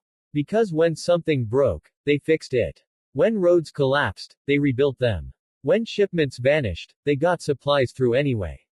When people needed medicine, shelters, transport, or repairs, the corporation moved faster than most of Britannia's official channels ever could. And right now, Shinjuku needed all of that. Ogi seemed to hear the shift in her voice. You sound happy about that. Colin looked away toward the school gate. I am. A brief silence passed between them. Then Ogi said, stay put for now. If Namikaze really is moving into the ghetto, that'll change things. But until we know more, don't move. Colin didn't answer right away. Because even now, another thought was still stuck in her head. Lelouch. Her jaw tightened slightly. Yeah, she said at last. I'll stay. They ended the call a moment later. Colin lowered the phone and stood there in silence, the noise of school carrying on around her like none of it mattered. Shinjuku, she whispered. Then another thought followed. Don't tell anyone about Shinjuku. Colin frowned. No, she muttered to herself. It couldn't have been his voice. And yet, no matter how many times she told herself that, something still didn't fit. Colin stared at Lelouch from across the classroom, her eyes narrowed just slightly as he answered the question like nothing in the world was wrong. The aristocracy was highly educated, Lelouch said evenly, and with such an emphasis on edification and training, they produced a superior breed of ruler. And secondly, they possessed heightened efficiency, since only a small number of the very best were carefully chosen from their ranks. Colin kept watching him, trying to match the boy sitting there now with the one from Shinjuku. It could be, she thought. No, I can't remember clearly enough to be sure. Lelouch didn't look at her, but he could feel it. He kept his expression neutral, though his thoughts were already moving. All I did was mention Shinjuku, but... Colin's fingers tightened slightly around her pen. If he knows who I really am, then... Lelouch's gaze lowered to his notes, though he wasn't really reading them. At the first opportunity, Colin's eyes hardened. I need to take care of him. As soon as class ended, the room filled with the usual scrape of chairs, closing books, and half-finished conversations as everyone started filtering out into the hall. Lelouch moved quickly. Not enough to draw attention. Just enough that anyone watching closely would have noticed he was already packing his things away before the last few students were even fully on their feet. His eyes flicked once across the room. Naruto was already gone. Lelouch frowned faintly at that, but only for a second. Say, Lulu, we're about to head over to. Sorry, Lelouch said, cutting Shirley off as he rose from his seat. Maybe next time. Then he turned and made straight for Colin. She was still by her desk, surrounded by a few girls from class who were talking to her like nothing in the world had changed. Lelouch doubted she would have called any of them friends if they had seen her in Shinjuku. Or if they had known what she really was. He stopped in front of her. Could you come with me, please? He asked. I'd like to talk to you. The girls around her immediately went quiet, and then just as quickly, their surprise showed all at once. A couple of them actually gasped. Lelouch didn't react. He didn't need to be especially clever to know what they were thinking. Colin looked up at him for a moment. Then she stood. Yes, she said, calm as ever. I was expecting you'd ask. He led her out the door and across campus toward the massive student council clubhouse, the second largest building on the grounds after the administrative hall where the faculty offices and quarters were kept. Colin followed him in silence, her eyes moving over the building as they approached. Once inside, she came to a stop. The ballroom opened up in front of them, white and polished, far larger than anything a school club had any right to own. I never knew there was any place like this in school, Colin said, staring out across the room. Lelouch kept walking a few steps farther before answering. It's the clubhouse used by the student council, he said. It was built large enough to host formal dances. Colin's gaze swept the room again. And we won't be disturbed in here? She asked. Exactly, Lelouch replied. That answer didn't fully relax her. Her hand slowly started drifting toward her pocket, toward the pink coin purse she kept there, the one that hid far more than it appeared to. Then a voice rang out from above. Found it. Found it. Look, it's this, right? Colin stopped at once and looked up. Shirley was leaning over the upper railing, holding a tiny computer chip triumphantly between her fingers. Ah, Nina said immediately, hurrying over. That's it. The experiment data. Rivel straightened up beside them and stretched hard enough for his back to crack. Man, he groaned, my back hurts after being forced to crawl around looking for something that tiny. That alone would have been enough to throw Colin off. It wasn't the end of it.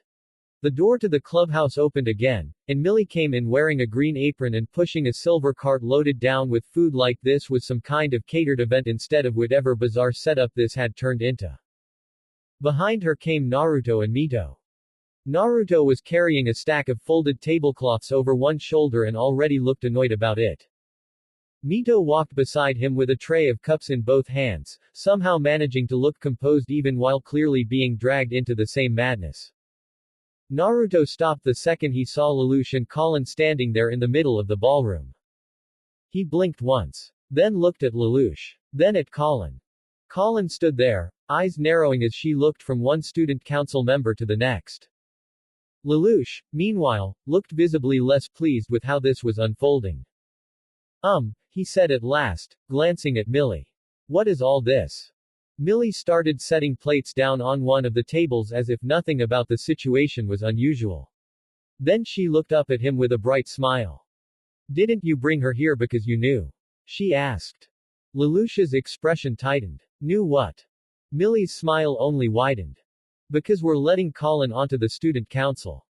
That hit everyone at once. Lelouch's eyes widened. Colin's did too, though for entirely different reasons. Naruto nearly dropped the tablecloths. What? Mito turned toward Millie, one brow lifting. You were serious. Of course I was serious, Millie said cheerfully. Shirley leaned over the railing again, smiling now that the surprise was out. We talked about it already. Rivals pointed down toward Colin. Yeah, the vote was basically done before you even got here. Nina hugged the recovered chip to her chest and nodded. We thought it would be nice. Colin just stared at them. For once, she looked genuinely caught off guard. Naruto glanced at her, then back at Millie. You really just ambushed her with a council membership. Millie placed a hand dramatically against her chest. Naruto, ambushed, is such an ugly word. It is exactly the right word, Mito said.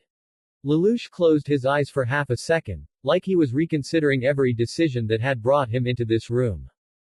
Colin, meanwhile, was still trying to process the fact that what she had expected to be a private confrontation had somehow turned into this. Yup, Millie said brightly, clearly enjoying how thrown Colin still looked. My grandfather said Colin could join because he figured regular club activities would be hard for her with her health problems. Then, as if she had only just remembered basic manners existed, Millie placed a hand to her chest and smiled. Oh. Right. I'm Millie, the council president. How do you do? Colin blinked once, still trying to catch up. Oh. It's a pleasure to meet you. That was apparently enough to set everyone else in motion. Rivals came down the stairs first, grinning as he pointed a thumb at himself. I'm Rivals, the secretary. If there's anything you don't get, just ask me. Shirley followed right behind him, all warmth and easy energy. I'm Shirley, she said with a smile. And I'm also in the swim club. Nice to meet you. Nina arrived last, more hesitant than the others, hands clasped a little too tightly in front of her. And, I'm Nina, she finished quietly. Colin looked from one face to the next, still visibly caught off guard by how normal they all seemed. Then her eyes shifted again, to Mito. The red-haired girl had set the tray down by the table and was now standing beside Naruto, calm and composed while the rest of the room buzzed around them. Millie noticed Colin looking and gestured toward the two of them. And you already know Lelouch, obviously, she said. Then she waved toward the siblings. And of course you know Naruto, who complains too much, and Mito. Mito gave a small, polite nod. Mito Namikaze, she said. It's nice to meet you. Colin's eyes narrowed just a fraction. Namikaze. Her gaze flicked to Naruto. Then back to Mito. Same red hair. No. But there it was in the face. In the eyes. In the way the two of them stood just close enough to each other to make the connection obvious once you actually looked. Something clicked. She looked at Naruto again, this time a little more carefully. You're his little sister, Colin said before she could stop herself. Mito's expression didn't change much, but the faintest hint of amusement touched her eyes. Yes, she said simply. I am. Naruto groaned immediately. Wow. I really don't get to have a separate identity in this school, huh? Mito folded her arms. You make too much noise for that. Rivals laughed. Shirley covered a smile with one hand. Colin looked between them once more, the realization settling in as she took in the easy rhythm between the two. For some reason, that detail caught her more off guard than the student council offer had. Naruto noticed the look and raised a brow. What? Colin looked away first. Nothing, she said. Excuse me, Shirley, but could you put these on the table for me? Colin looked over Shirley's shoulder and saw a young girl rolling into the room in a wheelchair. On her lap were 2 pizza boxes and a tray with slices of cake balanced carefully on top. Oh, thanks, Nana. Shirley said, hurrying over to take the food from her. Nunnally. You too? Lelouch asked, caught completely off guard. Millie noticed the confused look on Colin's face and smiled. This is Lelouch's little sister. I'm in the middle school group, so I'm not in the student council, Nunnally said softly. That's okay. You're an associate member, right? Rivals said encouragingly. Before Colin could answer, Mito stepped forward a little, her face brightening in a way Naruto almost never saw outside of home. Nunnally, she said, clearly happy to see her. I didn't know you were coming. Nunnally turned toward the sound of her voice and smiled warmly. Hello, Mito. Colin's eyes shifted briefly between them, noticing how natural the exchange was before Nunnally turned her attention back toward her. It's a pleasure to meet you, Colin, Nunnally said with a gentle smile. Despite herself, Colin found it impossible to look at Nunnally the way she looked at most Britannians. There was something too sincere about her, too openly kind, the sort of warmth that made it hard to connect her to the Empire at all. It's a pleasure to meet you too, Nunnally, Colin replied, and meant it. Okay then. Rivals called out, suddenly full of energy again. First, shall we drink a toast? He proudly produced a bottle of Moet and Chandon, holding it up like he had just uncovered buried treasure. Lelouch stared at it. He had no idea how Rivals had managed to get his hands on something like that, but somehow, with this group, he wasn't even surprised anymore. Champagne, Shirley said in disbelief. Student council members can't drink. Nina protested at once. Oh, loosen up, you guys, Rivals said, already fumbling with the cork and trying to force it loose with his thumb. That was when Shirley lunged for the bottle. You're absolutely not opening that in here. Rivals jerked back. Hey! The bottle slipped from his grip. Lelouch, catch! He shouted, tossing it across the room. Lelouch caught it cleanly and started toward the table where the glasses had been laid out, already looking like he regretted all of this. You're not getting away with it either, Lulu. Shirley said, running after him. Lelouch held the bottle just high enough to keep it out of reach. Shirley frowned, jumped for it, and crashed straight into him. Both of them went down. The bottle jerked violently in Lelouch's hand. The cork blasted loose like a fired bullet and shot straight toward Colin. She tensed on instinct, ready to knock it aside, but a hand snapped up in front of her face first and caught the cork cleanly between 2 fingers. Colin blinked. Naruto stood there beside her, grin already spreading across his face as he held up the cork like he had just performed a magic trick. See, he said, looking entirely too pleased with himself. Cool, right? For 1 second, Colin actually found herself wanting to smile back. Then the champagne exploded out of the bottle. The spray hit hard and fast, blasting straight across the room and drenching Colin from head to toe. And because Naruto had been standing too close, still showing off with the cork in his fingers, he got hit just as badly. The grin vanished from his face instantly. Colin gasped. Naruto sputtered. For one frozen second, both of them just stood there, soaked, staring in disbelief while champagne dripped from Naruto's hair and down the front of Colin's uniform. Then Naruto looked down at himself, still holding the cork. Okay, he said flatly, that was way less cool than I pictured. That's why I hate Britannians. For crying out loud, Colin sighed as she allowed the hot water to cascade down upon her. A knock on the bathroom door startled her and she pulled the curtain away just enough to glance at the door.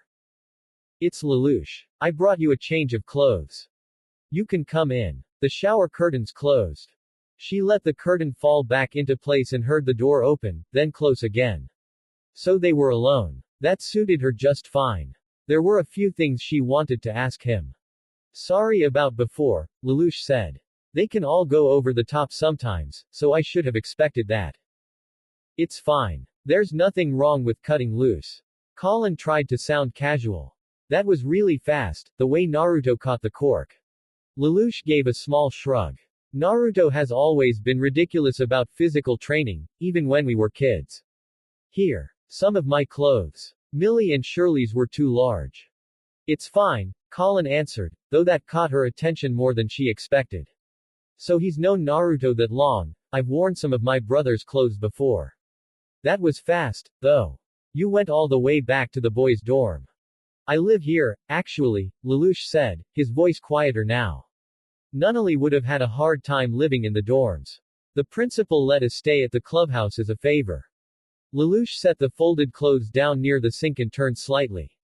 Well, I should probably leave you alone now. I'll see you later. Wait. Colin reached one hand out from behind the curtain. Could you hand me that pouch by the sink? Sure. Lelouch picked up the small pink pouch.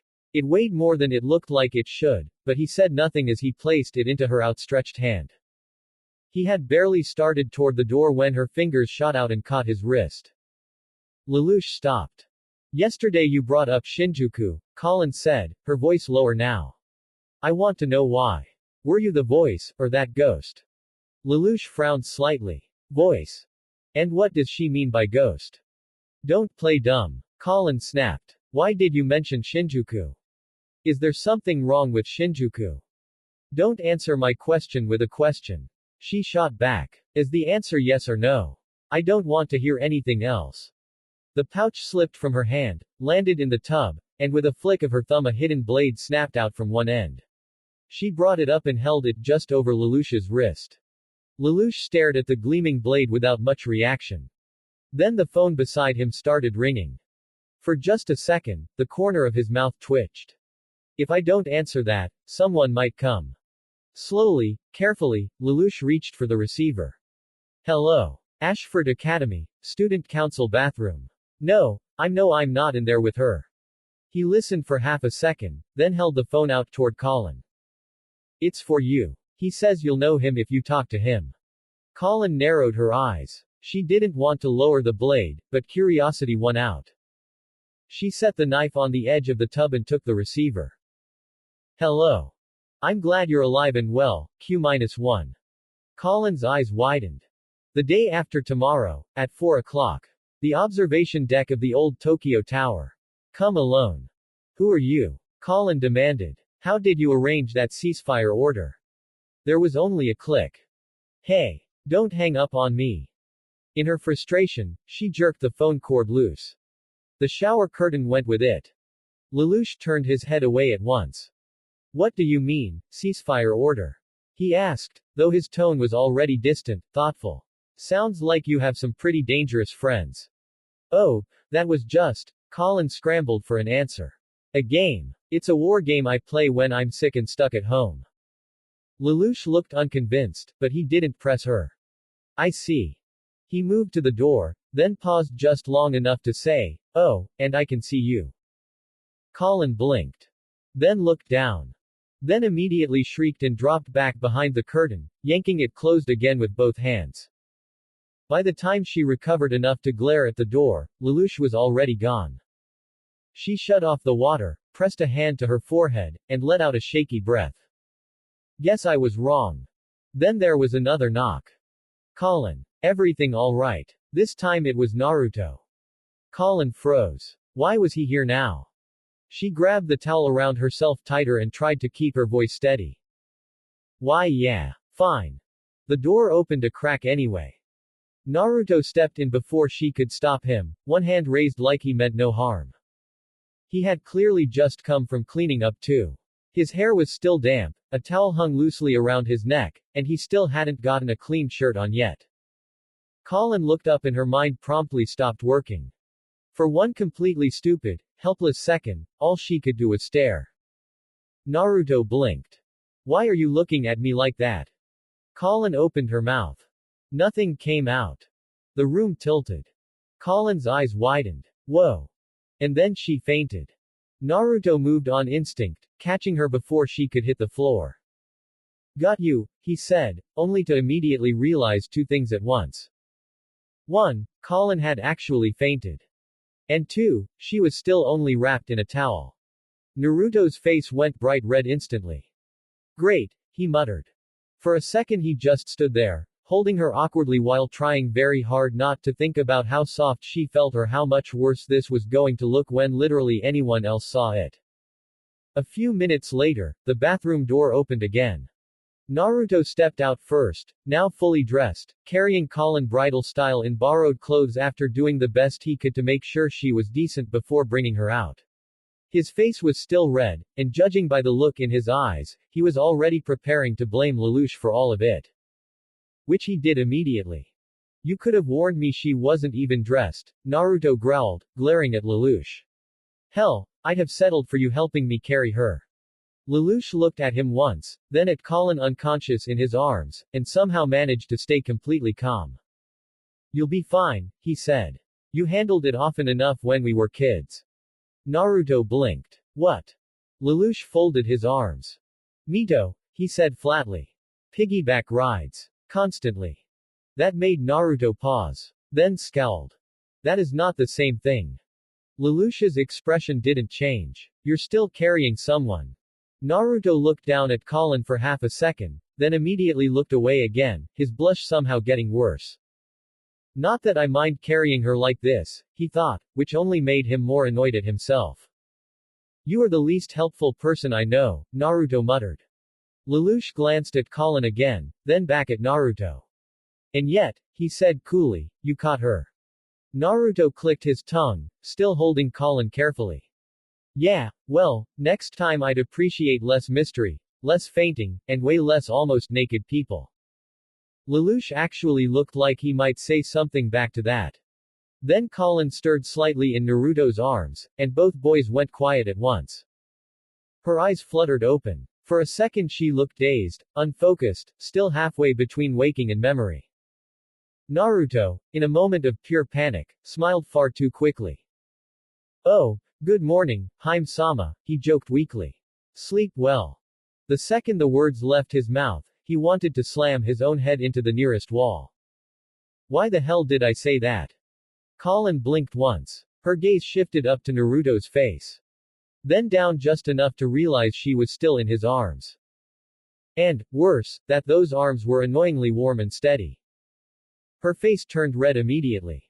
Then the memory hit. The bathroom. The fainting. The fact that she had definitely not been fully dressed when that happened. Her eyes snapped back up to Naruto's. Did you see anything? Colin asked, staring at him dangerously even as the blush on her face deepened. Naruto stiffened. What? No. I mean, he nearly choked on his own words. Not really. I was trying not to. You fainted. Colin's eyes narrowed. Not really. Naruto instantly knew he had chosen the worst possible phrasing. That came out wrong, he said quickly. I mean I wasn't looking. I was busy catching you. Which, by the way, you're welcome for. Colin kept staring at him. Naruto could feel Lelouch watching this whole disaster unfold beside them in complete silence, which somehow made it worse. I saw enough to know you passed out, Naruto added, trying to recover. That's it. Colin looked like she wanted to believe him. And also like she wanted to throw something at his head anyway. Lelouch decided that was the perfect moment to speak. He's telling the truth, he said. Naruto turned toward him immediately. Wow. Look at that. You can be helpful. Don't misunderstand, Lelouch replied. I'm only saying it because if you keep standing there arguing, you're going to drop her. That shut Naruto up fast enough to be satisfying. Colin noticed. So did Lelouch. And because the universe clearly hated Naruto personally, Colin became much more aware of the fact that he was still holding her. Her voice dropped just slightly. You can put me down now. Naruto nodded too quickly. Right. Yeah. Obviously. That was the plan. Carefully, far more carefully than he would ever admit out loud, Naruto lowered her to her feet. Colin wobbled once. Naruto's hand immediately caught her elbow before she could lose her balance. For one brief second, the two of them froze. Too close. Colin looked at his hand on her arm. Then up at him. Naruto looked back, suddenly very aware that Lelouch was still standing right there and somehow making everything more awkward just by existing. Colin pulled her arm back first, clearing her throat softly. I'm fine. Naruto scratched the back of his head. Yeah, you looked super fine when you fainted. That earned him a glare. But it didn't quite hide the embarrassment still coloring her face. You're not funny. No, Naruto admitted. I'm kind of figuring that out. Lelouch exhaled through his nose, clearly done with both of them. Now that everyone is conscious again, he said, perhaps we can stop turning the hallway into a battlefield. Naruto looked at him flatly. You say that like this wasn't your fault. Lelouch didn't even blink. It wasn't entirely my fault. That is the most Lelouch answer possible, Naruto muttered. The trio stepped back into the club room, and immediately felt the change in the air. Everyone was gathered around the television, eyes fixed on the screen with a kind of stunned silence that made the room feel smaller than it had a few minutes ago. Even Mito, who had been halfway through setting something down on the table, had stopped cold. Then Nunnally's voice broke the silence. Lelouch, it's awful. Lelouch turned toward her at once. What is? He followed her voice and saw Nunnally sitting near the television while Millie, Rivals, Nina, and Mito stood around it, all staring at the same news report. Millie was the one who answered. Prince Clovis has been found dead. Rivals swallowed and added, they're saying he was killed. For a second, Naruto just stood there. Surprised. Not because Clovis was dead, Shinjuku had been chaos from beginning to end, and chaos had a way of swallowing even the people who thought they were untouchable, but because someone had actually managed to kill the third prince of Britannia despite the layers of security that had to be wrapped around him at all times. That wasn't normal. It couldn't have been. No ordinary person should have been able to get close, kill him, and then get away without being caught immediately. Naruto's thoughts sharpened at once. That means whoever did it either had serious assassination training, or an advantage nobody else there had. And right now, there was only one person Naruto could think of with an ability strange enough to tip things that badly. His eyes shifted, almost without him meaning them to, toward Lelouch. At the same time, Mito glanced back over her shoulder at Naruto. Not openly. Not enough for anyone else in the room to notice. The look in her eyes said exactly what she was thinking. Was it you? Naruto caught it immediately. His own eyes widened just a fraction before he gave the smallest shake of his head. No. Mito held his gaze for 1 second longer, then turned back toward the television, though the suspicion hadn't completely left her face. On screen, Jeremiah Gottwald appeared before a line of Britannian soldiers standing at attention behind him. Prince Clovis has been taken from us, Jeremiah said, his voice carrying through the room. He fought for peace and justice against all of the 11s. He died a martyr. We must all bury our sorrow and carry on his will. The speech ended. The broadcast cut. And the next image hit even harder. A boy dragged forward by soldiers whose faces were hidden beneath helmets and masks. He was trying to say something, then one of the soldiers struck him hard enough to shut him up. We interrupt this broadcast with breaking news, the blonde announcer said, her voice tight and formal. The man suspected of this murder has been captured. According to this report, the suspect is an honorary Britannian, Private Suzaku Kururugi, a former 11. I repeat, Suzaku Kururugi arrested for murder. The room went dead quiet. Naruto's breath caught. Mito's eyes widened. Nunnally's hands tightened in her lap. And beside them, Lelouch went completely still. Kushina and Minato watched the television in silence as the report repeated that Suzaku Kururugi had been named the primary suspect in the assassination of Prince Clovis. The words hung in the room like poison. On the screen, the announcer kept talking, but Kushina barely heard any of it after Suzaku's name. Her hands tightened at her sides. No, she said quietly, almost like if she said it softly enough the report would change. No, that's not right. Minato didn't answer immediately. His eyes stayed on the screen, calm on the surface, but far too focused. Because he knew the same thing she did. Whatever Suzaku was, whatever choices he had made, he was not stupid enough to kill a Britannian prince and then get caught like that unless something had gone terribly wrong. Kushina took a step closer to the television, worry written openly across her face now. They're pinning it on him, she said. I know they are.